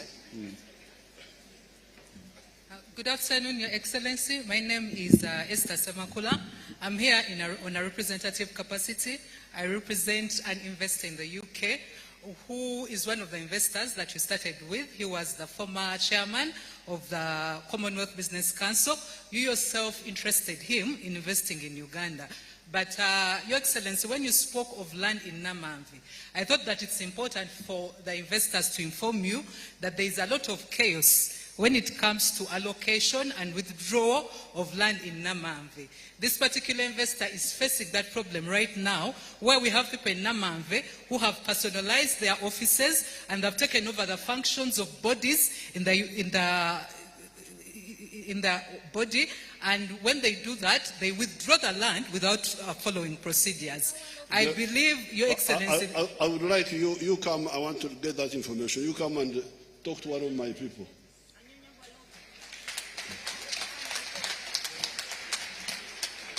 Come talk to Irene. Njagala kwate oba oli ababimba kwate mu. Okay, finally. Finally, good afternoon, Your Excellency. My name is Enid Edroma. I'm with MTN Uganda. Edith who? Enid Edroma. Edroma? Yes, sir. You are a daughter of Edroma? Yes, sir. Okay. What are you doing? I'm with MTN. We've been in this country from 1998. Oh, okay, 25 years now. Thank you so much. Right. So, now, that is another source of money. You can actually partner with this FDI. Because you people, you shouldn't fear partnering. Because, for instance, them, they have money. You may have land.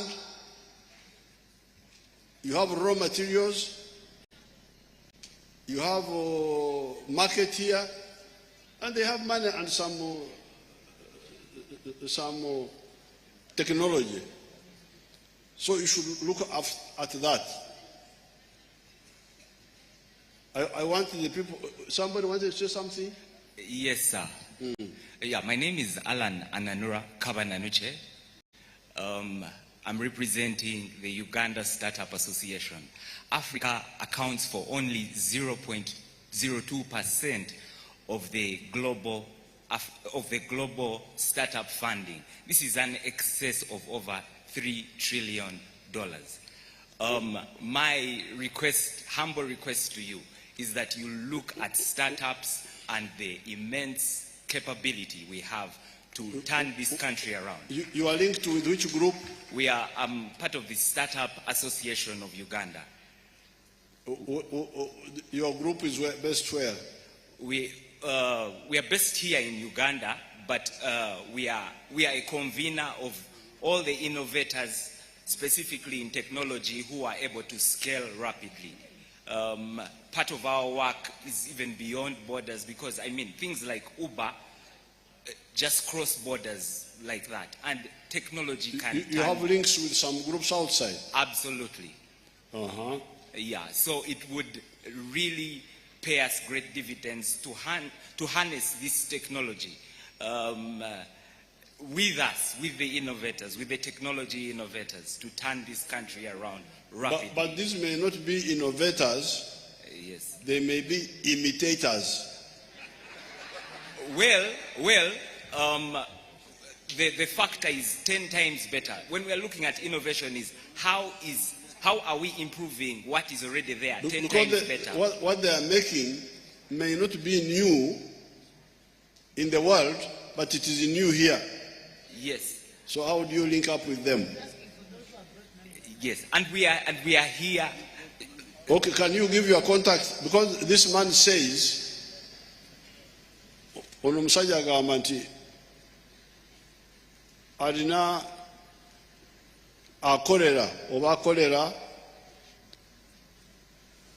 abantu bamusiga nsimbi abali ebweru balina sente ezifa otulo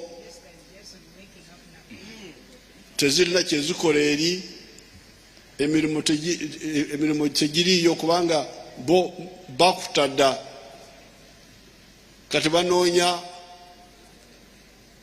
aweetaaga sente the startup capital. Oyo musajja nawali awo, what's your contact? Well, I'm part of the Startup Association of Uganda. You tell them your phone now. Muandike enamba y'omusajja ono. Yes. Bagambe enamba your phone on. Muandike enamba y'omusajja oyo. Yes, the number is 0773. Genda pola. 0773 91 76 58. Jiddemu 0773 91 76 musanvu mukaaga. Yes, sebo. Tano 58. Yes. 58. Yes, sir. Kati ezo sente jeziri bali eyo balina sente tezirina kyezikola emirimu giri eno gibulwa sente kati nze mbakwataganyiza. Thank you, sir. Thank you so much, sir.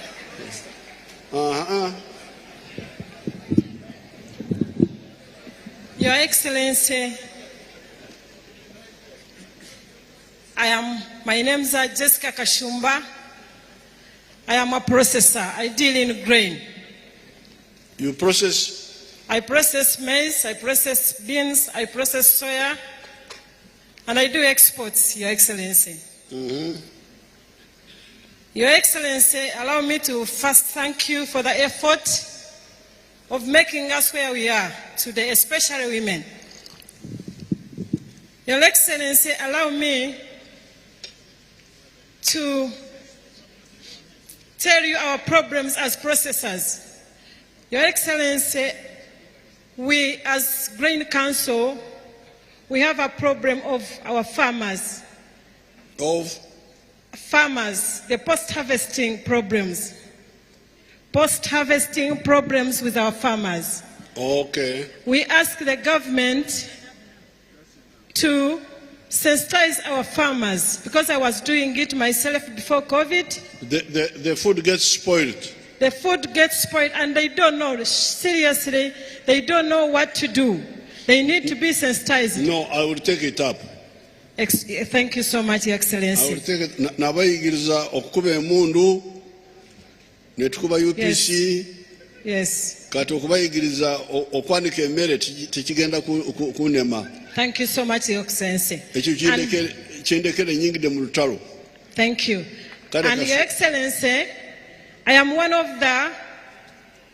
the Sudanese who are exporting in Sudan.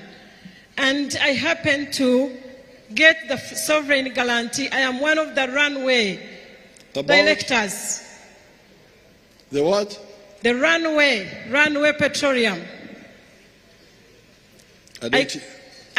One time you invited us in the State House, and I explained to you how we secured the sovereign guarantee, and it is in BOU.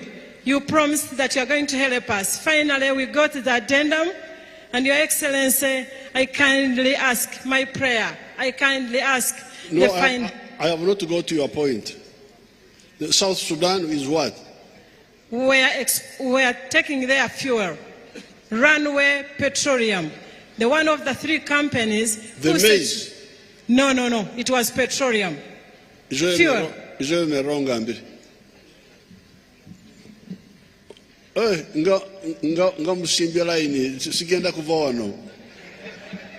Now, let me do this, because we are now many. I've got another program.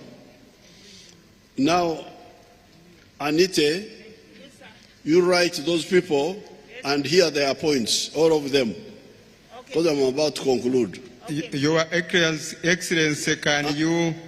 No. Let me... I beg. I've got to do other things. You write all of them here, their points. Okay, Mzee. What are you saying, my young friend?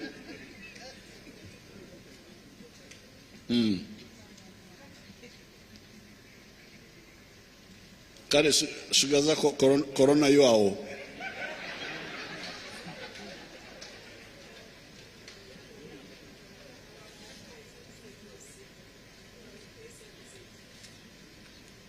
Sente?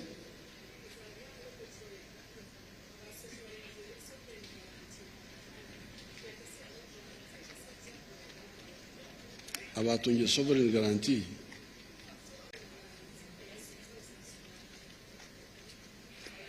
Eyitu. Ramadan, come here. Have you talked to this one? You want anything? Or Wakajara? Okay. You hear the issue of this lady here.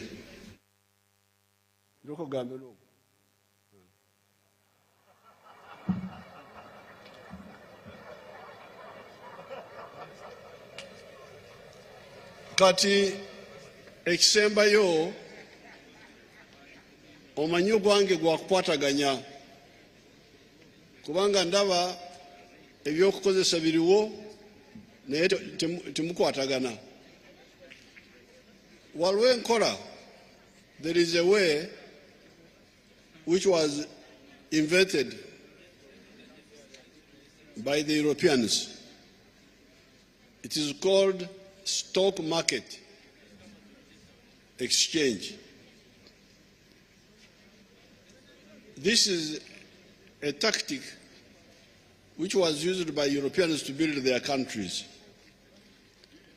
They have got a government center where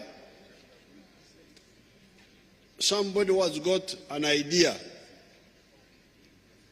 like the ideas you are giving here.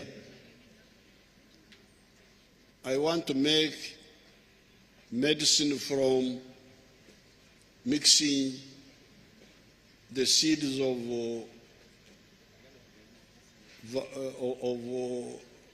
avocado with this one. But I don't have money. I have the idea, I have the money, but I don't have money. Then you take the idea to the stock market. Stock means that utwala ekipapula, just a paper about an idea which can bring you money, which can bring us money. But you don't have money. So you go to the stock market and you say, you people, this papura, this paper is worth 1,000 shillings, each paper. So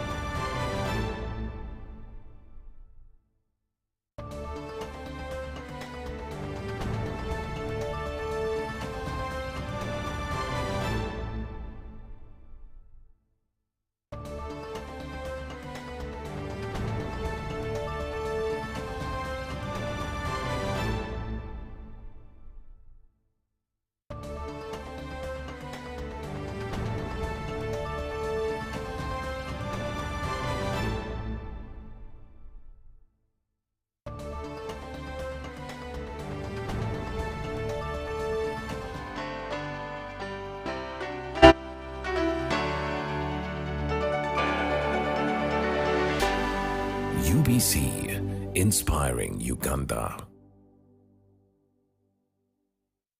The East African Community, originally formed by Uganda, Tanzania and Kenya in 1967, is undergoing a revival, with Somalia recently joining as the 8th member country. The community aspires to be a prosperous, competitive, secure, stable and politically united East Africa, aiming to widen and deepen economic, political, social and cultural integration. This mission is geared towards enhancing the quality of life in East Africa through increased competitiveness, value-added production, trade and investments. Tune in into your favorite weekly program, Behind the Headlines, where Timothy Nyangweso and a team of experts will examine the community's competitive advantages in terms of trade, security, stability and the welfare of its citizens. All this on your public broadcaster, UBC.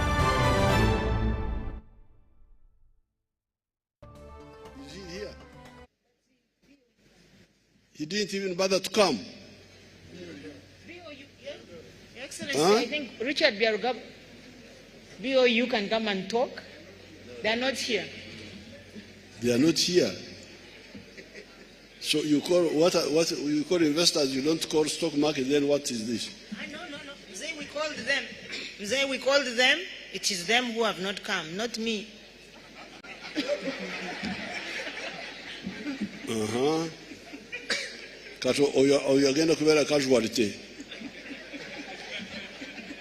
Your Excellency, the Capital Markets Authority falls under Ministry of Finance, and we follow up.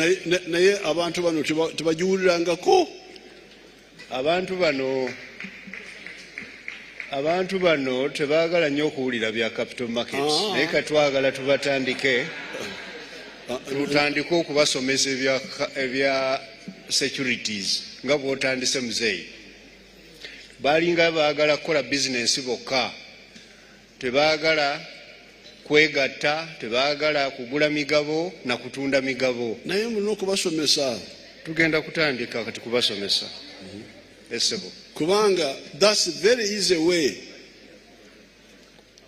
Kubanga nze nagula emigabo mu New Vision na sente zange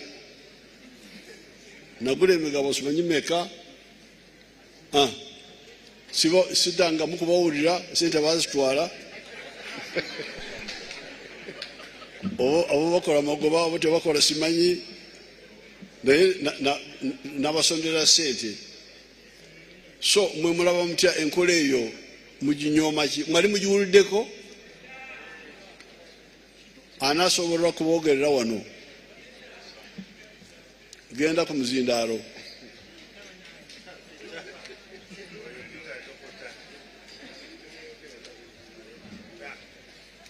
Sebe President, abantu boyina abakozi be babeera mu ofiisi tebagala kuvaayo kujja gye tuli. Yes, that's true. Era kyolaba ensonga za programu zonna za gavumenti z'otuweereza zikoma mu kkubo. Kyokyala abantu baliyo batudde batunula butunuzi kubanga ebigenda mu maaso babyogera bwogezi wano tebiteekebwa mu nkola. Kubanga ekintu nga kino okunganya miliyoni 10 buli omu aleese 10,000 abantu emitwalo 10 singa nze kubanga nze bwengula 1,000 nyinza kugula nga 1 million ningiteekamu. So bwogula 1 million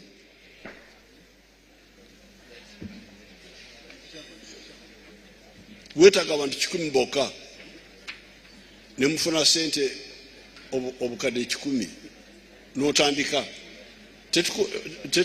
Togenda kutuwa magoba until you start making magoba. So therefore, sit down. Therefore, I direct that mu January tuddemu tukola olukiiko nga luno. I want us to have another meeting like this at the end of January. Okay. All right. You call this meeting and you call all those people here. Okay, Your Excellency. UDB here, capital markets here, then all these people should be here saying, you people, what is each one of you doing? Emyoga people here. Okay, Your Excellency, I'll do that. We are going to have another Kwangeno, Elinge Konyemu, Olukiiko lwaleero tetufumbye bulungi, lukonyemu. Tugenda kuddamu tufuna olukiiko mu January bonna babeerewo kubanga esente weeziri. Naye tetukwatagana. Kale mwebale Katonda ababeere. Thank you so much, Your Excellency. Omukulembeze waffe tumukubireko mu ngalo ez'amaanyi. Your Excellency, before we play the anthems, allow me to appreciate UIA. Let's give UIA a round of applause. And the other stakeholders, the board, the Honourable Minister Evelyn Anite, and in a special way to thank Richard Biarugaba from BOU about the information of the credit financing. Thank you so much. And Your Excellency, the ministers confirmed that in the next conference, the ministry will come up with a mechanism to announce how the resources will reach the associations. And that said, let's have the anthems sounded in the right order. Let's all stand up and have the anthem sounded.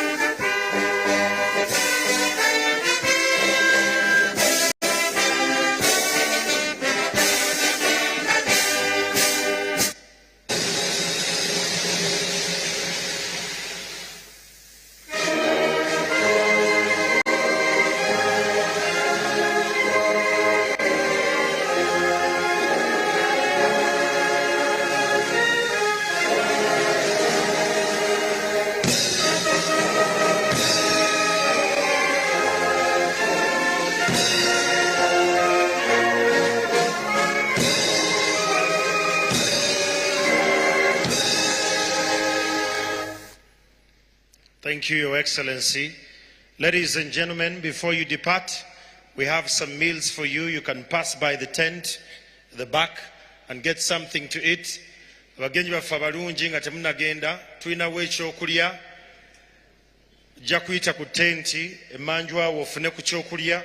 But thank you so much for coming.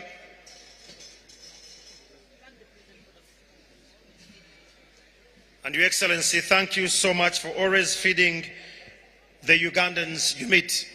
Just remind you, NAM G7, the Business Forum and the exhibition is coming on 15th to 18th January 2024.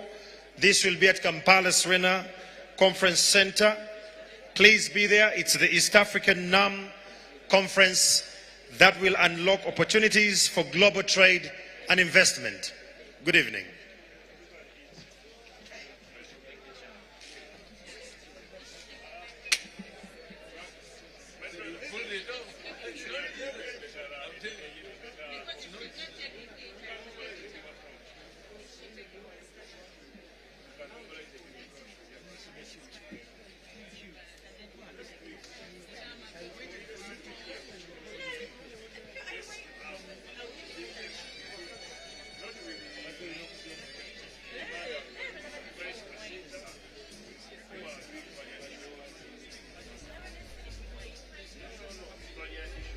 All right, so the Presidential Conference for Investors has just concluded, and a number of remarks have been taken from various stakeholders, of course coming in from the private sector and also the public service stakeholders. It's been quite an engagement that has been fruitful, but partially, not entirely, and that's why the President concluded his remarks by suggesting that we should have another meeting of the kind by the end of January 2024, because he also mentioned a number of things, because he said that the money is available, but the only reason that these issues are not being conclusively being handled is because there is lack of organization. And of course, he tasked the State Minister for Industries and Cooperatives, David Bahati, to ensure that they curate an organized form of system that lobbies these challenges that the investors are having. So it's been quite a healthy conversation, I must say, and judging from the temperature and the outlook of the investors out there, they seem satisfied that the President is listening. And of course, the public service officials have been tasked and have been put on pressure to make sure that, you know, they do what they must do to make sure that the investors are listened to. Because the communication between the public service and the businessmen has not been so smooth. Recently, we've been seeing the URA trying to go on ground to get the information or the views of the taxpayers. We had the Commissioner General talking to landlords some few months back. I think it must have been a month back. Then also I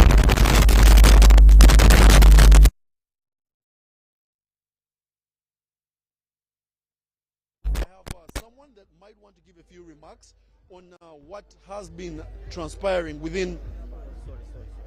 Let me invite her come over, but just before I invite her come over, I may just also read a few things that the President has noted.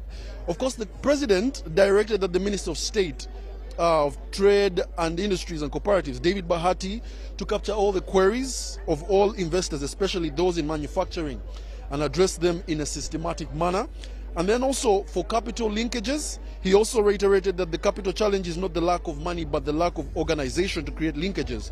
So benchmarking on Bella Wine, he also communicated that a capital need of about $500,000 can be arranged, and this can be done for several investors and be handled in a chunk per year. So those are some of the few things that we managed to pick. But let me talk to someone that wants to give a few insights about the small industries. Good evening, madam. How are you? What's your name and what do you do? Good evening, sir. My name is Eunice Wekesa. I'm the national chairperson for Uganda Small Scale Industries Association. Okay, what do you pick from this meeting? Has it been fruitful? Do you feel like some of your queries have been answered as an association? Well, I can say yes and no, because the categories were many, so they would not really have to exhaust every group that we had. But some of the issues, yes, the President has touched them. And some of the bottlenecks, we see like the President really is not informed, especially in the finance sector. Some of it to those above and below. Now, our groups are in the middle there. Now we are saying, where do they go for financial what? Because we are talking about so many billions above, and then there's Nyoga and the parish model below. So we are above the parish model and we are below what he has been said, that the billions that he talks about.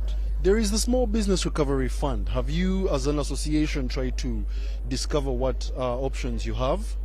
Yes, we have. But then there's a lot of prohibitions. They put conditions that are really prohibitive. What are some of those conditions? Like the audited accounts, then the value. You know, when they tell you that you are talking about, when you talk about security, you don't just put a security there. You've got to go through it. You value, you audit, you put all these things together. Now, all that putting together all that stuff means money. And after these small people have collected all that, then you go to the bank and it's like there's no answer there. And then the members instead come back and say, did you lie to us? Is there the money really?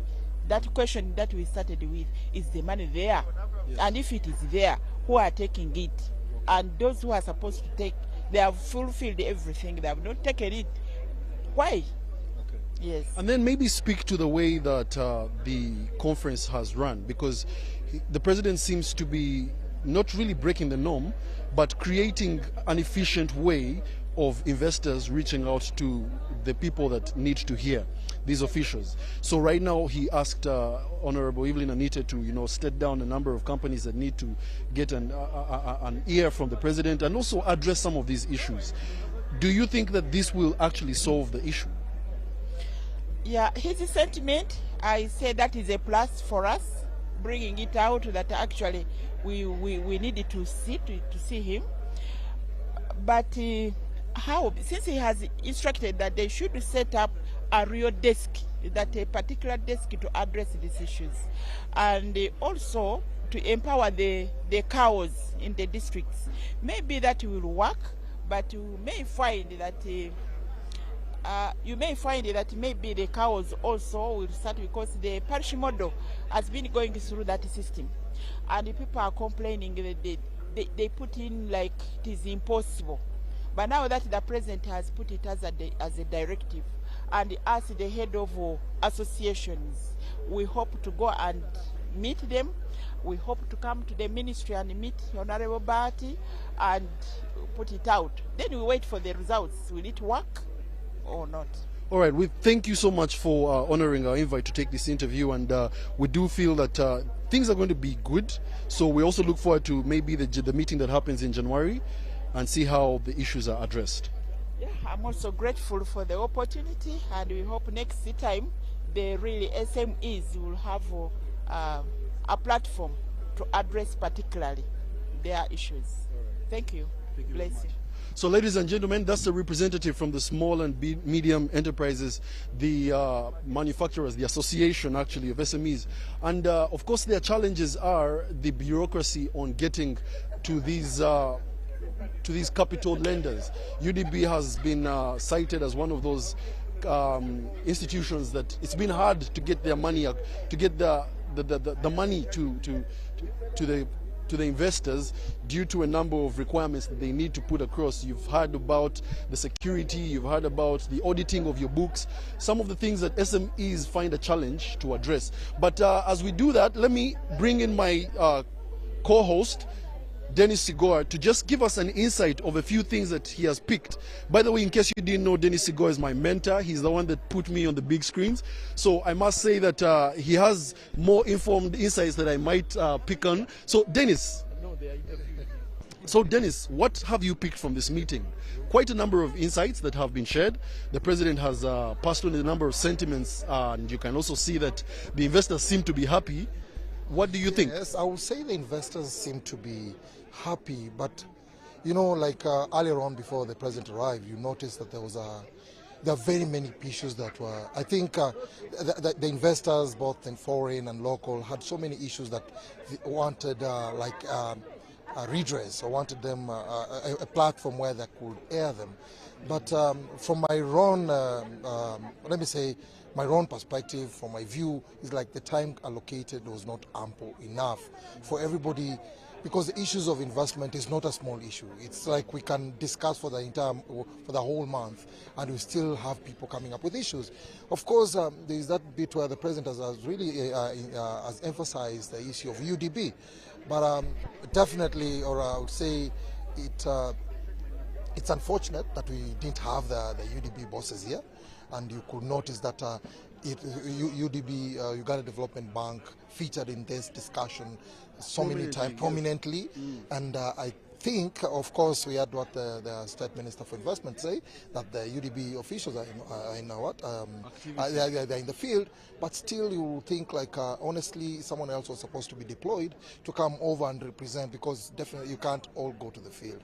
Okay. So, but you look at the investment, I think, besides the few introduction, the investors really didn't get that much time, because the challenges that me and you interact with the business community often. And but the president mentioned that this is going to be done again at the end of January. Yes. So that means he actually recognizes the fact that not so much can be sorted out today, especially because he also says that it's not because there's lack of capital, but there's lack of organization.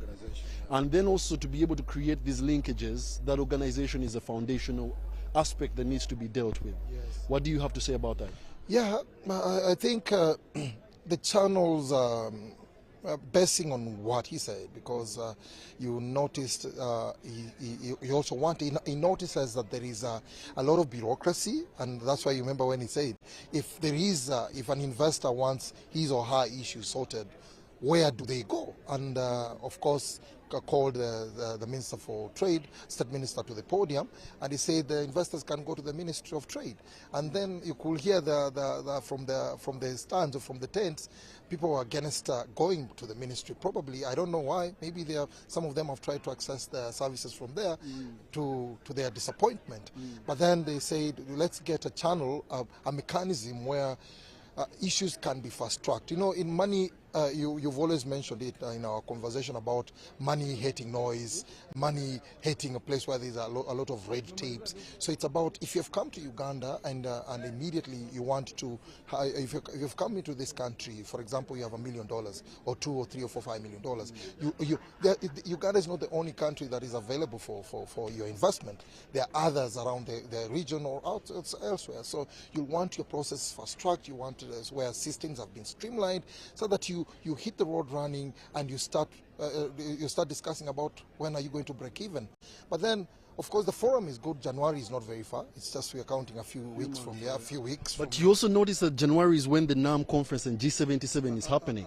So what chances are there that this might actually happen during that time? Thank you for that insight, because I would think that is probably the proposal, but I would personally think it has to be pushed to a later, probably a later date or a later month, because you notice how January is congested.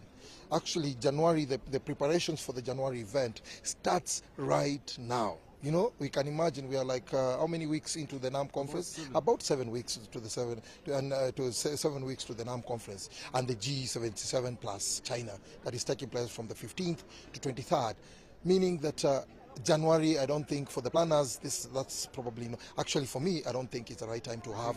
It should be pushed to a later date, because I'm very certain so many of the people who have been here in this event here are also invited to be part of that. Of that G7, and also know that in January as well, very many people are planning to go on holiday, so they will be having some. Investors tend to fly a lot, so they'll be having some jet lag of sorts. So, but this is good, being an inaugural one, and I think such forums should always be continuing. And we are talking about the HE, but you can see he's still around. Probably he's having some closed door meeting with some. If you heard what Honorable, I call him Honorable, but Norbert Mao said, he talked about some issues cannot be scratched in the public, so they have to be scratched in the private parts. But anyway, Dennis, thank you so much for those insights. I must say that more of this should be caught on the weekly business roundup. Every Saturday, 8:30 p.m., we're going to be giving you a comprehensive news piece on what has transpired today. But also for you young investors that are prospecting on investing in the Ugandan economy. It's an economy that is worth investing into. It's a growing economy with a lot of potential. If you heard the Commissioner General of URA, he said, first, you register your business. 2, you get a NIN number. 3, you start operating and file for your taxes or file your returns. You might not be profitable yet, but you at least must file for your returns. So at the end of this all, I must say that the inaugural Presidential Investor Conference has been successful. We look forward to the next one. We might not know when it is, considering that January we're handling NAM and G77 plus China, which might introduce conflict of interest. But we have to say good night and have yourselves a lovely one. My name is Wadulo Mark Arnold, and we sign out.